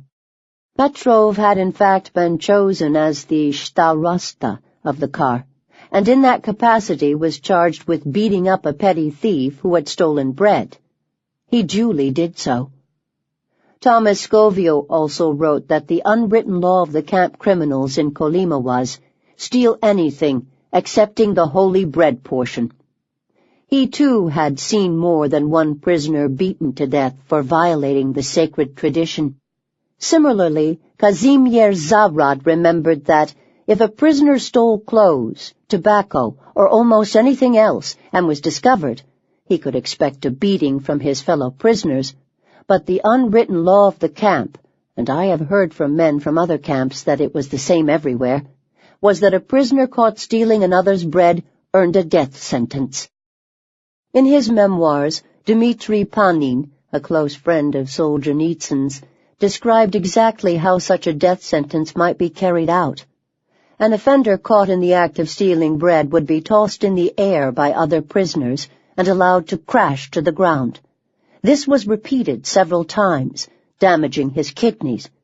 Then they would heave him out of the barracks like so much carrion.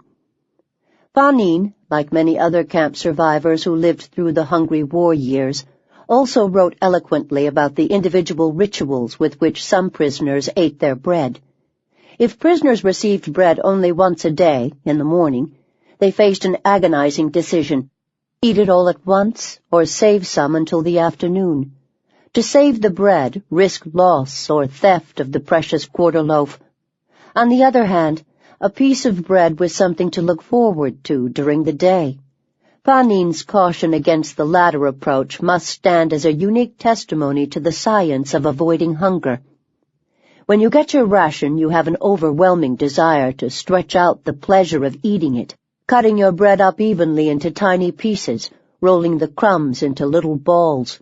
From sticks and strings you improvise a pair of scales and weigh every piece. In such ways you try to prolong the business of eating by 3 hours or more.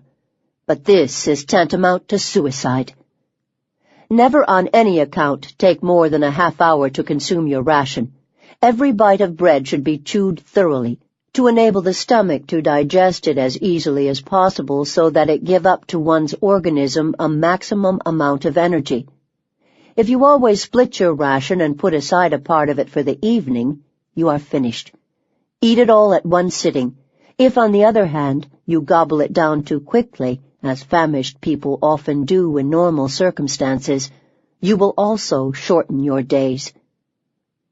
Zieks were not the only inhabitants of the Soviet Union who became obsessed with bread and the many ways to eat it, however. To this day, a Russian acquaintance of mine will not eat brown bread of any kind, because as a child during the war in Kazakhstan, he ate nothing else. And Susanna Piechora, a prisoner in Minlak in the 1950s, once overheard a conversation about camp bread between 2 Russian peasant women, also prisoners, women who had known what life was like without camp bread. One of them was holding a piece of bread and stroking it.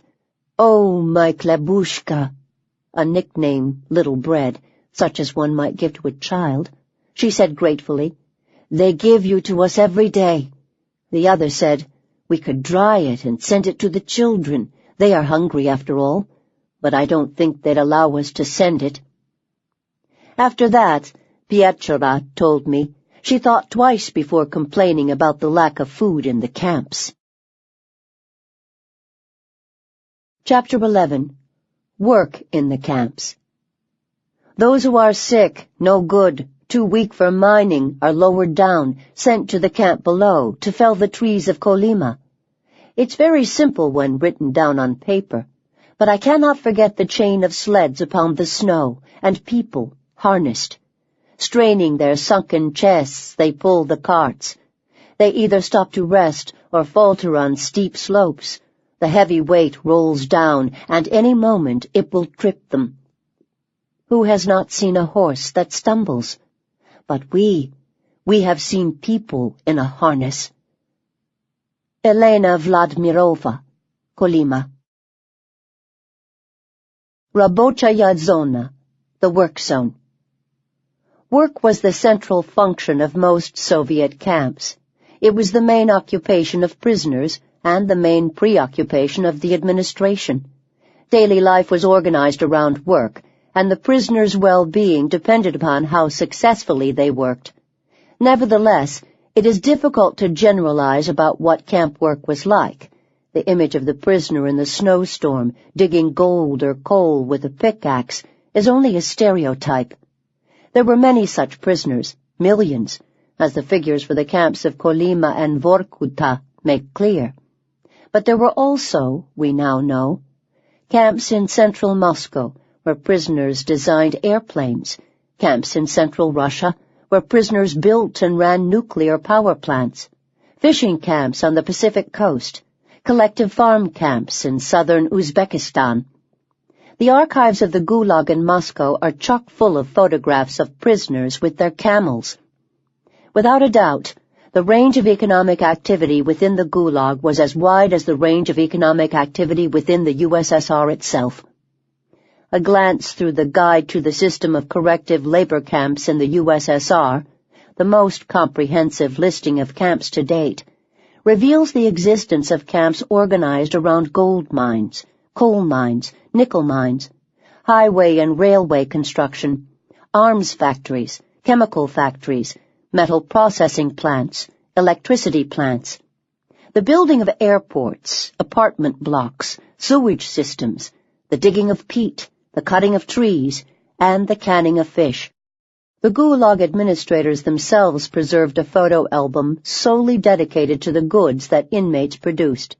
Among other things, there are pictures of mines, missiles, and other army equipment, car parts, door locks, buttons, logs floating down rivers, wooden furniture, including chairs, cabinets, telephone boxes, and barrels, shoes, baskets, and textiles, with samples attached, rugs, leather, fur hats, sheepskin coats, glass cups, lamps, and jars, soap and candles, even toys, wooden tanks, tiny windmills, and mechanical rabbits playing drums.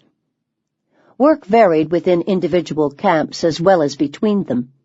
True, many prisoners in forestry camps did nothing but fell trees. Prisoners with sentences of 3 years or less worked in corrective labor colonies, light regime camps, which were usually organized around a single factory or occupation.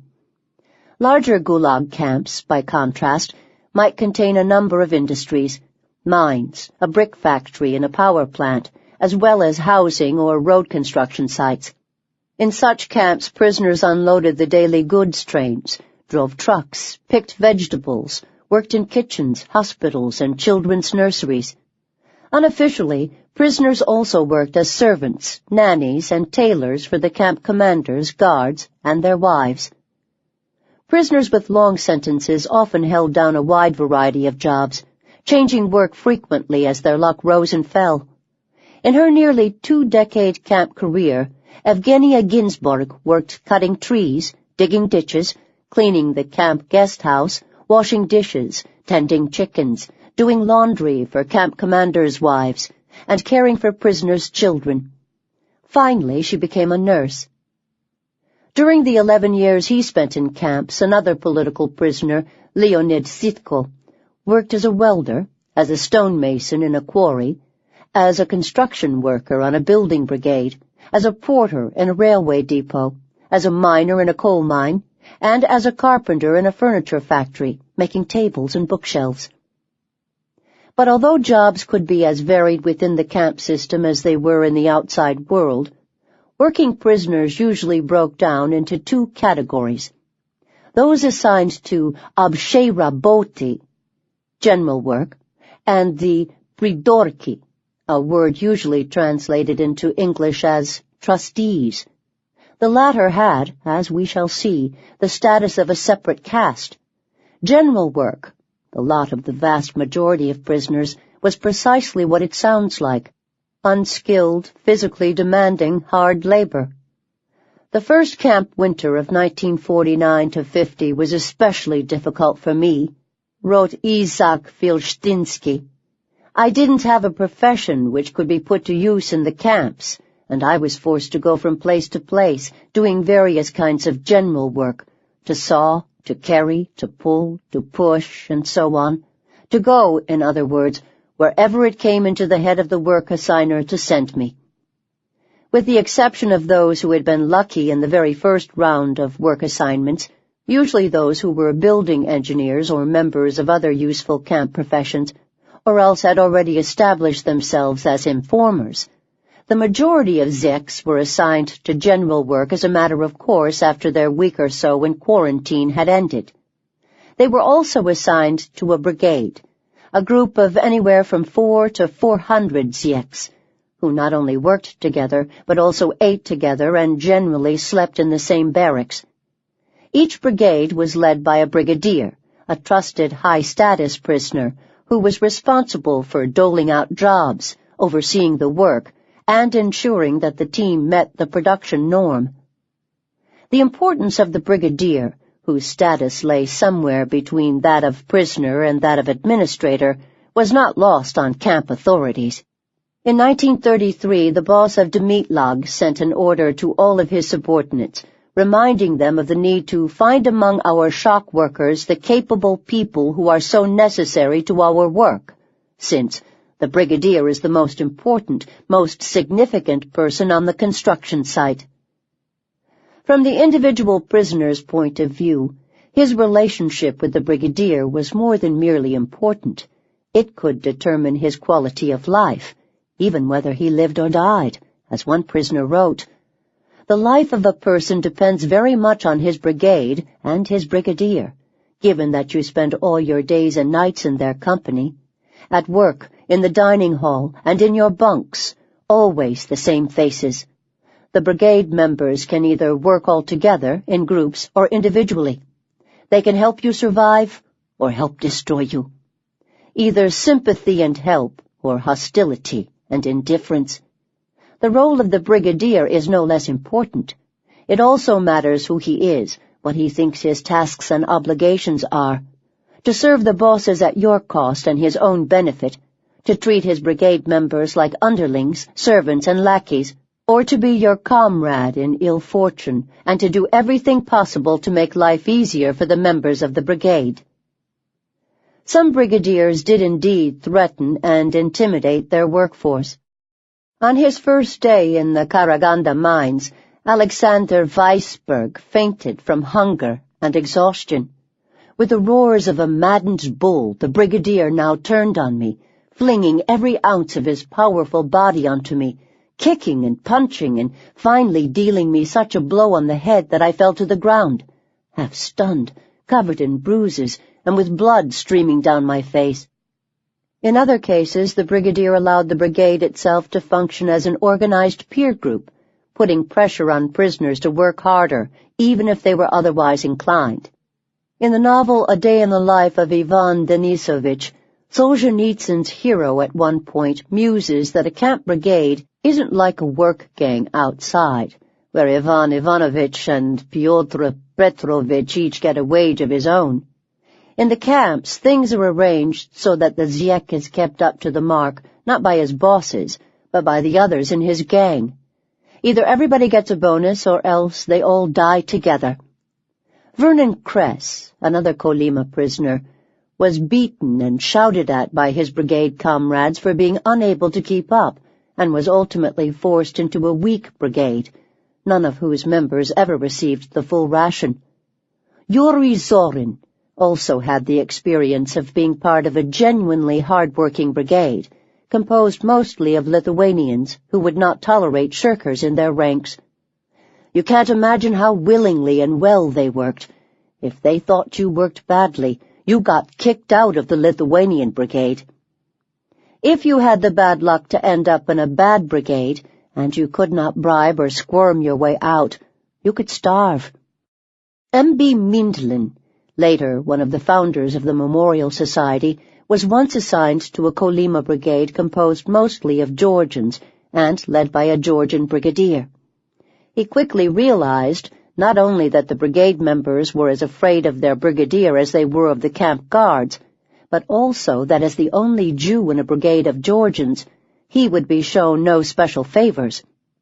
One day he worked particularly hard in an attempt to be awarded the highest level of rations, 1,200 grams of bread.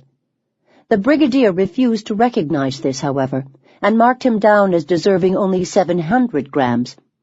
With the aid of a bribe, Mindlin switched brigades and found a completely different atmosphere.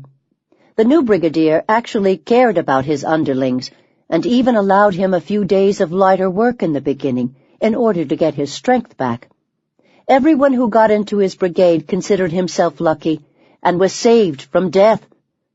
Later he himself became a brigadier, and took it upon himself to dole out bribes, in order to ensure that all the members of his brigade got the best possible deal from the camp cooks, bread cutters, and other important people.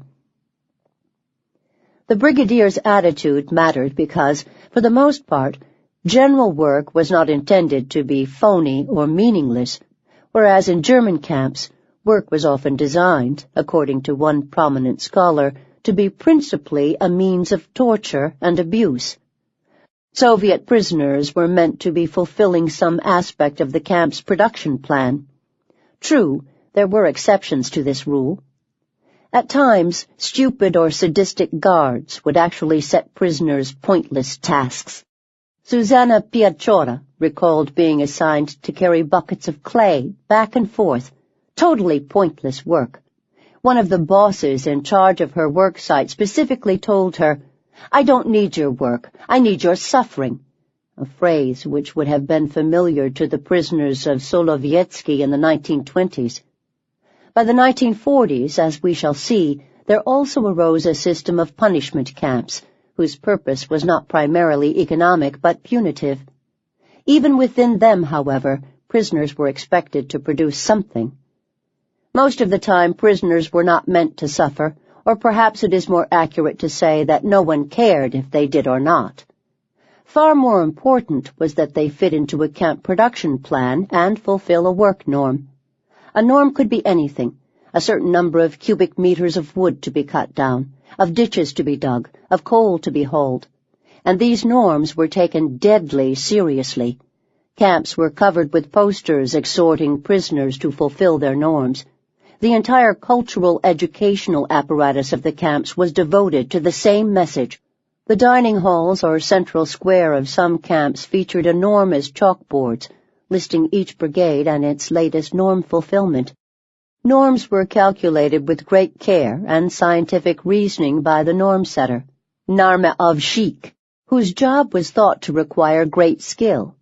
Jacques Rossi records, for example, that those shoveling snow were assigned different norms depending upon whether the snow was freshly fallen snow, lightly packed snow, requiring pressure from the foot on the shovel, heavily packed snow, or frozen snow, requiring work with picks.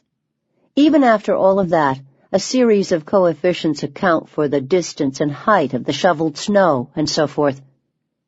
But although theoretically scientific, the process of establishing norms for work and of determining who had achieved them was fraught with corruption, irregularity, and incongruity.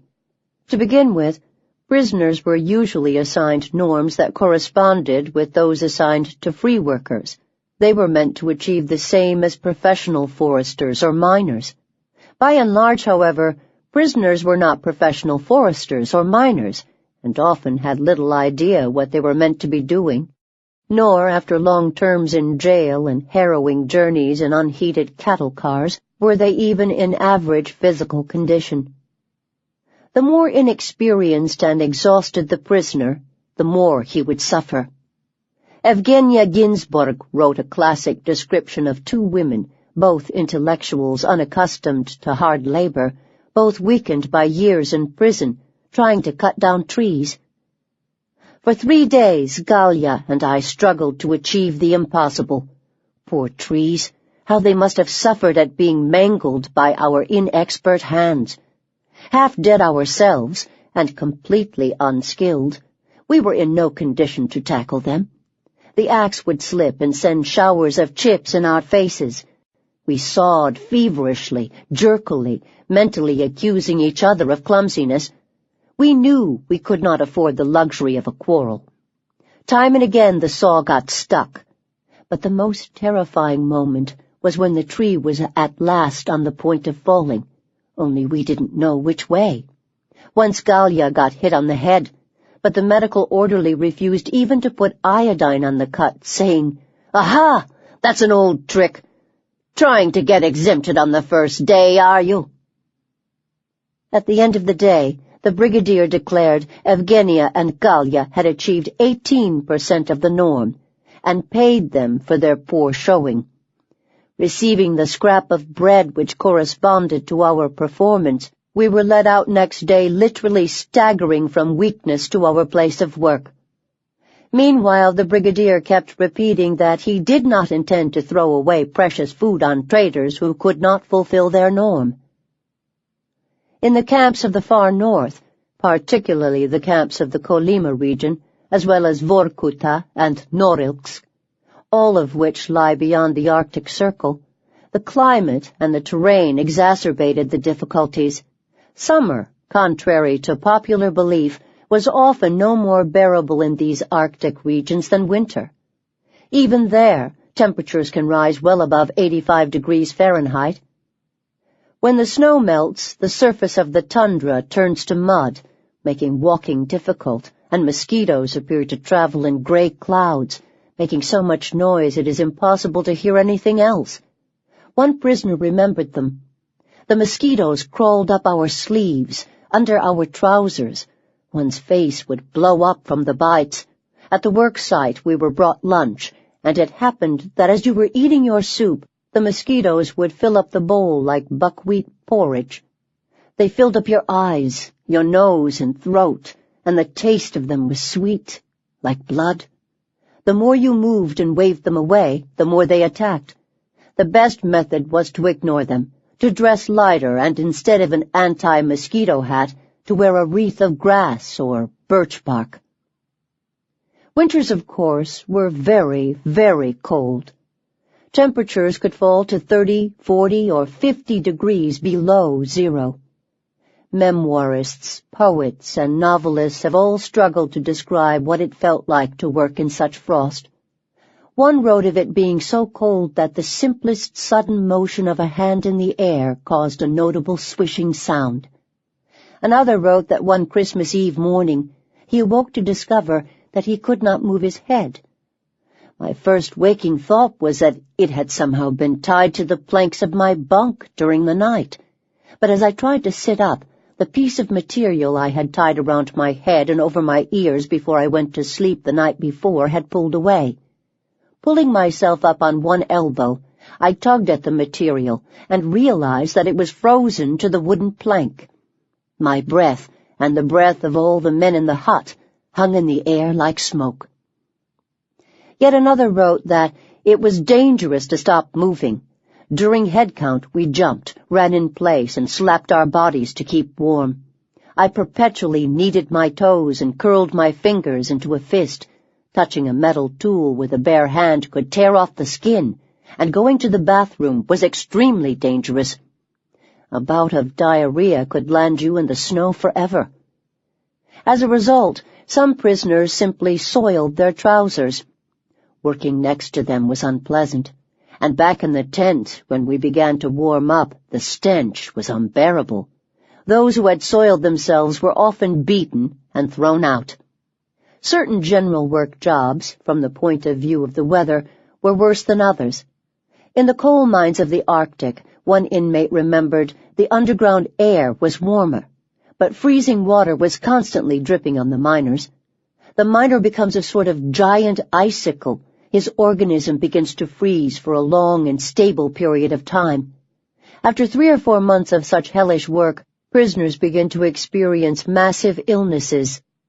Isak Filstinsky also wound up assigned to one of the most unpleasant winter jobs in Kargopolag, sorting logs on their way to be processed. It meant standing in water all day, and although the water was warm, it was pumped from the electrical plant. The air was not. Because in that winter the Arkhangelsk region maintained a stable frost of 45 degrees below zero, a thick fog hung at all times over the sorting basin. It was at the same time very wet and very cold. The work was not very difficult, but after 30 to 40 minutes, your entire body was permeated and enveloped by damp. Your chin, lips, and eyelashes were covered in frost, and the frost had penetrated to your very bones through the pathetic camp clothing. The worst winter jobs were in the forests, for not only was the taiga cold in winter, but it was also periodically swept by severe, unpredictable winter storms, called burani or purkai. Dmitry Bistrolyatov, a prisoner in Siblag, was caught in one. In that instant, the wind began a wild and terrifying howl, forcing us down to the ground. The snow swirled up into the air, and everything disappeared, the lights of the camp, the stars, the aurora borealis, and we were left alone in a white fog. Opening our arms wide, clumsily slipping and stumbling, falling and supporting one another, we tried as quickly as possible to find the road back. Suddenly, a thunderclap burst above our heads. I scarcely managed to hang on to my fellow climber when a violent stream of ice, snow, and rocks began gushing toward our faces. The swirling snow made it impossible to breathe, impossible to see. Janusz Bardak was caught in a buran in Kolyma as well, while working in a quarry. Along with their guards, he and his fellow prisoners made their way back to camp following the watchdogs, attached to one another by rope. I couldn't see anything beyond Yuri's back and clung to the rope as though it were a life-preserver. With the familiar landmarks gone, I had no idea how much further we had to go, and was sure we'd never make it back. My foot fell upon something soft, a prisoner who had let go of the rope. "Stop!" I shouted, but there was no stopping. No one could hear my voice. I leaned down and pulled his arm towards the rope. "Here!" I tried to link his hand with the rope. "Hold on!" It was no use. The man's arm fell to the ground when I let go. Yuri's stern command to move on carried me forward. When Bardak's brigade returned to the camp, 3 prisoners were missing. Usually, the bodies of prisoners who got lost weren't found until springtime, often within 100 meters of the zone. The regulation clothing allotted to prisoners gave them little protection from the weather. In 1943, for example, the Central Gulag Administration ordered that prisoners were to receive, among other things, 1 summer shirt to last 2 seasons, a pair of summer trousers to last 2 seasons, 1 padded cotton winter jacket to last 2 years, padded winter trousers to last 18 months, felt boots to last 2 years, and underwear intended for 9 months. In practice, there were never enough even of these paltry items. An inspection of 23 camps in 1948 reported that the supply of clothes, underclothes, and shoes is unsatisfactory. That appears to have been an understatement. In a camp at Krasnoyarsk, less than half of the prisoners had shoes. In Norilsk, in the far north, only 75% had warm boots, and only 86% had warm clothes. In Vorkuta, also in the far north, only 25 to 30% of prisoners had underclothes, while only 48% had warm boots. In the absence of shoes, prisoners improvised. They made boots out of birch bark, scraps of fabric, old rubber tires. At best, these contraptions were clumsy and difficult to walk in, particularly in deep snow. At worst, they leaked, virtually guaranteeing frostbite. Eleanor Lieper described her homemade boots, which in her camp were nicknamed Cheteza, the abbreviation for the Chelyabinsk tire factory. They were made of lightly padded and quilted sacking with high, wide tops that reached to the knee, the shoe itself being strengthened by oilcloth or artificial leather at the toe and heel. The sole is made of 3 cross-sections of rubber from worn-out automobile tires. The whole thing is fastened to the foot with string and tied with string below the knee so that the snow does not get in. After a day's use, they become all twisted, and the flabby soles turn every which way. They absorb moisture with incredible speed, especially when the sacks of which they are made were used for bagging salt. Another prisoner describes a similar improvisation.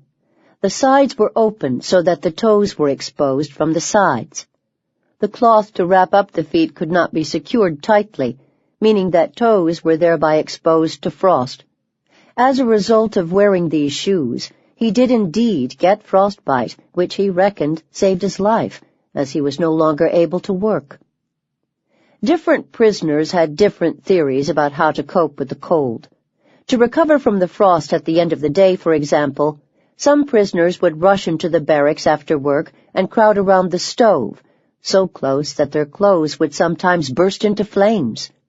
The repulsive smell of burning rags would come up and bite into your nostrils. Others thought this unwise. Isaac Vilstinsky was told by more experienced inmates that crowding around the stove or the campfire was dangerous, as the sudden change of temperature brought on pneumonia. The human organism is so constructed so that no matter how cold it is, the body adjusts and gets used to it. I always followed this sage rule in camp, and I never caught cold. Camp authorities were supposed to make some concessions to the cold. According to the rules, prisoners in certain northern camps received extra rations, but these, according to documents of 1944, could amount to as little as 50 extra grams of bread a day, a few bites, which was hardly enough to compensate for extreme cold. Theoretically, when it was too cold, or when a storm was pending, prisoners were not meant to work at all. Vladimir Petrov claimed that during the Byerzyn regime in Kolyma, prisoners had stopped working when temperatures reached 60 degrees Fahrenheit below zero. In the winter of 1938 and 39, after Byerzyn had been deposed, temperatures had to fall to 60 degrees below zero before work stopped. Even this rule was not always adhered to, writes Petrov, since the only person at the gold field who had a thermometer was the camp commander. As a result, only 3 days during the winter of 1938 and 39 were declared non-working days because of low temperatures, as against 15 days during the winter of 1937 and 38. Another memoirist, Kazimir Zarad, recorded that the cutoff temperature in his camp during the Second World War was 49 degrees below zero, and recalled one occasion when his logging brigade was told to return to camp during the day because the thermometer had reached minus 53. How briskly we collected our equipment, formed ourselves into a column, and began our journey back to camp. Bardach recalls that in Kolyma in the war years, the rule was minus 50 degrees, although the wind chill was never taken into account. But weather was not the only obstacle to norm fulfillment. In many camps, norms really were set impossibly high. In part, this was a side effect of the logic of Soviet central planning, which decreed that enterprises had to increase their output every year. Eleanor Olitskaya remembered her fellow inmates struggling to fulfill the norms in a camp sewing factory, wanting to keep their warm indoor jobs. But because they did not fulfill them, the camp administration kept raising them, as a result of which they became unattainable. Norms also grew tougher because prisoners and norm-setters alike lied, overestimating how much work had been and would be done. As a result, norms sometimes became astronomical over time.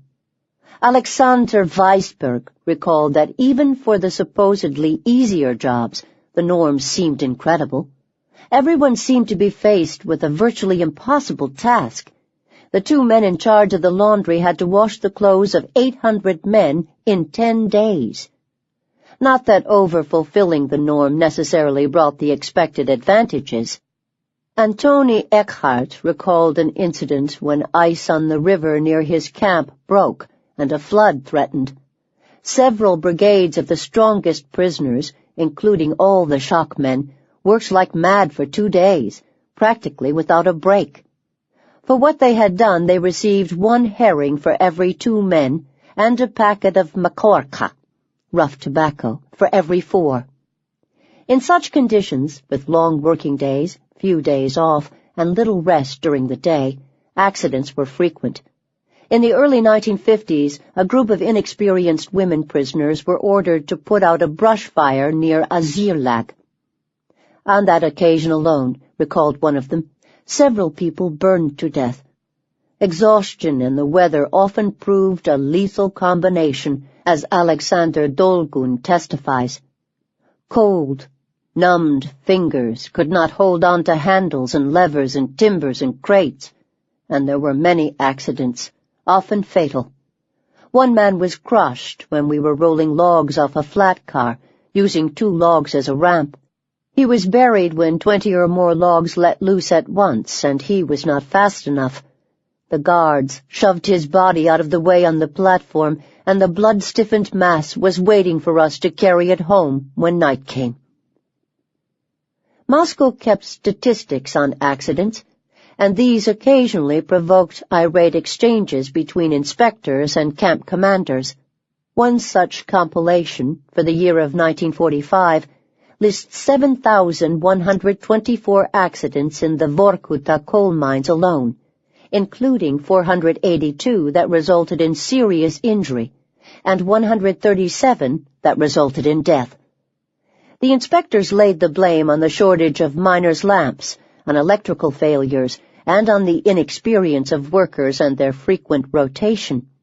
Angrily, the inspectors calculated the number of workdays lost due to accidents, 61,492. Absurdly bad organization and slovenly management also hampered work.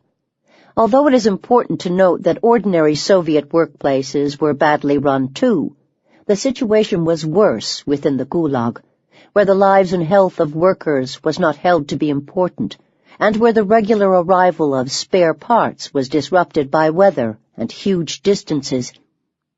Chaos had been the reigning spirit of the Gulag since the days of the White Sea Canal, and it continued into the 1950s, even after far more workplaces in the Soviet Union were mechanized. For those doing forestry work, there were no chainsaws, no timber haulage tractors, and no mechanical loaders. Those working in textile factories were given working tools either too few or else inappropriate. This meant, according to one prisoner, that all the seams had to be pressed with a huge iron weighing 2 kilograms. One had to iron 426 pairs of trousers during one session. One's hands got numb with lifting the weight, and one's legs swollen and painful. Machinery also broke down constantly, a factor not necessarily taken into account when norms were calculated. In the same textile factory, mechanics were constantly being summoned. These were mostly female convicts. The repairs went on for hours, for the women were not skilled. It became impossible to do the compulsory amount of work, and consequently, we received no bread. The theme of broken machinery and unskilled machine technicians comes up in the annals of the Gulag administration again and again.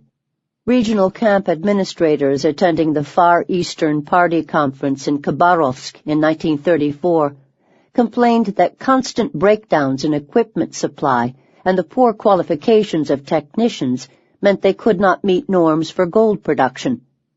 A 1938 letter addressed to the Deputy Minister of Internal Affairs in charge of the Gulag states that 40 to 50% of tractors are broken, but even more primitive working methods often failed to work too. A letter of a year earlier notes that of the 36,491 horses employed by the Gulag, 25% were not fit to work. The Gulag's enterprises also felt very keenly the lack of engineers and administrators. Few skilled technicians voluntarily worked on Gulag projects, and those who did volunteer did not necessarily have the appropriate skills. Over the years, many efforts were made to attract free workers to the camps, and enormous incentives were offered. As early as the mid-1930s, recruiters from Dalstroy were agitating across the country, offering special privileges for anyone who signed a 2-year labor contract. These included a wage 20% higher than the Soviet average for the first 2 years, and 10% higher for the following years, as well as paid vacations, access to special food products and supplies, and a generous pension. The camps of the far north were also portrayed with great fanfare and enthusiasm in the Soviet press. An example of this sort of propaganda appeared in English in a publication called Sovietland, written for the benefit of foreigners. In an April 1939 article devoted to Magadan, a classic of the genre, the magazine gushed about the city's magical appeal. The sea of lights that is Magadan by night is a most stirring and alluring spectacle. This is a town which is alive and bustling every minute of the day and night. It swarms with people whose lives are regulated by a strict working schedule. Accuracy and promptness beget speed, and speed becomes easy and happy work. No mention is made of the fact that most of the people whose lives were regulated by a strict working schedule were prisoners. Not that it mattered. These efforts failed to attract the necessary caliber of specialists anyway, leaving the Gulag to rely upon prisoners who found themselves there by accident. One prisoner recalled having been sent, with a building brigade, 600 kilometers north of Magadan to build a bridge. Once they arrived, they realized that no one in the brigade had ever built a bridge before. One of the prisoners, an engineer, was put in charge of the project, although bridges were not his specialty. The bridge was built. It was also washed away in the first flood. This was a minor disaster, however, in comparison to some others. There were entire Gulag projects employing thousands of people and enormous resources, which proved spectacularly wasteful and ill-conceived. Of these, perhaps the most famous was the attempted construction of a railway line from the Vorkuta region to the mouth of the Ob River on the Arctic Sea. The decision to start building was taken by the Soviet government in April 1947. A month later, exploration, surveying work, and construction all began simultaneously. Prisoners also began building a new seaport at the Kameny Cape, where the Ob River widens out toward the sea. As usual, there were complications. There were not enough tractors, so prisoners used old tanks instead. The planners made up for their lack of machines by overworking the prisoners. 11-hour days were normal, and even free workers sometimes stayed on the job from 9 o'clock in the morning until midnight during the long summer days. By the end of the year, the complications had grown more serious. The surveying team had established that the Kameny Cape was a poor location for the port. The water was not deep enough for large ships, and the land was too unstable for heavy industry. In January 1949, Stalin held a midnight meeting, where the Soviet leadership determined to move the site and the railway too. The line would now connect the Ob not with the Vorkuta region to the west, but with the Yenisei River to the east. 2 new camps were built, construction site number 501 and construction site number 503.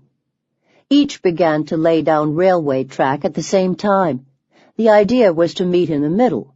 The distance between them was 806 miles. Work continued.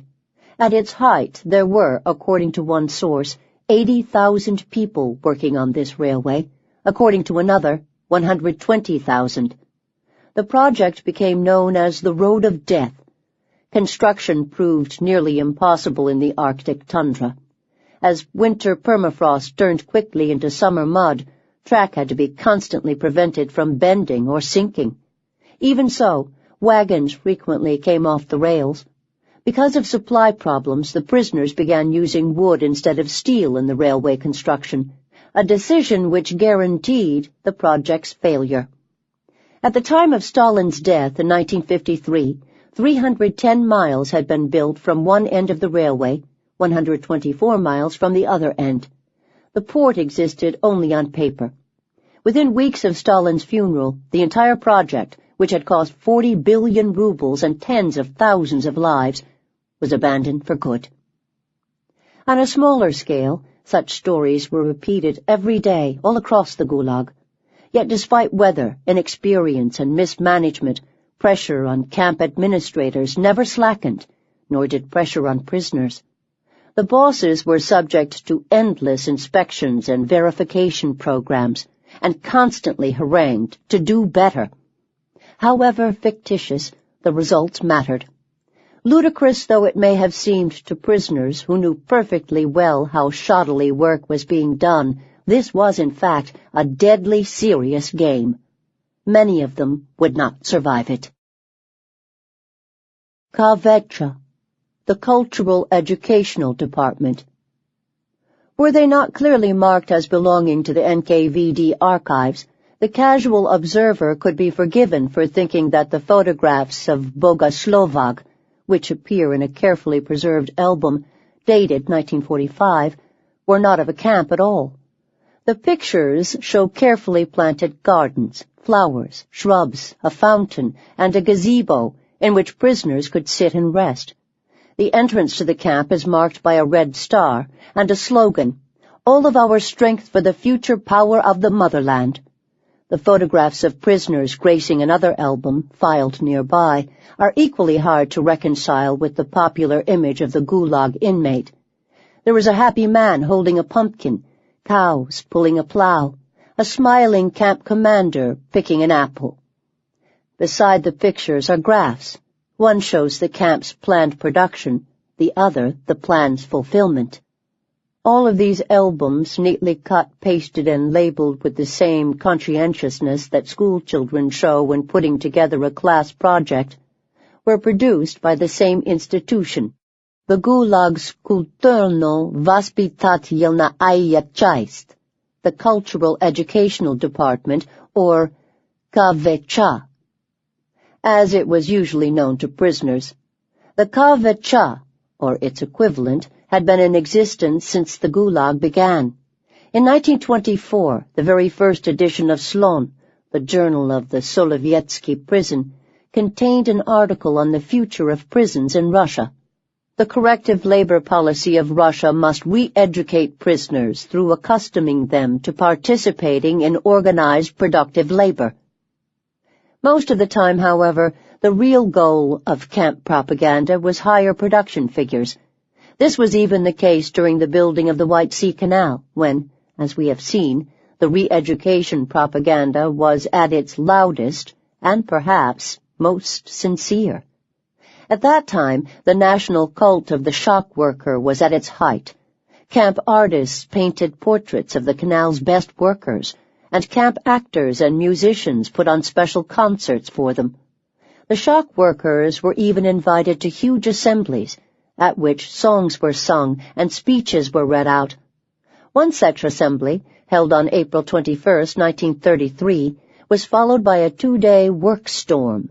For 48 hours, none of the 30,000 shock workers left their workplaces at all.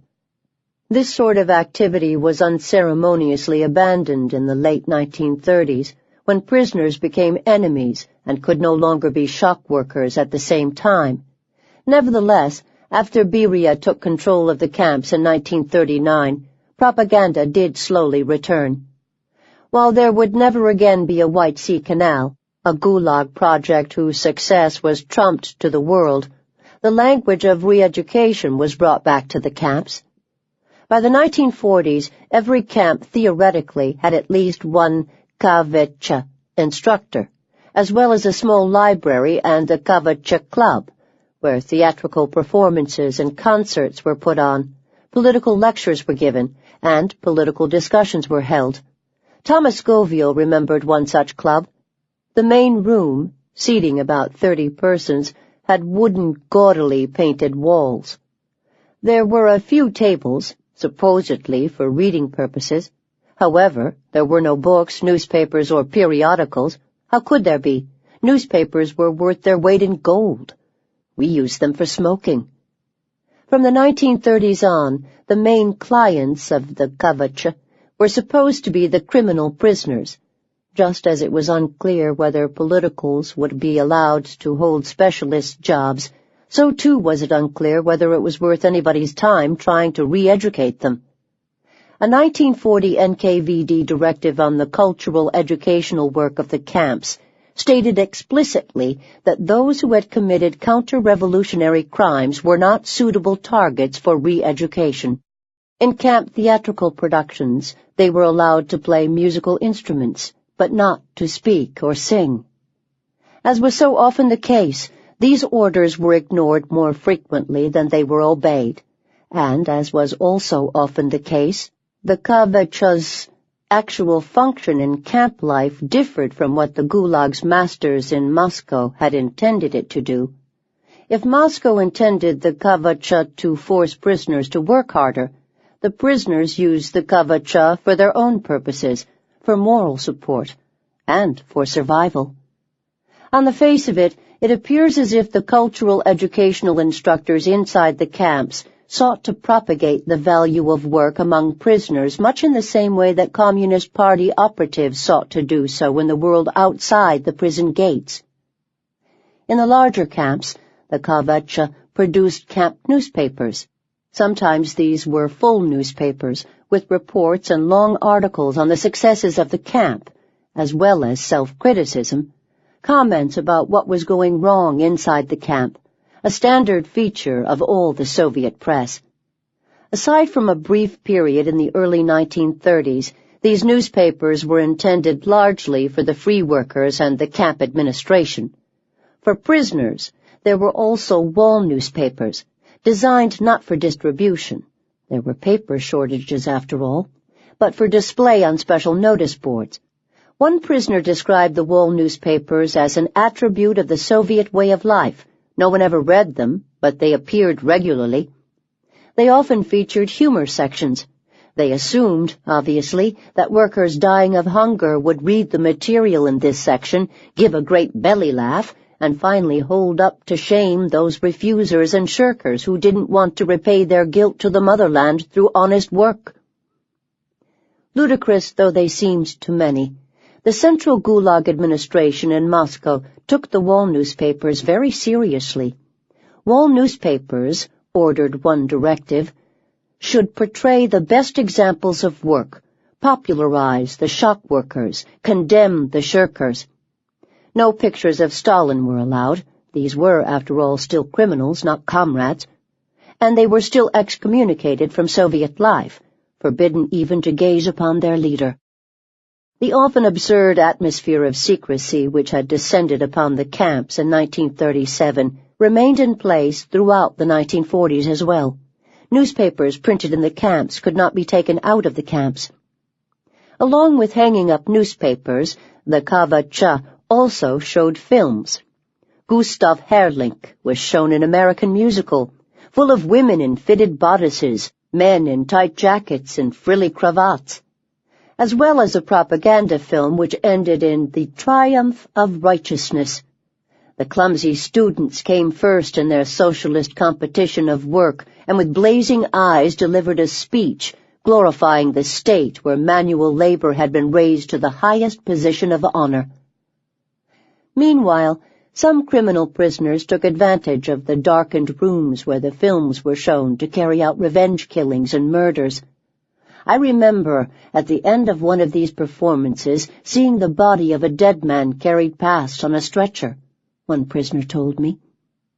The KVČ also sponsored football matches, chess matches, concerts, and performances referred to solemnly as self-taught creative activities. One archival document lists the following repertoire of an NKVD singing and dancing ensemble, which was touring the camps. 1. The Ballad of Stalin. 2. The Cossack Meditation on Stalin. 3. The Song of Beria. 4. The Song of the Motherland. 5. The Fight for the Motherland. 6. Everything for the Motherland. 7. The Song of the NKVD Warriors. 8. The Song of the Chekists. 9. The Song of the Distant Frontier Post. 10. The March of the Border Guards.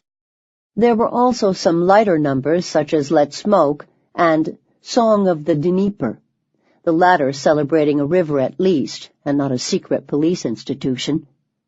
The theatrical repertoire included some Chekhov plays as well. Nevertheless, the bulk of the artistic efforts were meant, at least in theory, for the prisoners' enlightenment, not their entertainment. As one 1940 order from Moscow declared, every performance must educate the prisoners, teaching them greater consciousness of labor.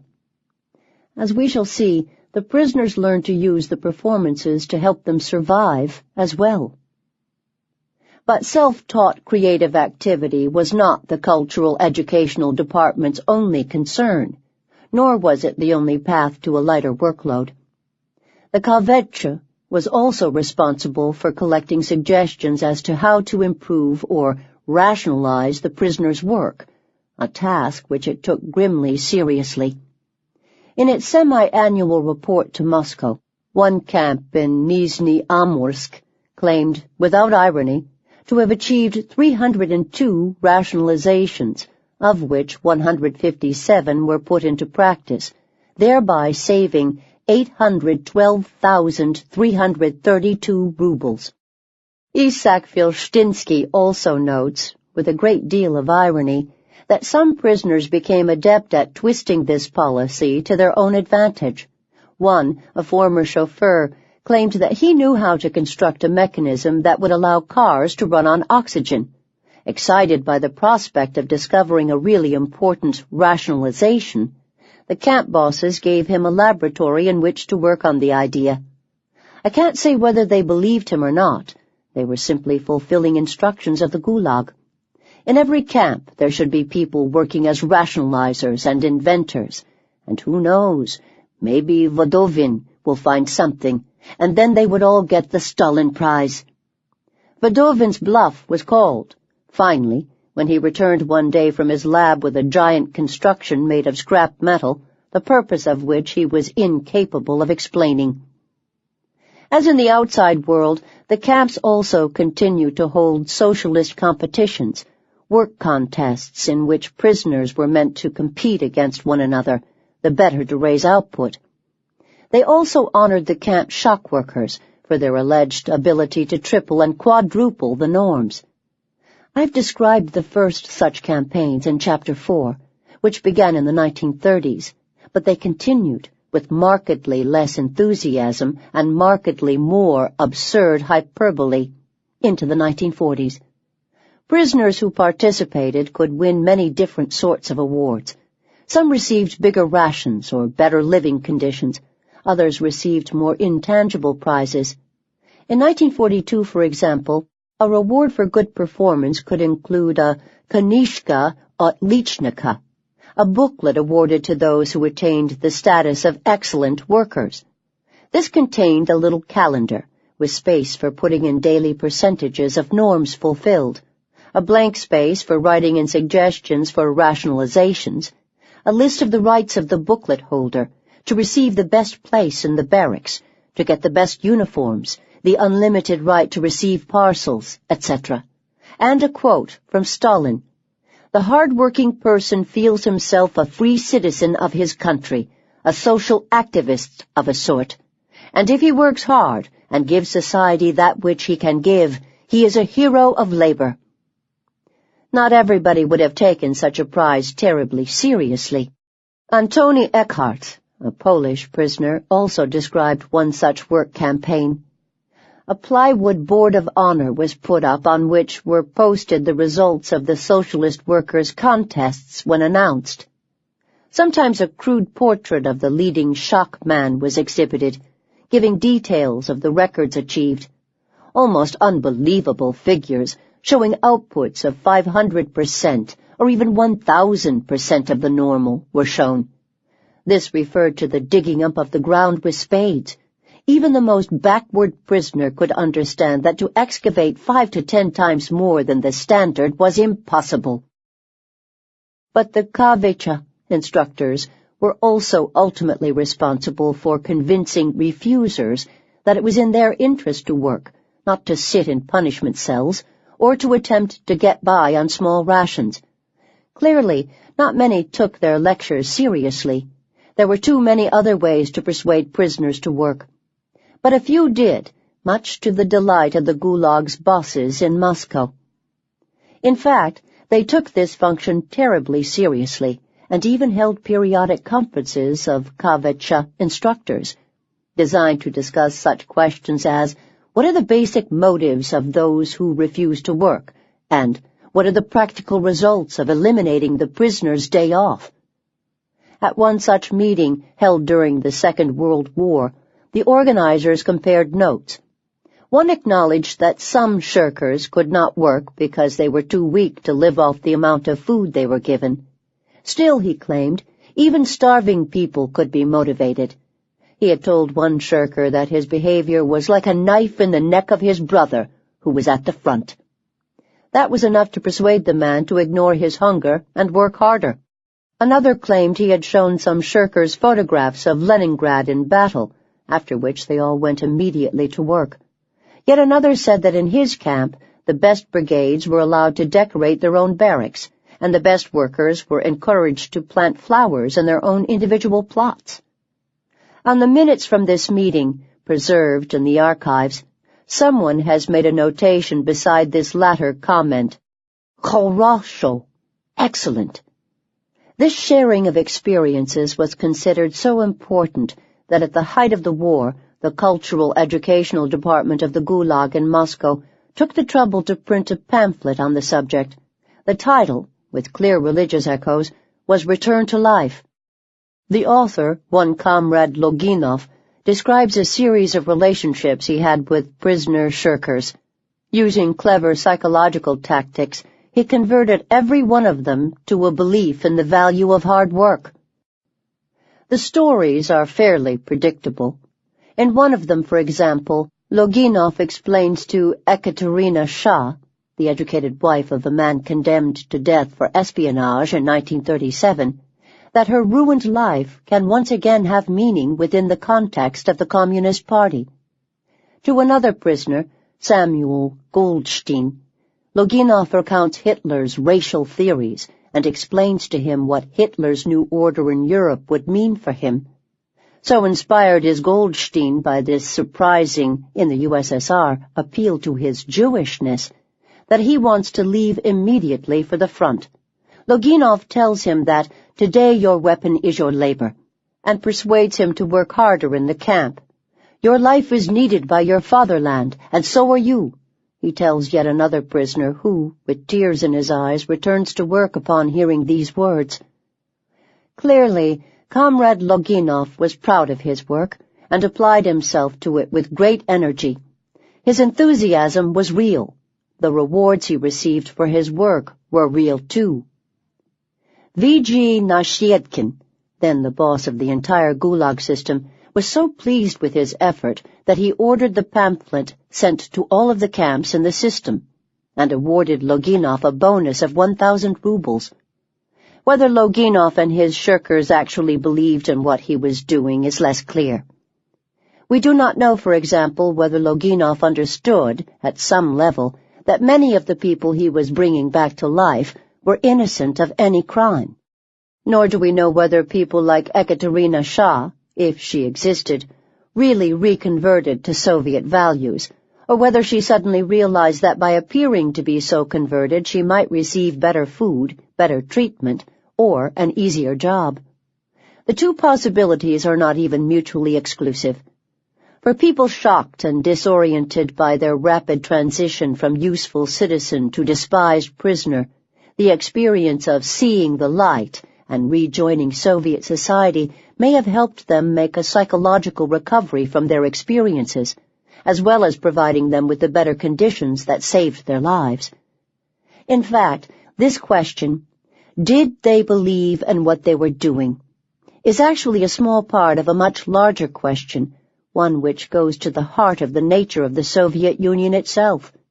Did any of its leaders ever believe in what they were doing? The relationship between Soviet propaganda and Soviet reality was always a strange one. The factory is barely functioning. In the shops there is nothing to buy. Old ladies cannot afford to heat their apartments. Yet in the streets outside, banners proclaim the triumph of socialism and the heroic achievements of the Soviet motherland. These paradoxes were no different within the camps than outside them.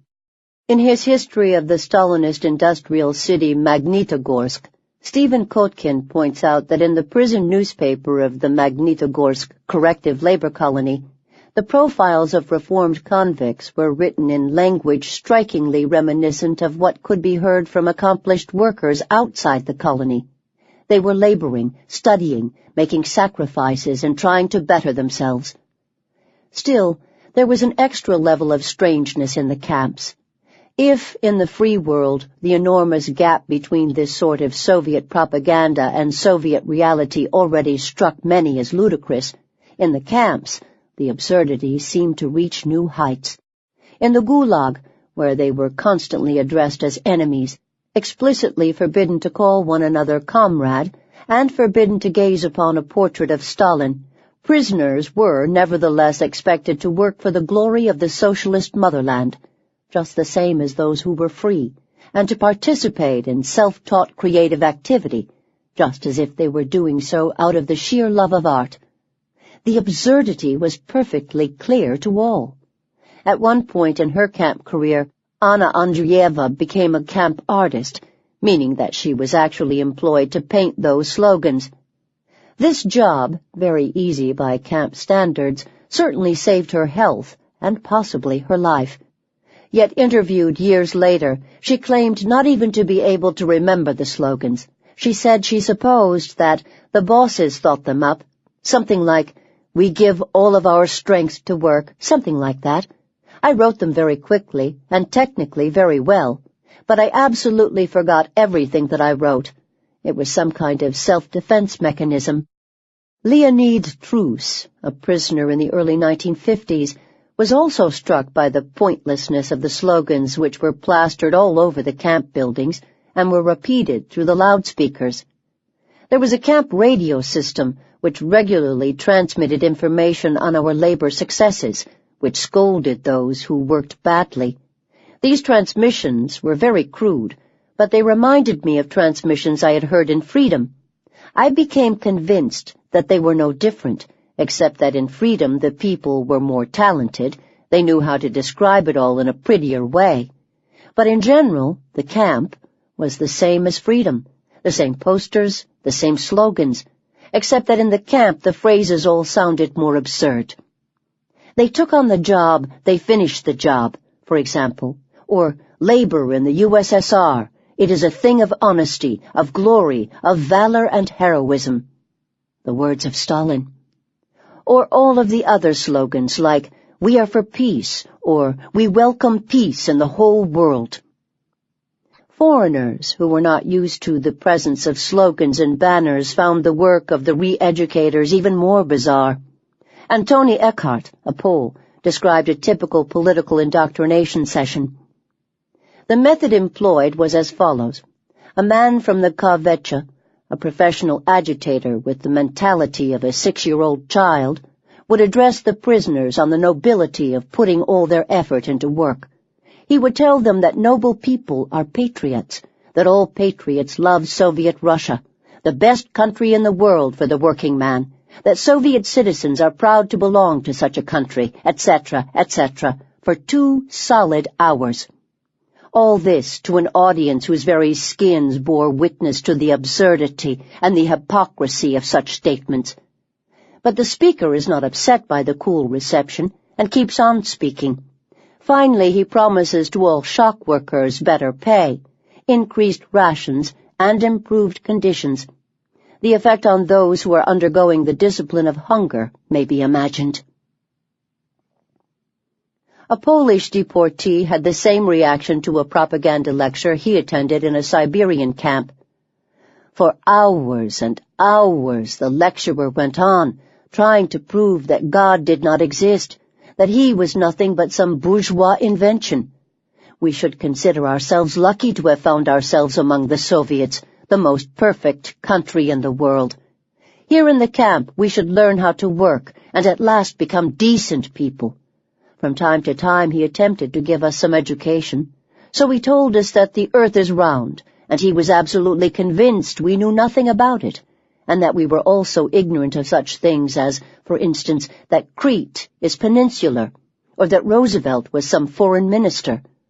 He imparted such truths as these with unshakable confidence in our complete lack of knowledge, for how could we, brought up in a bourgeois state, expect to have the advantage of even the most elementary education? He stressed the point with satisfaction that we could not even dream of regaining our freedom, that Poland would never rise again. Alas for the poor lecturer, continued the Pole, his work was for naught. The more he held forth about it, the more we rebelled inwardly, hoping against hope. Faces became set with determination. Another Pole, Gustav Herlink, described his camp's cultural activities as a vestigial reminder of the regulations drawn up in Moscow in the days when the camps really were intended to be corrective educational institutions. Gogol would have appreciated this blind obedience to an official fiction despite the general practice of the camp. It was like the education of dead souls. These views are not unique. They are found in the vast majority of memoirs, most of which either fail to mention the KVC or deride it. For that reason, it is difficult, when writing about the function of propaganda in the camps, to know how to rate its importance to the central administration. On the one hand, it can be reasonably argued, and many do, that camp propaganda, like all Soviet propaganda, was pure farce, that no one believed it, that it was produced by the camp administration purely in order to fool the prisoners in a rather juvenile and transparent manner.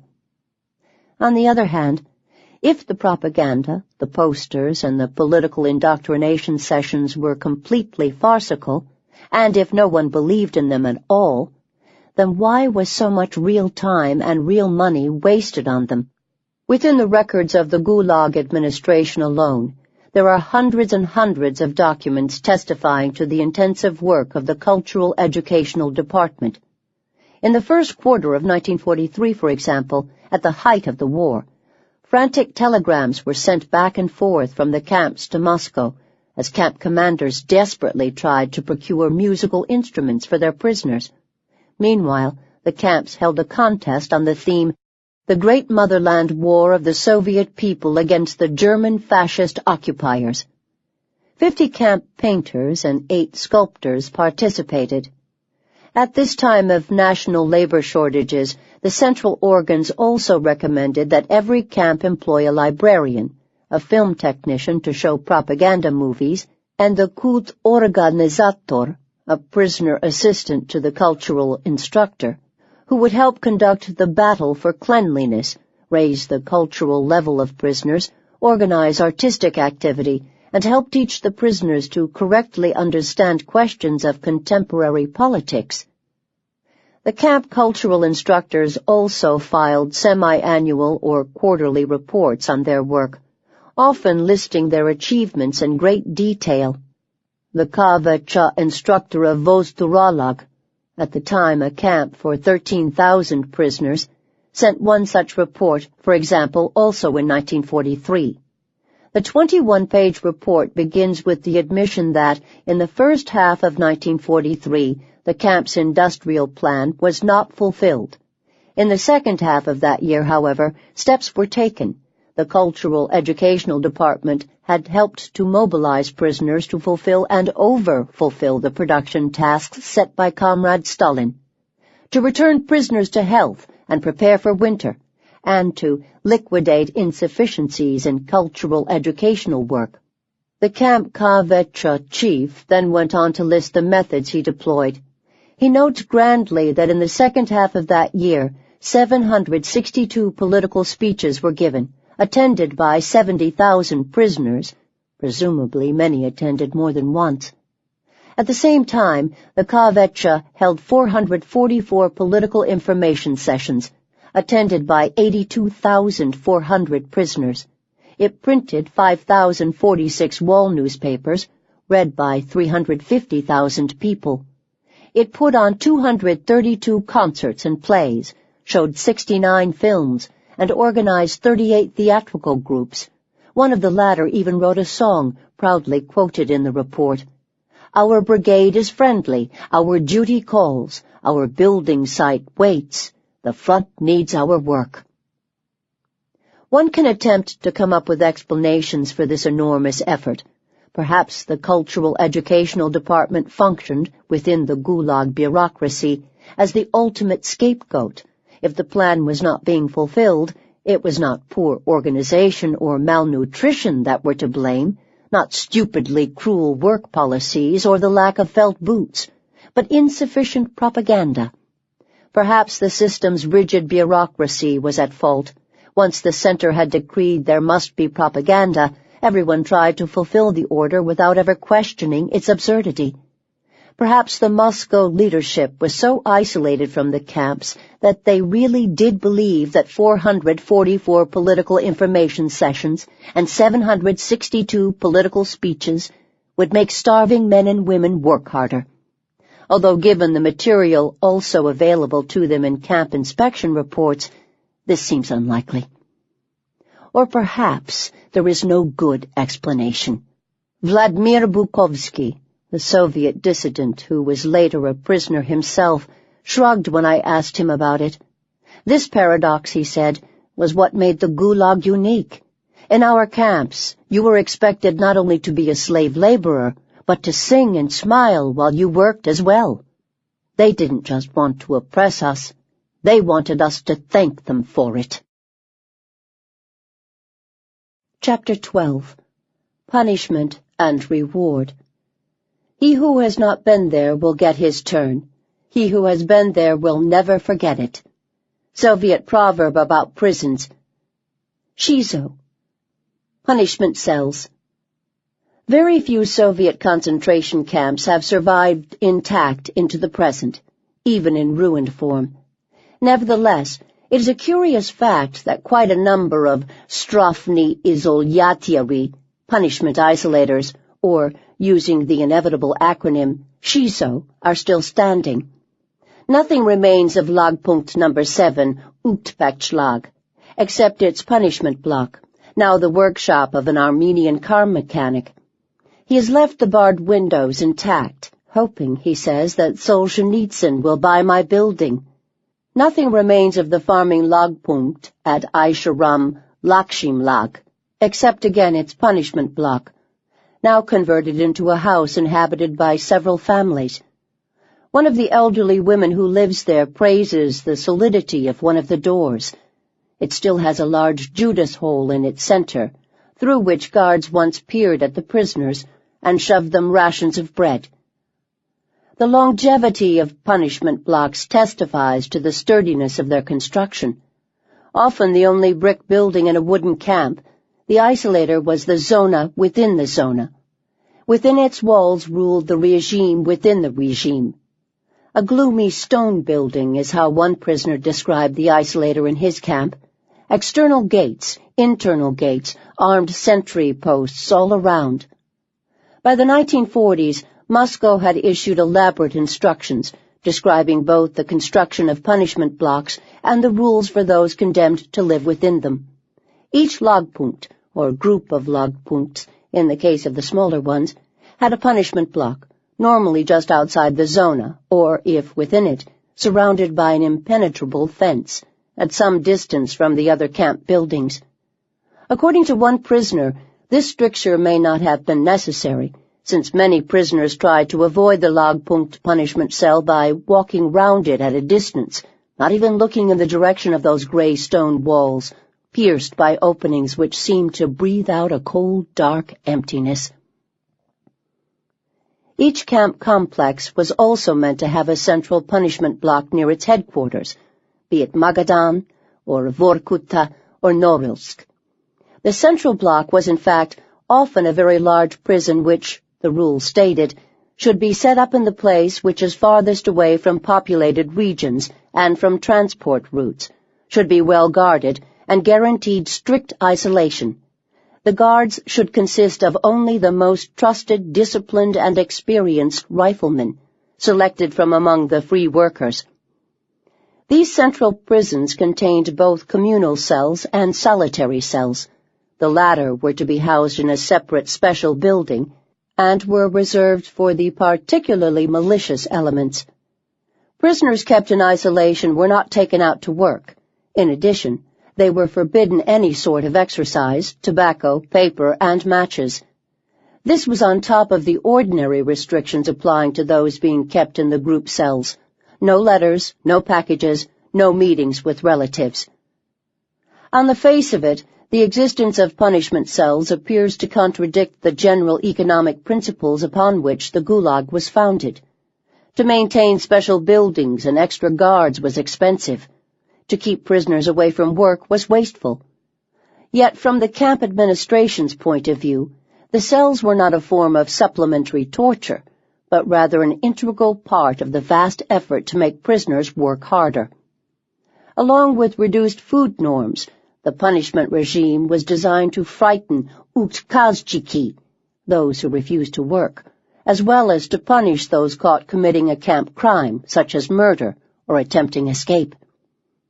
Because these two types of crimes tended to be committed by different types of prisoners, the punishment cells had, in some camps, a peculiar atmosphere.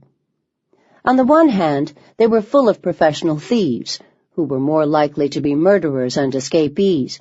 Over time, however, another category of prisoner also began to fill up the punishment cells, the male religious prisoners, as well as the monashki, the religious nuns who also refused on principle to work for the Soviet Satan. I know Kushinyin, for example, was in a Potma Lagpunkt whose commander built a special punishment barracks for a group of deeply religious women who refused to work in the fields and spent their time praying aloud and singing hymns. The women were not fed with the other prisoners, but instead received punishment rations in their own barracks. Armed guards escorted them twice daily to the latrine. From time to time the commandant would visit their quarters with a whip, and the hut resounded with shrieks of pain. The women were usually stripped before being beaten, but no cruelty could dissuade them from their habits of praying and fasting. They were eventually taken away. Kushinyan believed they had been shot. Other sorts of chronic refusers found their way into punishment cells as well. Indeed, the very existence of the cells presented prisoners with a choice. They could either work, or they could sit for a few days in the cells, getting by on short rations, suffering from the cold and the discomfort, but not exhausting themselves in the forests. Liev Razgom recounts the story of Count Tyszkiewicz, a Polish aristocrat who, finding himself in a Siberian logging camp, worked out that he would not survive on the rations supplied and simply refused to work. He reckoned he would thereby save his strength, even if he received only the punishment ration. Every morning before the prisoners were marched out of the camp to work and the columns of Zieks were lined up in the yard, 2 warders would fetch Tyszkiewicz from the punishment cell. Gray stubble covered his face and shaven head, and he was dressed in the remnants of an old overcoat and puttees. The camp security officer would begin his daily educational exercise. "Well, you fucking count, "You stupid fucking fuck! Are you going to work or not?" "No, sir, I cannot work," the Count would reply in an iron-firm voice. "Oh, so you can't, you fuck!" The security officer would publicly explain to the Count what he thought of him and of his close and distant relations, and what he would do to him in the very near future. This daily spectacle was a source of general satisfaction to the camp's other inmates.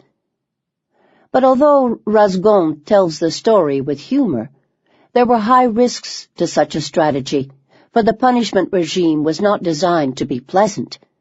Officially, the daily punishment rations for prisoners who had failed to fulfill the norm consisted of 300 grams of black rye bread, 5 grams of flour, 25 grams of buckwheat or macaroni, 27 grams of meat, and 170 grams of potato. Although these are tiny amounts of food, those resident in punishment cells received even less, 300 grams of black rye bread a day, with hot water and hot liquid food, soup, that is, only once every 3 days. For most prisoners, though, the greatest unpleasantness of the punishment regime lay not in its physical hardship, the isolated building, the poor food, but in the extra torments added at the whim of the local camp command. The communal bunks might, for example, be replaced by a simple bench, or the bread might be baked using unprocessed wheat, or the hot liquid food might be very thin indeed. Janusz Bartok was put in a punishment cell whose floor was covered with water and whose walls were wet and moldy. My underwear and undershirt were already damp, and I was shivering. My neck and shoulders got stiff and cramped. The soggy raw wood was decaying, especially on the edges of the bench. The bench was so narrow I could not lie on my back, and when I lay on my side, my legs hung over the edge. I had to keep them bent all the time. It was difficult to decide which side to lie on. On one side my face was pressed up against the slimy wall. On the other, my back became damp. Damp was common, as was cold, although the rule stated that the temperature in punishment cells should not be lower than 60 degrees Fahrenheit. The heating was often neglected. Gustav Herrlink remembered that in his punishment isolator, the windows in the small cells had neither glass nor even a board over them, so that the temperature was never higher than outside. He describes other ways in which the cells were designed for discomfort. My cell was so low that I could touch the ceiling with my hand. It was impossible to sit on the upper bunk without bending one's back against the ceiling, and the lower one could only be entered with the movement of a diver, head first, and left by pushing one's body away from the wood, like a swimmer in a sandbank. The distance between the edge of the bunk and the bucket by the door was less than half a normal step. Camp commanders could also decide whether to allow a prisoner to wear clothes in this cell. Many were kept in their underwear, and whether or not to send him to work. If he did not work, then he would be kept in all day in the cold with no exercise. If he did work, then he would be very hungry. Nadezhda Ulyanovskaya was kept on punishment rations for a month, yet made to work. "I constantly wanted to eat," she wrote. "I began talking only about food." Because of these often unexpected twists to the punishment regime, prisoners dreaded being sent to the cells. Prisoners there wept like children, promising good behavior only to get out, wrote Herrlink. Within the larger camp complexes, there were different sorts of torment, not just punishment cells, but punishment barracks and even entire punishment lagpunkts. Demyslov, the camp which built the Moscow-Volga Canal, set up a strict regime lagpunkt in 1933 for work refusers, escapers, thieves, and so on. To ensure security, the camp bosses dictated that the new lagpunkt should have 2 layers of barbed wire surrounding it instead of 1, that extra convoy guards should lead prisoners to work, and that prisoners should do hard physical labor on work sites from which it was difficult to escape. At about the same time, Dalstroy set up a punishment lagpunkt, which became, by the late 1930s, one of the most notorious in the Gulag. Serpantinaya, or Serpantinka, located in the hills far to the north of Magadan. Carefully placed in order to receive very little sunlight, colder and darker than the rest of the camps in the valley, which were already cold and dark for much of the year, Dalstroy's punishment camp was more heavily fortified than other lagpunkts, and also served as an execution site in 1937 and 1938. Its very name was used to frighten prisoners, who equated a sentence to Serpantinka with a sentence to death. One of the very few survivors of Serpantinka described the barracks as so overcrowded that prisoners took turns sitting on the floor, while everyone else remained standing. In the mornings, the door would open, and the names of 10 or 12 prisoners would be called. No one would answer. The first people that came to hand were then dragged out and shot. In fact, little is known of Serpantinka, largely because so few people emerged to describe it. Even less is known about punishment lagpunkts set up in other camps, such as Iskatim, for example, the punishment lagpunkt of the Siblag complex, which was built around a limestone quarry. Prisoners worked there without machines or equipment, digging limestone by hand. Sooner or later, the dust killed many of them, through lung disease and other respiratory ailments. Ana Larina, Bukharin's young wife, was briefly incarcerated there. Most of Iskatim's other prisoners, and Iskatim's dead, remain anonymous. They have not, however, been forgotten altogether. So powerfully did the suffering of the prisoners there work on the imagination of the local people of Iskatim that, many decades later, the appearance of a new freshwater spring on a hill just outside the former camp was greeted as a miracle. Because the gully below the spring was, according to local legend, the site of mass prisoner executions, they believed the sacred water was God's way of remembering them. On a still freezing day at the end of the Siberian winter, with a meter of snow still covering the ground, I watched parties of the faithful trooping up the hill to the spring, filling their plastic cups and bottles with the clean water, sipping it reverently, and occasionally glancing solemnly into the gully below. Pochtovi Yashik, Post Office Box. The shiso was the ultimate punishment of the penal system, but the gulag could also provide its inmates with rewards, too, carrots as well as sticks. For along with the prisoner's food, his ability to sleep, and his place of work, the camp also controlled his access to the outside world. Year in and year out, gulag administrators in Moscow would send out instructions dictating how many letters, packages, and money transfers prisoners could receive, as well as when and how relatives could visit them from the outside. Like the instructions on punishment cells, rules governing outside contacts also fluctuated over time. Or perhaps it is more precise to say that, generally speaking, outside contacts grew more limited over time. The instructions outlining the prison regime of 1930, for example, state simply that prisoners are allowed to write and receive an unlimited number of letters and packages. Meetings with relatives are also allowed, with no particular restrictions, although the number of them, not stated in the instructions, would depend upon the good behavior of prisoners. By 1939, however, the instructions were far more detailed. They stated specifically that only those prisoners who fulfilled the production norm were allowed to meet with their relatives, and then only once every 6 months. Those who over-fulfilled the norm were allowed 1 meeting per month. Packages also became more limited.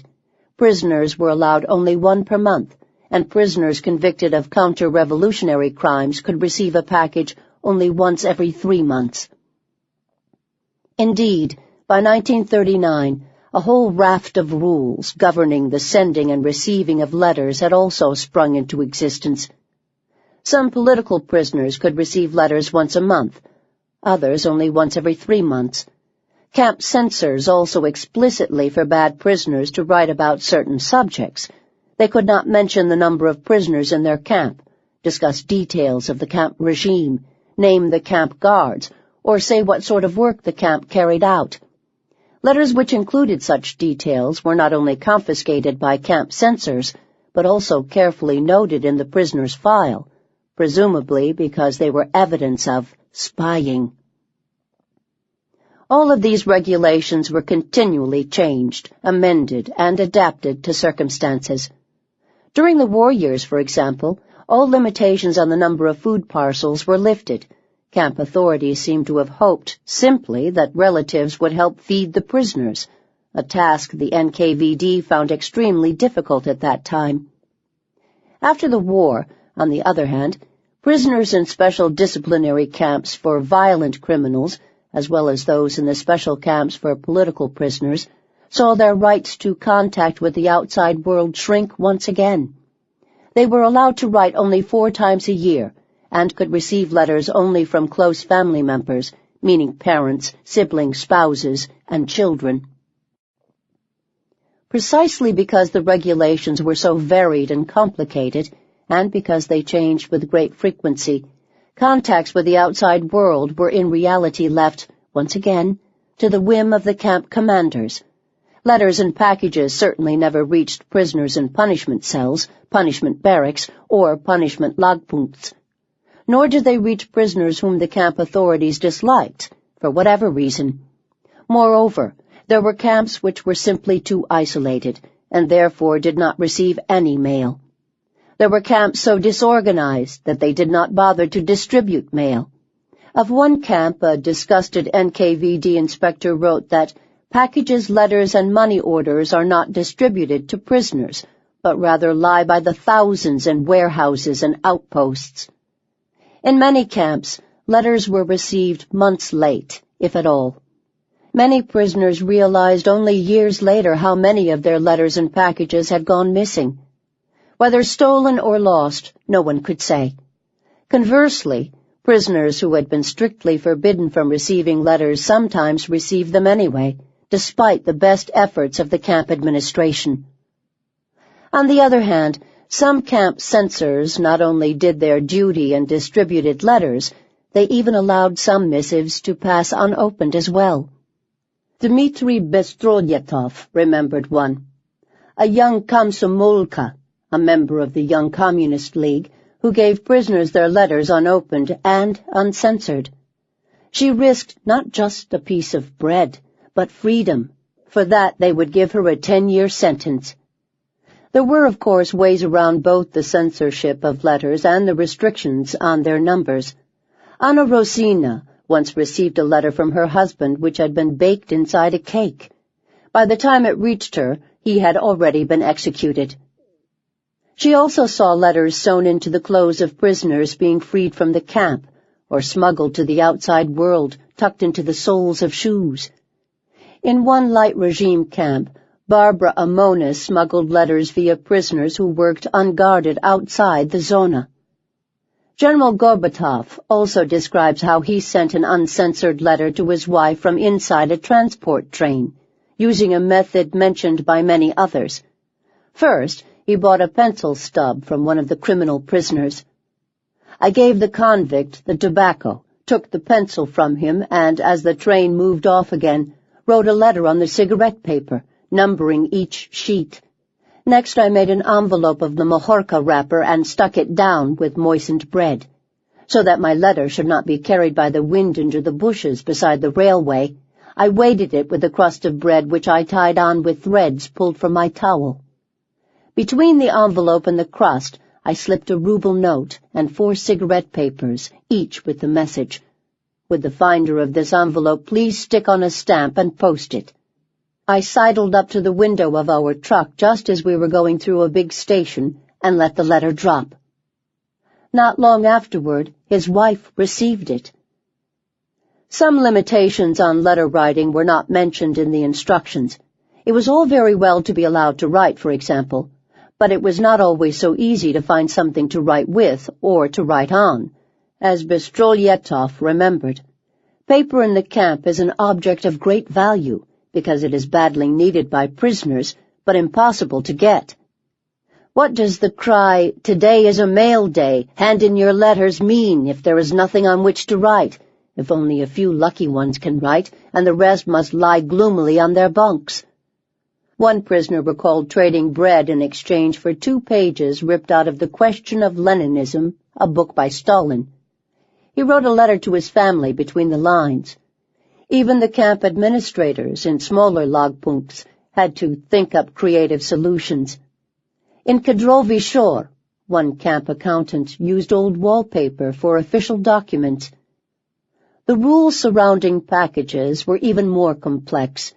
The instructions sent to every camp commander expressly stipulated that prisoners open all packages in the presence of a guard, who could then confiscate any forbidden item.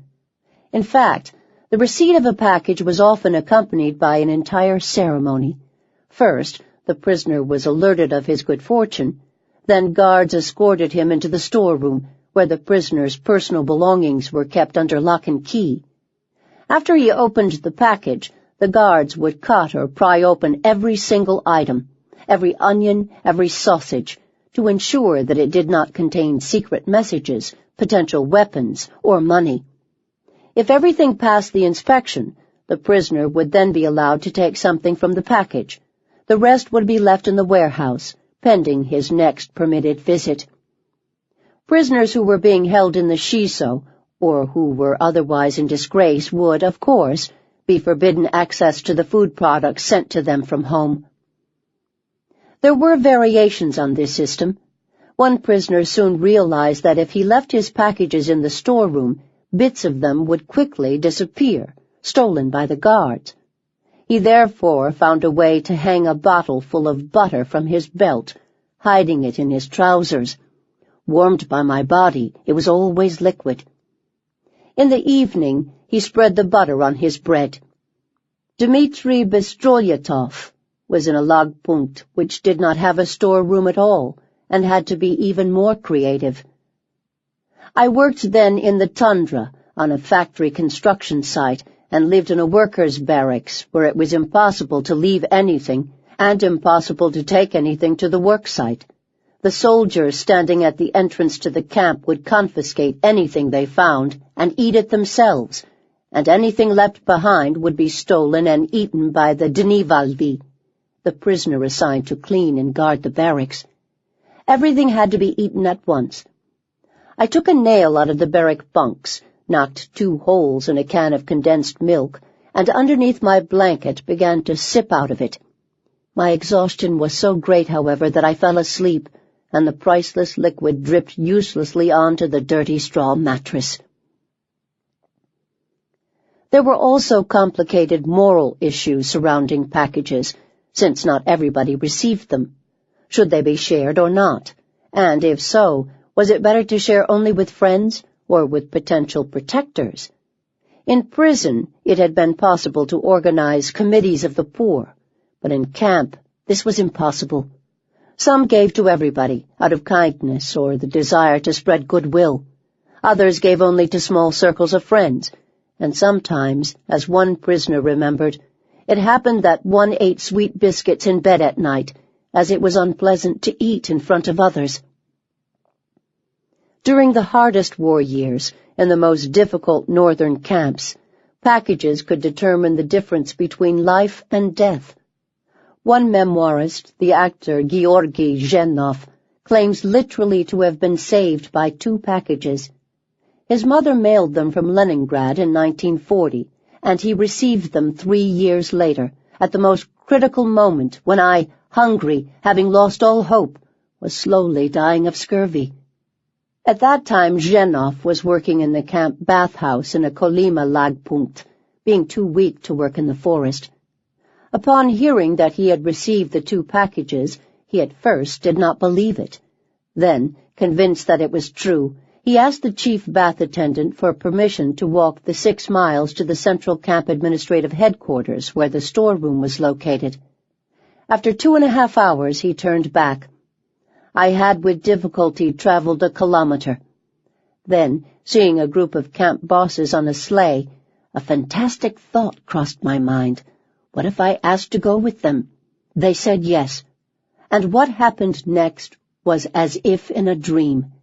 Zhenov got on the sleigh, rode the 6 miles, got off the sleigh with great difficulty, helped by the NKVD bosses, entered the storeroom, claimed his 3-year-old packages, and opened them up. Everything that had been put into the package, sugar, sausage, lard, candy, onions, garlic, cookies, crackers, cigarettes, chocolate, along with the wrapping paper in which each thing had been packed, during the 3 years of following me from address to address, had become mixed up, as if in a washing machine, turning finally into one hard mass with the sweet smell of decay, mold, tobacco, and the perfume of candy. I went to the table, took a knife to a piece of it, and in front of everyone, almost not chewing, hastily gulped, not distinguishing taste or smell, fearing, in a word, that someone would interrupt or take it away from me. Dom Svidani, the House of Meetings. Letters and packages did not, however, evoke the greatest emotion or the greatest agony among prisoners. Far more wrenching were a prisoner's actual meetings with his relatives, usually a spouse or mother. Only prisoners who had both fulfilled the norm and obediently followed the rules of the camp were allowed such meetings. Official documents openly described them as a reward for good, conscientious, and high-tempo work. And the promise of a visit from a relative was indeed an extremely powerful motivation for good behavior. Not all prisoners were in a position to receive visitors, of course. For one, their families had to be mentally courageous enough to maintain contact with their enemy relative. The journey to Kolyma, Vorkuta, Norilsk, or Kazakhstan, even traveling as a free citizen, required physical bravery as well. Not only would a visitor have to suffer a long train journey to a distant, primitive city, but he would also then have to walk or hitch a bumpy ride in the back of a truck to the Lagpunkt. After that, the visitor might have to wait for several days or longer, begging sneering camp commanders for permission to see their prisoner relative, permission which might well be refused, for no reason at all. Afterward, they faced another long journey home by the same tedious route. Leaving aside the physical hardships, the psychological strain of these meetings could be terrible too. The wives arriving to see their husbands, wrote Herlink, feel the boundless suffering of the prisoner without fully understanding it or being in any way able to help. The long years of separation have killed much of their feeling for their husbands. The camp, distant and barred off from the visitor, yet casts its shadowy menace upon them. They are not prisoners, but they are related to these enemies of the people. Nor were wives alone in their mixed feelings. One prisoner tells the story of a woman who had brought her 2-year-old daughter to see her father. Upon arrival, she told her to go and kiss Daddy. The girl ran up to the guard and kissed him on the neck. The daughter of the Soviet rocket scientist, Sergei Korolev, still remembers being taken to see her father while he was in a sharashka. She had been told he was away, fighting with the Air Force. Entering the prison, she was surprised at the small size of the prison yard, where she asked her mother, "Did Daddy's plane land?" In prisons, and in certain camps as well, such meetings were invariably brief, and usually took place in the presence of a guard, a rule which also created enormous strain. I wanted to speak a great deal, to tell of everything that had happened that year, remembered one prisoner of the single meeting he was granted with his mother. Not only was it hard to find words, but, if one did begin to speak, to describe something, the watchful guard would interrupt you. "Not allowed." More tragic still is the story told by Bistro-Lietov, who was granted a series of meetings with his wife in 1941, all with a guard present. She had come from Moscow to say goodbye. Since his arrest, she had contracted tuberculosis and was near death. Saying her final farewell, she reached up and touched him on the neck, which was technically not allowed. Visitors were forbidden physical contact with the prisoners. The guard roughly pushed her arm away and she fell to the floor, coughing blood.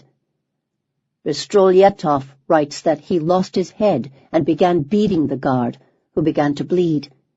He was saved from dire punishment by the war, which broke out that same day. In the ensuing chaos, his attack on the guard was forgotten. He never saw his wife again. Guards were not always present, however. Indeed, in the larger Lagpunkts, in the bigger camps, prisoners were sometimes allowed meetings of several days' length without guards present. By the 1940s, these meetings usually took place in a designated house of meetings, Damsvidani, a building especially constructed for that purpose on the edge of the camp. Herlink describes one. The house itself, seen from the road which led to the camp from the village, made a pleasant impression. It was built of rough pine beams, the gaps filled in with oakum, the roof was laid with good tiling. The door outside the zone, which could be used only by the free visitors, was reached by a few solid wooden steps. Cotton curtains hung in the windows, and long window boxes planted with flowers stood by the window sills. Every room was furnished with 2 neatly made beds, a large table, 2 benches, a basin and a water jug, a clothes cupboard, and an iron stove. There was even a lampshade over the electric light bulb. What more could a prisoner, who had lived for years on a common bunk in a dirty barrack, desire of this model petite bourgeois dwelling? Our dreams of life at liberty were based on that room. And yet, those who had anxiously anticipated that dream of liberty often felt far worse when the meeting turned out badly, which it often did. Fearing they would remain behind barbed wire for life, some prisoners greeted their relatives by telling them not to come again. "You forget this place," one told his brother, who had traveled for many days in freezing temperatures to meet him for 20 minutes. "It is more important to me that everything should be all right with you." Men meeting their wives for the first time in years suddenly found themselves beset with sexual anxiety, as Herlink recalls. Years of heavy labor and hunger had undermined their virility, and now, before an intimate meeting with an almost strange woman, they felt, beside nervous excitement, helpless anger and despair. Several times I did hear men boasting of their prowess after a visit, but usually these matters were a cause for shame and respected in silence by all prisoners. Visiting wives had their own troubles to discuss. Usually they had suffered a great deal from their husbands' imprisonment. They could not find jobs, could not study, and often had to hide their marriages from inquisitive neighbors. Some arrived in order to announce their intention to divorce. In the first circle, Solzhenitsyn recounts, with surprising sympathy, one such conversation based on a real one he had with his own wife, Natasha. In the book Nadia, the prisoner Gerasimovich's wife is on the verge of losing her job, her place in a student hostel, and the possibility of completing her thesis, all because her husband is a prisoner. Divorce, she knows, is the only way to have a chance to live again. Nadia lowered her eyes. "I wanted to say, only you won't take it to heart, will you? You once said we ought to get divorced." She said it very quietly. Yes, there was a time when he had insisted on this, but now he was startled. Only at this moment did he notice that her wedding ring, which she had always worn, was not on her finger. "Yes, of course," he agreed with every appearance of alacrity. "Then you won't be against it if I have to do it?" With a great effort she looked at him. Her eyes were very wide. The fine pinpoints of her gray pupils were alight with a plea for forgiveness and understanding. "It would be pseudo," she added, breathing the word rather than speaking it. Such a meeting could be worse than no meeting at all. Israel Massus, arrested in the 1950s, recounts the story of one prisoner who made the mistake of announcing to his fellow inmates that his wife had arrived. As he endured the routines required of every prisoner due to encounter a visitor, he went to the baths, to the barber, to the storage room to retrieve some proper clothes. The other prisoners relentlessly winked at him and poked him, teasing him about the squeaky bed in the house of meetings. Yet in the end, He was not even allowed to be alone in the room with his wife. What sort of glimpse of liberty was that? Contacts with the outside world were always complicated by expectations, by desires, by anticipation. Herlink again writes that, whatever the reason for their disappointment, whether the freedom realized for 3 days had not lived up to its idealized expectation, whether it was too short or whether, fading away like an interrupted dream, it had left only fresh emptiness in which they had nothing to wait for.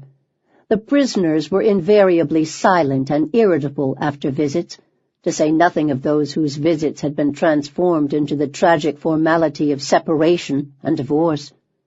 Krestinsky twice attempted to hang himself after an interview with his wife, who had asked him for a divorce and for his agreement to place their children in a municipal nursery. Herlink, who as a Polish foreigner never expected to see anyone in the House of Meetings, nevertheless saw the significance of the place more clearly than many Soviet writers. I came to the conclusion that if hope can often be the only meaning left in life, then its realization may sometimes be an unbearable torment.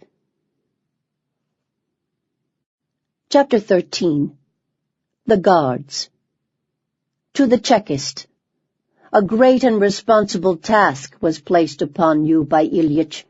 The face of a Chekist is worn with cares, which no one else can comprehend. On the face of a Chekist is valor. He is ready to fight, even today, for the good of all and their well-being. He stands up for the working people. Many, many in battle have fallen. Many of our brothers' tombs have arisen, but there still remain many honest and vigorous fighters. Tremble, tremble, enemies! Soon, soon your end will come. You, Chekist, stand always on guard, and in battle you will lead the throng. Poem by Mikhail Panchenko, an inspector in the Soviet prison system, preserved in the same personal file that describes his expulsion from the party and from the NKVD. Strange though it may sound, not all of the rules in the camps were written by the camp commanders. There were also unwritten rules about how to attain status, how to gain privileges, how to live a little better than everyone else, as well as an informal hierarchy. Those who mastered these unwritten rules and learned how to climb the hierarchy found it much easier to survive. At the top of the camp hierarchy were the commanders, the overseers, the warders, the jailers, and the guards. I deliberately write at the top of, rather than above or outside, the camp hierarchy, for in the Gulag the administrators and guards were not a separate caste, apart and aloof from the prisoners. Unlike the SS guards in German concentration camps, they were not considered immutably, racially superior to the prisoners, whose ethnicity they often shared. There were, for example, many hundreds of thousands of Ukrainian prisoners in the camps after the Second World War. There were also, in the same time period, a notable number of Ukrainian guards. Nor did the guards and prisoners inhabit entirely separate social spheres. Some guards and administrators had elaborate black market dealings with prisoners. Some got drunk with prisoners. Many cohabited with prisoners, to use the Gulag's euphemism for sexual relations. More to the point, many were former prisoners themselves. In the early 1930s, it was considered perfectly normal for well-behaved prisoners to graduate to the status of camp guards, and some even went higher. Naftali Frenkel's career represented perhaps the most outstanding transformation, but there were others. Yakov Kuperman's career was less exalted than Frenkel's, for example, but more typical. Kuperman, who later donated his unpublished memoirs to the Memorial Society in Moscow, was arrested in 1930 and given a 10-year sentence. He spent time in Khym, the Solovetsky transit prison, and then went to work in the planning division of the White Sea Canal. In 1932, his case was re-examined and his status was changed from prisoner to exile. Eventually he was freed and took up a job on the Baikal-Amur Railway, Bamlag, an experience he remembered with satisfaction until the end of his life. His decision was not an unusual one. In 1938, more than half of the administrators and nearly half of the armed guards in Bilbaltlag, the camp that ran the White Sea Canal, were former or actual prisoners. Status could be lost as well as gained, however.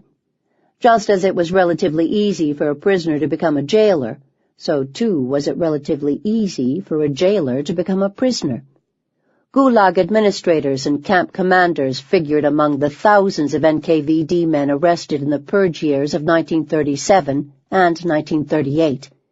In later years, top Gulag guards and Gulag employees were regularly arrested by their suspicious colleagues. In the isolated lagpunkts, gossip and backbiting were rife. Whole files of the Gulag's archives are devoted to denunciations and counter-denunciations, furious letters about camp deficiencies, lack of support from the center, poor working conditions, and subsequent calls for arrests of the guilty, or of the disliked. Armed guards and administrators were regularly arrested for desertion, drinking, stealing, losing their weapons, even for mistreating prisoners. The records of the Vanina port transit camp, for example, contain descriptions of V.N. Sadovnikov, an armed guard who murdered a camp nurse, having meant to murder his wife. Of I.M. Sobolaya, who stole 300 rubles from a group of prisoners and then got drunk and lost his party membership card. Of V.D. Suvorov, who organized a group drinking session and picked a fight with a group of officers, as well as others who drank themselves into unconsciousness, or who were too drunk to man their posts. The personal papers of Georgy Malyankov, one of Stalin's henchmen, contain a report on the case of 2 camp administrators who murdered 2 colleagues in the course of a drunken binge, among them a woman doctor with 2 small children. So boring was life in the more distant camp outposts, one camp administrator complained in a letter to Moscow that lack of entertainment pushes many of the boys into desertion, violations of discipline, drunkenness, and card-playing, all of which regularly ends with a court sentence. It was even possible, indeed rather common, for some to make the full circle, for NKVD officers to become prisoners and then to become jailers again, making second careers in the Gulag administration. Certainly many former prisoners have written of the speed with which disgraced NKVD officers would find their feet in the camps and go on to obtain positions of real power. In his memoirs, Yev Razgon records an encounter with one Karabielnika, a low-level NKVD employee whom he met during the journey from Moscow. Karabielnika told Razgon he had been arrested because he blabbed to my best mate about one of the boss's women, got 5 years as a socially dangerous element, and into a transport with the rest. But he was not quite like the rest. Some months later, Razgon met him again. This time he was wearing a clean, well-made camp uniform. He had wormed his way into a good job, running the punishment camp in Ustvimlag. Razgon's story reflects a reality which is recorded in archives. Many, many Gulag officers had criminal records, in fact. Indeed, it seems as if the Gulag administration openly functioned within the NKVD as a place of exile, a last resort for disgraced secret police. Once sent to the outer reaches of the Gulag's empire, officers were rarely allowed to return to any other branch of the NKVD, let alone to Moscow. As a sign of their different status, the Gulag's employees wore distinct uniforms and had a slightly altered system of badges and ranks. At party conferences, Gulag officers complained about their inferior status. The Gulag is seen as an administration from which everything can be demanded and nothing given in return, griped one officer. This excessively modest way of thinking, that we are worse than everyone else, is wrong, and it allows inequities in pay, in housing, and so on, to continue. Later in 1946, when the NKVD was divided and renamed once again, the Gulag fell under the control of the Ministry of Internal Affairs, MVD, while almost all of the NKVD's more exciting functions, particularly intelligence and counterintelligence, were moved to the more prestigious Ministry of State Security, MGB, later KGB. The MVD, which ran the prison system until the end of the Soviet Union, would remain a less influential bureaucracy. In fact, camp commanders had relatively low status right from the beginning. In a letter smuggled out of Solovietsky in the early 1920s, one prisoner wrote that the camp administration consisted entirely of disgraced Chekists who have been convicted of speculation or extortion or assault or some other offense against the ordinary penal code. In the 1930s and 1940s, the Gulag became the ultimate destination of NKVD officials whose biographies did not match requirements, those whose social origins were not proletariat enough, or whose Polish, Jewish, or Baltic nationality made them suspect during eras when those ethnic groups were being actively repressed. The Gulag was also the last refuge for those who were simply stupid, incompetent, or drunk. In 1937, the then chief of the Gulag, Israel Plener, complained that, "We get the leftovers from other sections. They send us people based on the principle, you can take what we do not need. The cream of the crop are the hopeless drunkards. Once a man goes over to drink, he's dumped onto the Gulag. From the point of view of the NKVD apparatus, if someone commits an offense, the greatest punishment is to send him to work in a camp." In 1939, another Gulag official described camp guards as not second-class, but fourth-class people, the very dregs. In 1945, Vasily Charnyshev, at the time the Gulag boss, sent out a memorandum to all camp commanders and regional NKVD chiefs expressing horror at the low quality of the camp armed guards, among whom had been discovered high levels of suicide, desertion, loss and theft of weapons, drunkenness, and other amoral acts, as well as frequent violation of revolutionary laws. As late as 1952, when corruption was discovered at the highest levels of the secret police, Stalin's first response was to exile one of the main perpetrators, who promptly became deputy commander of the Bazhanovsky camp in the Urals. The Gulag's own archives also confirmed the belief, delicately expressed by one former prisoner, that both guards and administrators were, more often than not, very limited people. Of the 11 men who held the title Commander of the Gulag, for example, the administrator of the entire camp system, between 1930 and 1960, only 5 had had any kind of higher education, while 3 had never got any farther than primary school. Those who held this job rarely did so for long.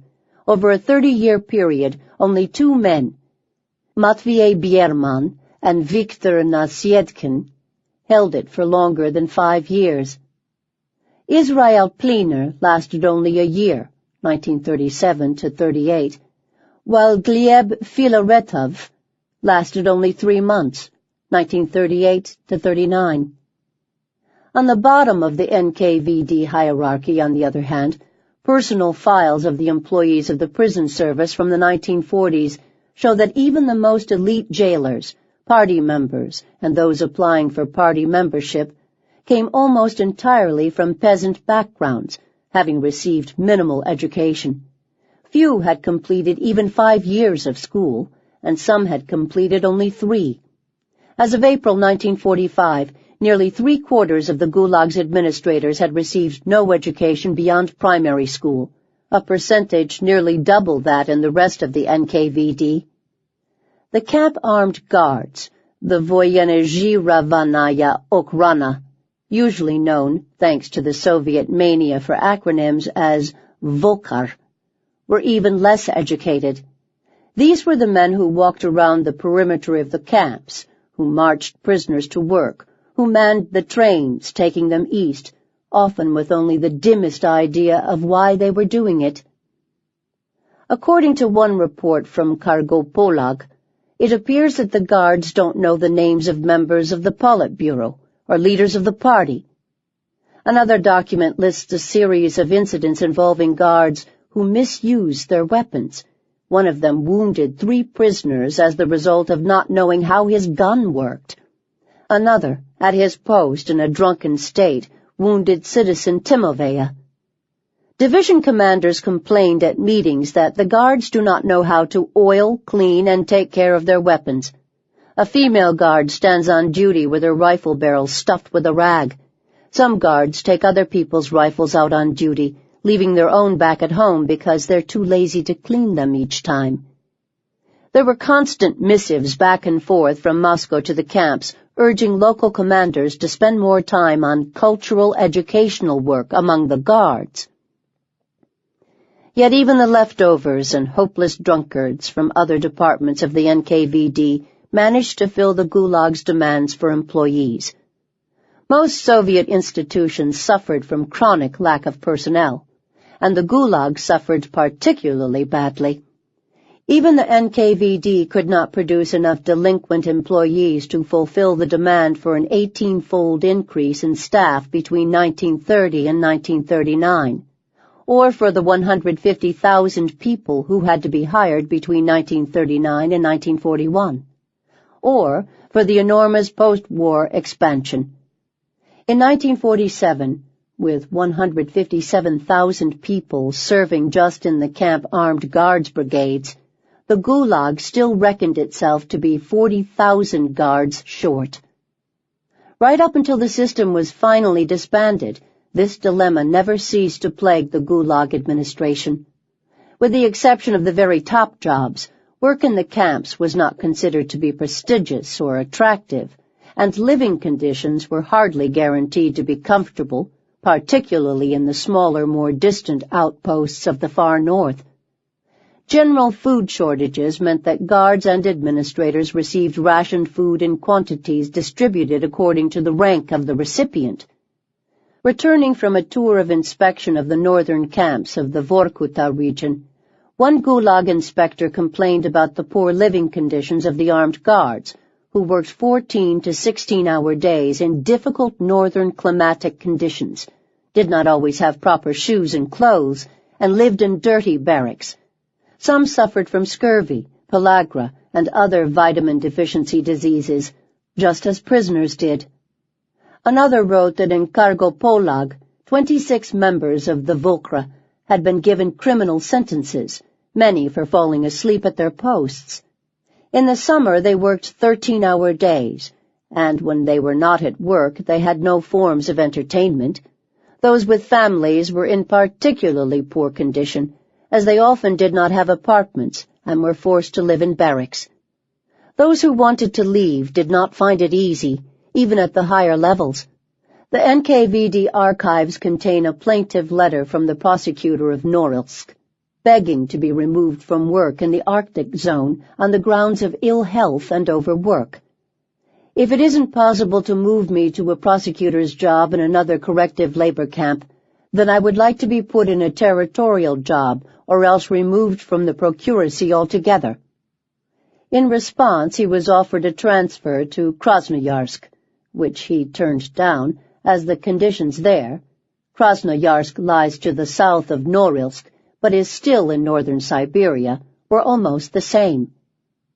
Since the death of Stalin, former camp officials have often defended their past livelihoods by describing the difficulties and hardships of the work. When I met her, Olga Vasilyeva, a former inspector of camps for the road-building division of the Gulag, regaled me with tales of the hard life of a Gulag employee.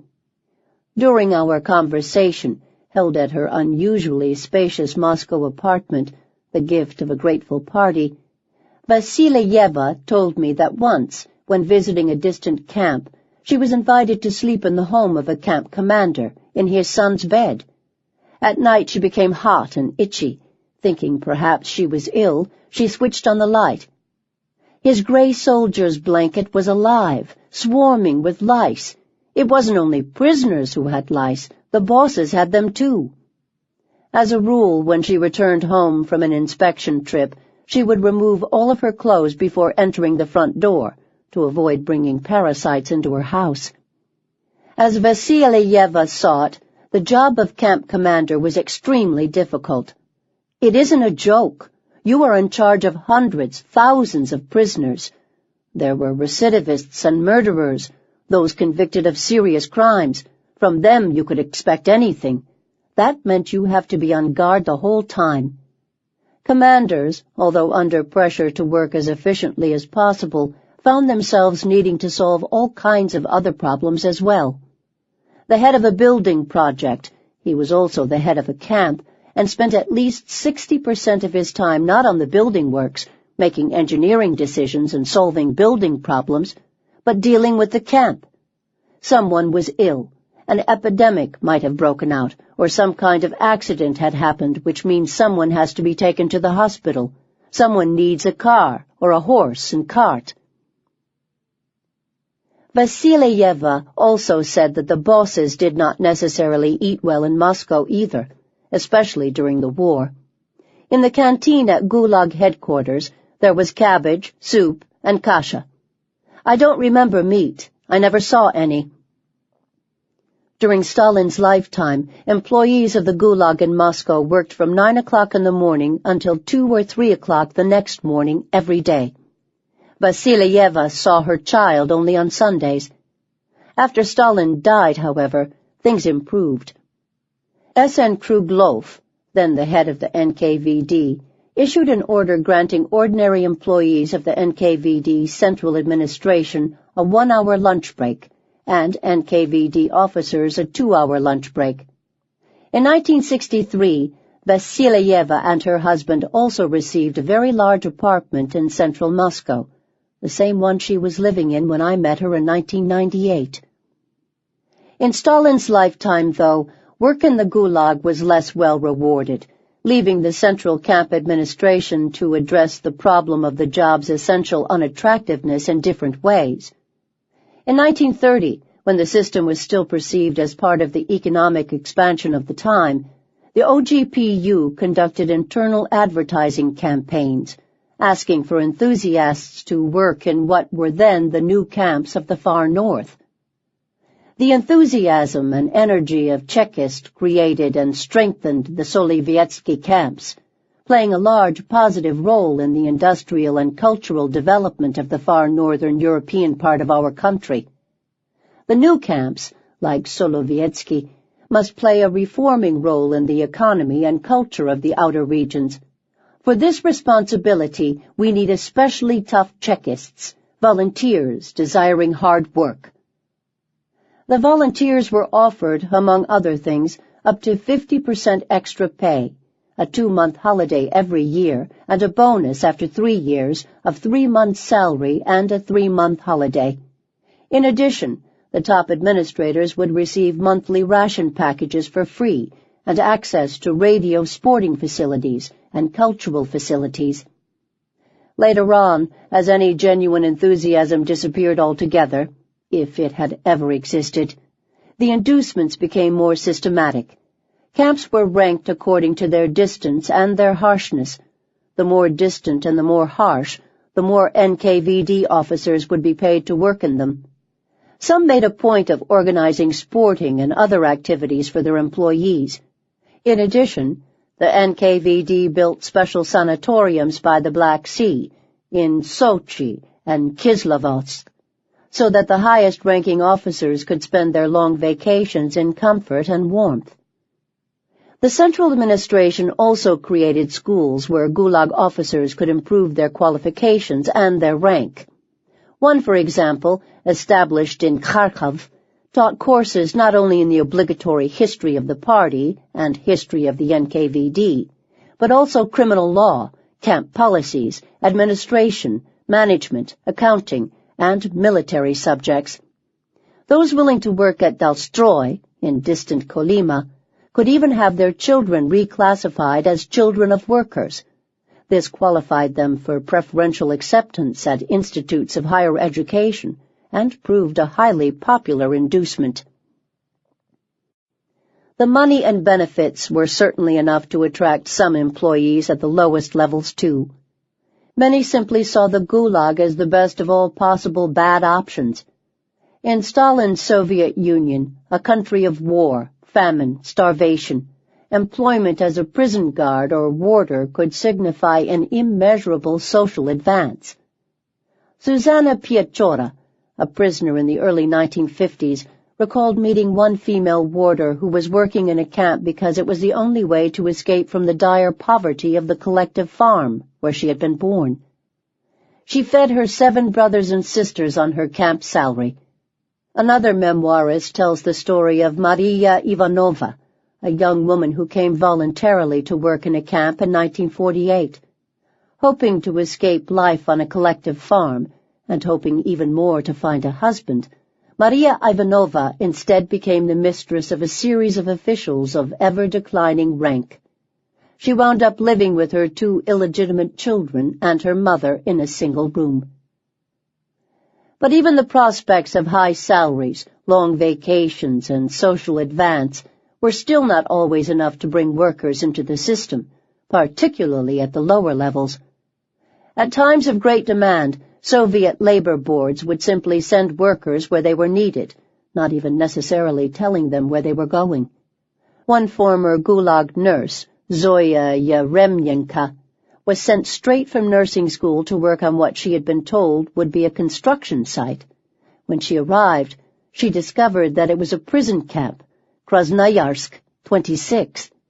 We were surprised, frightened, but when we got to know the place, we found that there the people were the same, and the medical work was the same as what we had been led to expect from our studies, she recalled. Particularly tragic were the cases of those forced to work in the camps after the Second World War. Thousands of ex-Red Army soldiers who had fought their way across Germany, as well as civilians who had lived abroad during the war, as deportees or refugees, were effectively arrested upon crossing the border back into the Soviet Union and confined to filtration camps, where they were carefully cross-examined. Those who were not arrested were sometimes immediately sent to work in the prison guard service. By the beginning of 1946, there were 31,000 such people, and in some camps they accounted for up to 80% of the guard service. Nor could they easily leave. Many had been deprived of their documents, passports, residence permits, military service certificates. Without them, they were unable to leave the camps, let alone search for new jobs. Between 300 and 400 every year committed suicide. One who attempted to do so explained why. "I've been in the service for a very long time now, and I still have not been given a residence permit. And nearly every day a policeman comes round with an order to vacate the apartment, and this leads to quarrels in my family every single day." Others simply degenerated. Carlo Steiner, a Yugoslav communist and a prisoner in Norilsk during and after the war, remembered such guards as being notably different from those who hadn't fought in the war. There were definite signs of demoralization, for one. You could see it in their willingness to be bribed by the female prisoners, or to become clients of the prettier ones, or to allow criminals to leave the brigade in order to break into some apartment and share the loot with them later. They weren't afraid of the severe punishments they would be subject to if their superiors found out about these misdeeds. A very, very few protested. The archives record, for example, the case of one unwilling recruit, Danilyuk, who categorically refused to serve in the armed guard service on the grounds that "I don't want to serve in the organs of the Ministry of Internal Affairs at all." Danilyuk kept up this stance despite what the archives call processing sessions, undoubtedly long periods of browbeating, perhaps actual beatings. He was in the end released from service. At least in his case, consistent and persistent refusal to work for the Gulag found its reward. In the end, though, the system did reward its luckiest and most loyal members, some of whom received far more than a mere social advance or better rations. Those who delivered large quantities of gold or timber to the state with their prisoner laborers would eventually received their rewards. And while the average logging lagpunkt was never a nice place to live, even for those running it, the headquarters of some of the bigger camps did over time become very comfortable indeed. By the 1940s, the cities that stood at the center of the larger camp complexes, Magadan, Vorkuta, Norilsk, Ukhta, were large, bustling places with shops, theaters, and parks. The opportunities for living the good life had increased enormously since the Gulag's pioneering early days. Top commanders in the bigger camps got higher salaries, better bonuses, and longer vacations than those in the ordinary working world. They had better access to food and to consumer goods that were in short supply elsewhere. Life in Norilsk was better than anywhere else in the Soviet Union, remembered Andrei Cheborkin, a foreman in Norilsk and later a local bureaucrat. In the first place, all the bosses had maids, prisoner maids. Then the food was amazing. There were all sorts of fish. You could go and catch it in the lakes. And if in the rest of the Union there were ration cards, here we lived virtually without cards. Meat, butter. If you wanted champagne, you had to take a crab as well. There were so many. Caviar, barrels of the stuff lay around. I'm talking about bosses, of course. I am not talking about the workers. But then the workers were prisoners. The pay was good. Say you were a brigadier. You'd get 6,000 to 8,000 rubles. In Central Russia, you would get no more than 1,200. I came to Norilsk to work as a work supervisor in a special directorate of the NKVD, which was looking for uranium. I was given a supervisor's salary, 2,100 rubles I received from the first, and then each 6 months I got a 10% rise, about 5 times more than they got in normal civilian life. Cheburkin's first point, all the bosses had maids, was a key one, for it applied in fact not just to the bosses, but to everyone. Technically, the use of prisoners as domestics was forbidden, but it was very widespread, as the authorities well knew, and despite frequent attempts to stop the practice, it continued. In Vorkuta, Konstantin Rokossovsky, a Red Army officer who later became a general, then a marshal, then defense minister of Stalinist Poland, worked as a servant to a loutish warder named Butchko, his duties consisting of fetching the man's meals, tidying and heating his cottage, and so forth. In Magadan, Evgenia Ginsburg works, for a time, as a laundress for the wife of a camp administrator. Thomas Scoville also worked as a personal orderly to a senior camp guard in Kolyma, preparing his food and trying to procure alcohol for him. The man came to trust him. "Thomas, my boy," he would say, "remember one thing. Take care of my party membership card. Whenever I'm drunk, see that I don't lose it. You're my servant, and if I ever lose it, I'll have to shoot you like a dog, and I don't want to do that." But for the really big bosses, servants were only the beginning. Ivan Nikishov, who became the boss of Dalstroy in 1939 in the wake of the purges and held the post until 1948, became infamous for accumulating riches in the middle of desperate poverty. Nikishov was a different generation from his predecessor, Byerzin, a generation far removed from the lean and more fervent years of the Revolution and the Civil War. Perhaps as a result, Nikishov had no compunction about using his position to live well. He equipped himself with a large personal security force, luxury automobiles, sweeping offices, and a magnificent dacha overlooking the Pacific Ocean. The latter, according to prisoner accounts, was said to be equipped with oriental carpets, bearskins, and crystal chandeliers. In the luxurious dining room, he and his second wife, a young, ambitious camp commander named Gridasova, were said to dine on roast bear, wine from the Caucasus, fruits and berries flown in from the south, as well as fresh tomatoes and cucumbers from private greenhouses. Nikishov was not alone in enjoying a life of luxury either. Liev Razgon, in his unforgettable description of Colonel Tarashyuk, the wartime commander of Ust-Vimlag, records similar excesses. He lived like a Roman who had been appointed governor of some barbarous, newly conquered province. Vegetables and fruit and flowers quite alien to the north were grown for him in special hothouses and orangeries. The best cabinet makers were found to make his furniture. The most famous courtiers of the recent past dressed his capricious and willful wife. When he felt unwell, he was not examined by some freely hired little doctor who had sold himself to the Gulag as a medical student. No, Tarashyuk was treated by professors who had headed the biggest Moscow clinics and were now serving their long sentences in the medical barracks of remote forest camps. Often prisoners were required to help indulge these whims.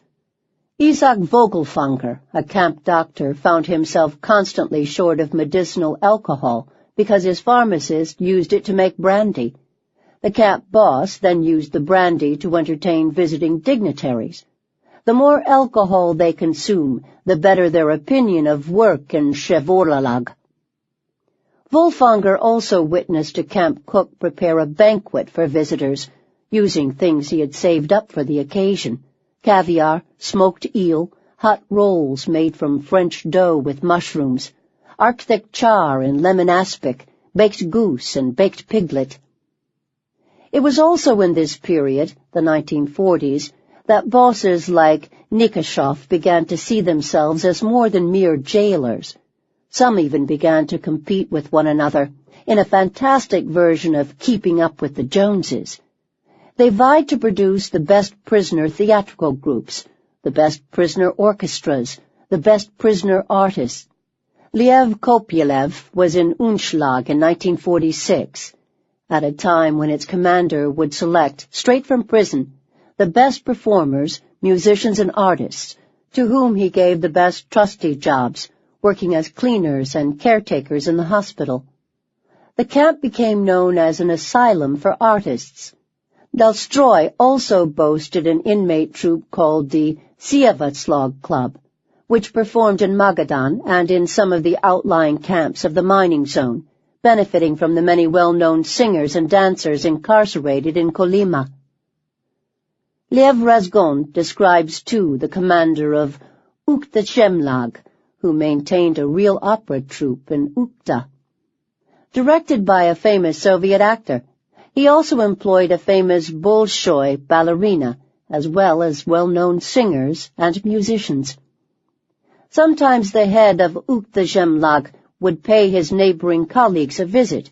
Although the official purpose was to share experience, this flat description belies the elaborate preparations and protocol which more resembled a visit by a foreign head of state. The bosses were accompanied by a large entourage of section heads. Special hotel accommodation was prepared for them. Routes were carefully planned, and presents were brought in. The Ukta-Shemlag boss also brought his best performers with him, so that his hosts could see that the arts were just as flourishing there, if not more so. To this day, the former Ukta-Shemlag Theatre, a vast white columned building with theatrical symbols on its pediment, is one of the most substantial buildings in the city of Ukta. It stands within walking distance of the former camp commander's residence, a spacious wooden house on the edge of a park. But it was not just those with artistic tastes who indulged their whims. Those who preferred sport also had an opportunity to try their hand at founding their own soccer teams, which competed with one another quite fiercely. Nikolai Starostin, the star player who was arrested because his team had the misfortune to beat Beria's, was also sent to Ukta, where his transport was met right at the train station. He was taken to meet the local soccer manager, who addressed him politely and told him that the camp boss had specially requested his presence. "The general's soul is in soccer. He was the one who got you here." Starostin was to spend much of his camp career managing soccer teams for the NKVD, moving from place to place according to whichever commander wanted him as trainer.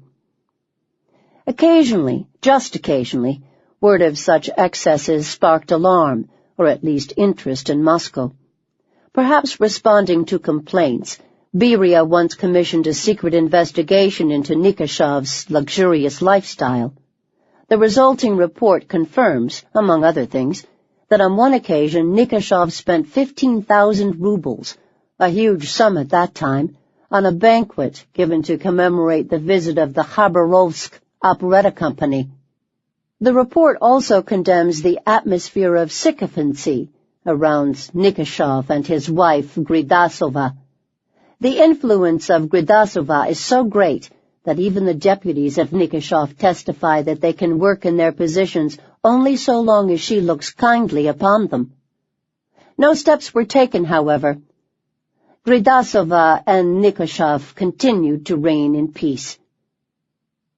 In recent years it has become fashionable to point out that, contrary to their post-war protestations, few Germans were ever forced to work in concentration camps or killing squads. One scholar recently claimed that most had done so voluntarily, a view which has caused some controversy.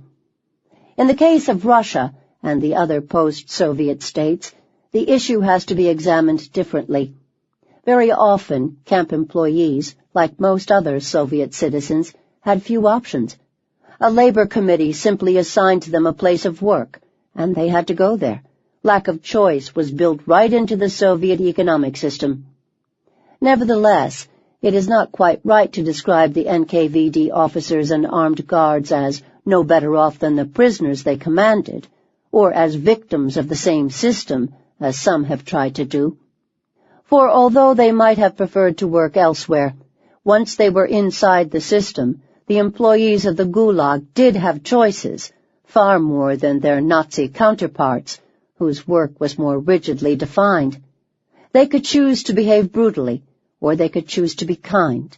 They could choose to work their prisoners to death, or they could choose to keep as many alive as possible. They could choose to sympathize with the prisoners whose fate they might have once shared, and might share again, or they could choose to take advantage of their temporary stretch of luck and lord it over their former and future comrades in suffering. Nothing in their past history necessarily indicated what path they would take, for both Gulag administrators and ordinary camp guards came from as many different ethnic and social backgrounds as did the prisoners. Indeed, when asked to describe the character of their guards, Gulag survivors almost always replied that they varied enormously. I put that question to Galina Smirnova, who remembered that they were, like everyone, all different. Anna Andreeva told me that there were 6 sadists, and there were completely normal, good people. Andreeva also recalled the day, soon after Stalin's death, when the chief accountant in her camp suddenly rushed into the accounting office where prisoners were working, cheered, hugged them, and shouted, "Take off your numbers, girls. They're giving you back your own clothes." Irina Arganskaya also told me that her guards were not only very different sorts of people, but also people who changed over time. The conscript soldiers in particular acted like beasts when they were new on the job, as they had been pumped full of propaganda. But after a time they began to understand, not all of them, but a large part, and they often changed. True, the authorities exerted some pressure on both guards and administrators, discouraging them from showing prisoners any kindness. The archive of the Gulag's inspectorate records the case of Levin, the boss of the supply division for a section of Demitlag in 1937, who was actively investigated for his lenience. His crime was to have allowed a prisoner to meet with his brother. Normally, relatives within the prison system were kept far apart. Levin was also accused of being too friendly to Zyeks in general, and especially so to a group of Zyeks said to be Mensheviks. Levin, himself a former prisoner on the White Sea Canal, claimed in return that he had not known they were Mensheviks. Given that this was 1937, he was convicted anyway. Yet such strictures were not rigorously applied. Indeed, Several top commanders actually became renowned for their kindness to prisoners. In Let History Judge, his denunciation of Stalinism, the dissident historian and publicist Roy Medvedev describes one camp commander, V.A. Kundush, who took seriously the demands for increased production during wartime. He placed the better-educated political prisoners in clerical jobs and set about treating his prisoners well, even securing some of them early release. His enterprise received the Red Banner for management during the war.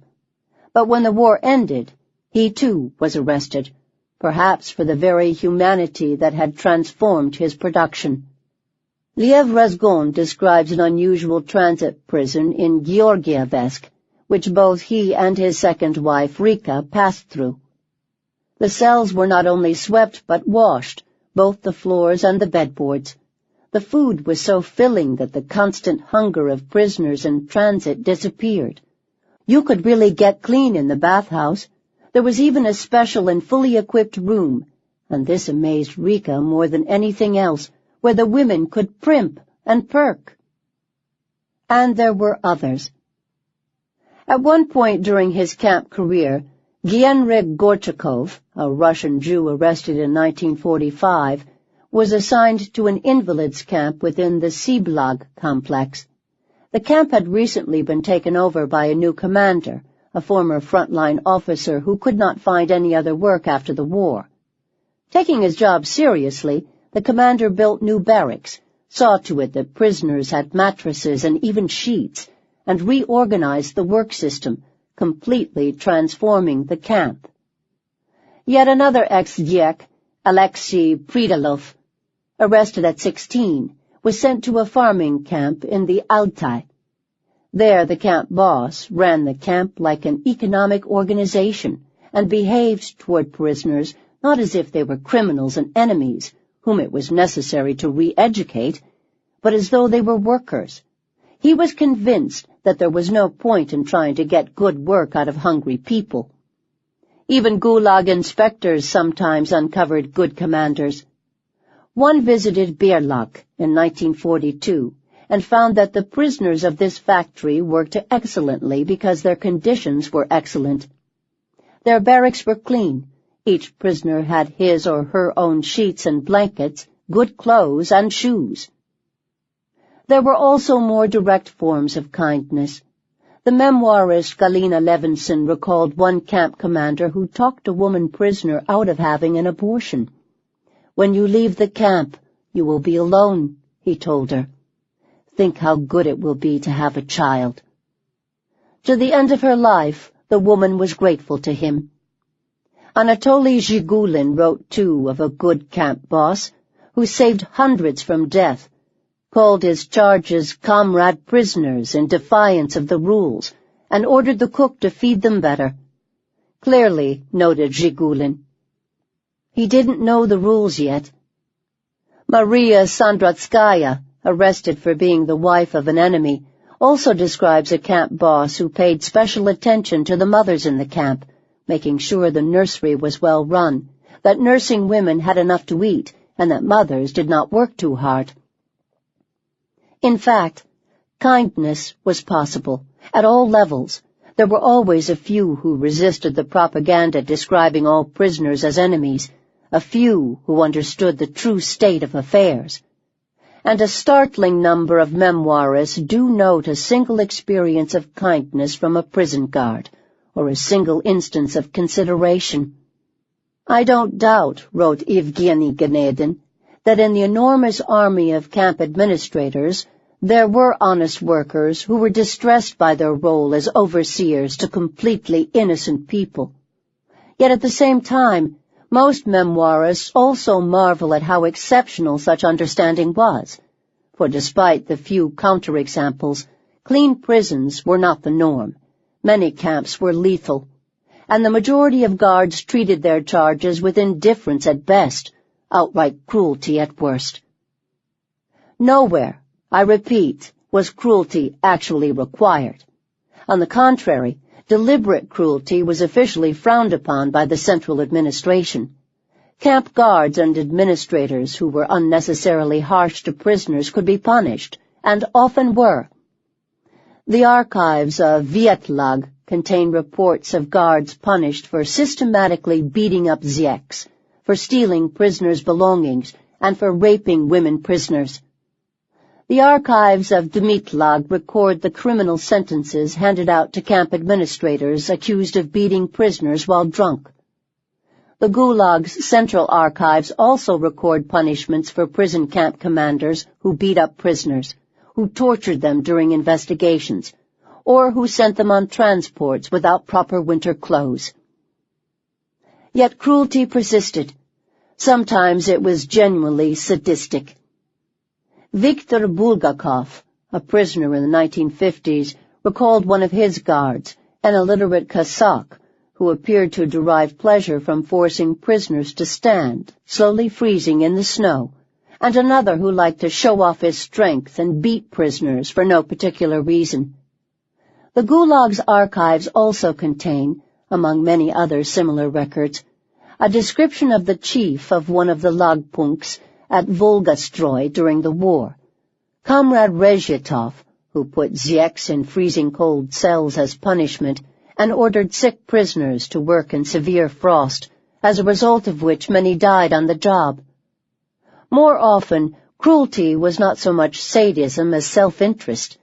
Guards who shot escaping prisoners received monetary rewards and could even be granted a vacation at home.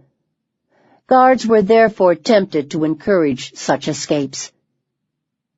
Zhigulin described the result.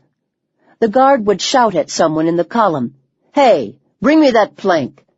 "But it's across the fence." "Doesn't matter, go." The prisoner would go, and a line of machine gun fire would follow him.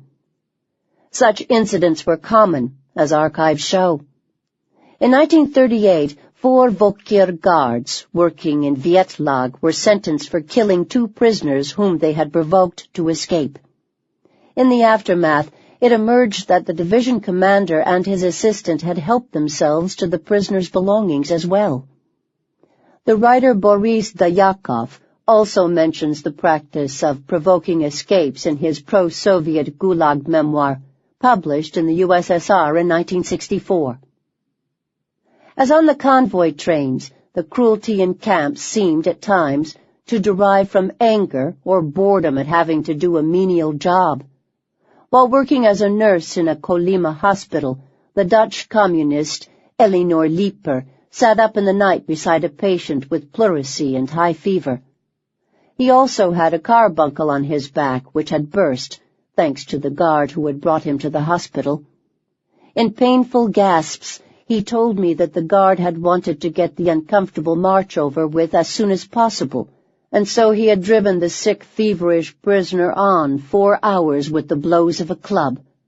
At the end of the march, he had threatened to break every bone in the prisoner's body if the man reported at the hospital that the guard had beaten him.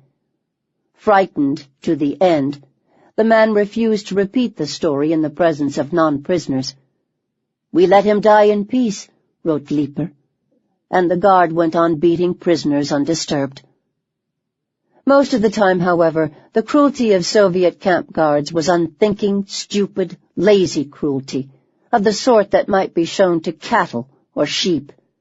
If guards were not explicitly told to mistreat prisoners, neither were they taught to consider prisoners, particularly political prisoners, as fully human either.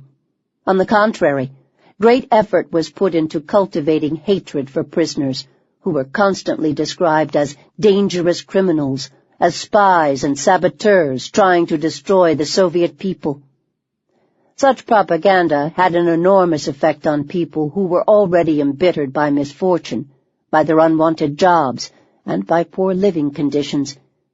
It also shaped the views of the camp's free workers, the local people working in the camp who were not NKVD employees, as much as the armed guards, as one prisoner remembered. Usually, from the free workers we were cut off by a wall of mutual distrust, our gray shapes being led under convoy and sometimes with dogs were probably, for them, something very unpleasant, of which it was better not to think. This was true as early as the 1920s, the era when Sovietsky guards were forcing freezing prisoners to jump into rivers at the cry of "Dolphin!"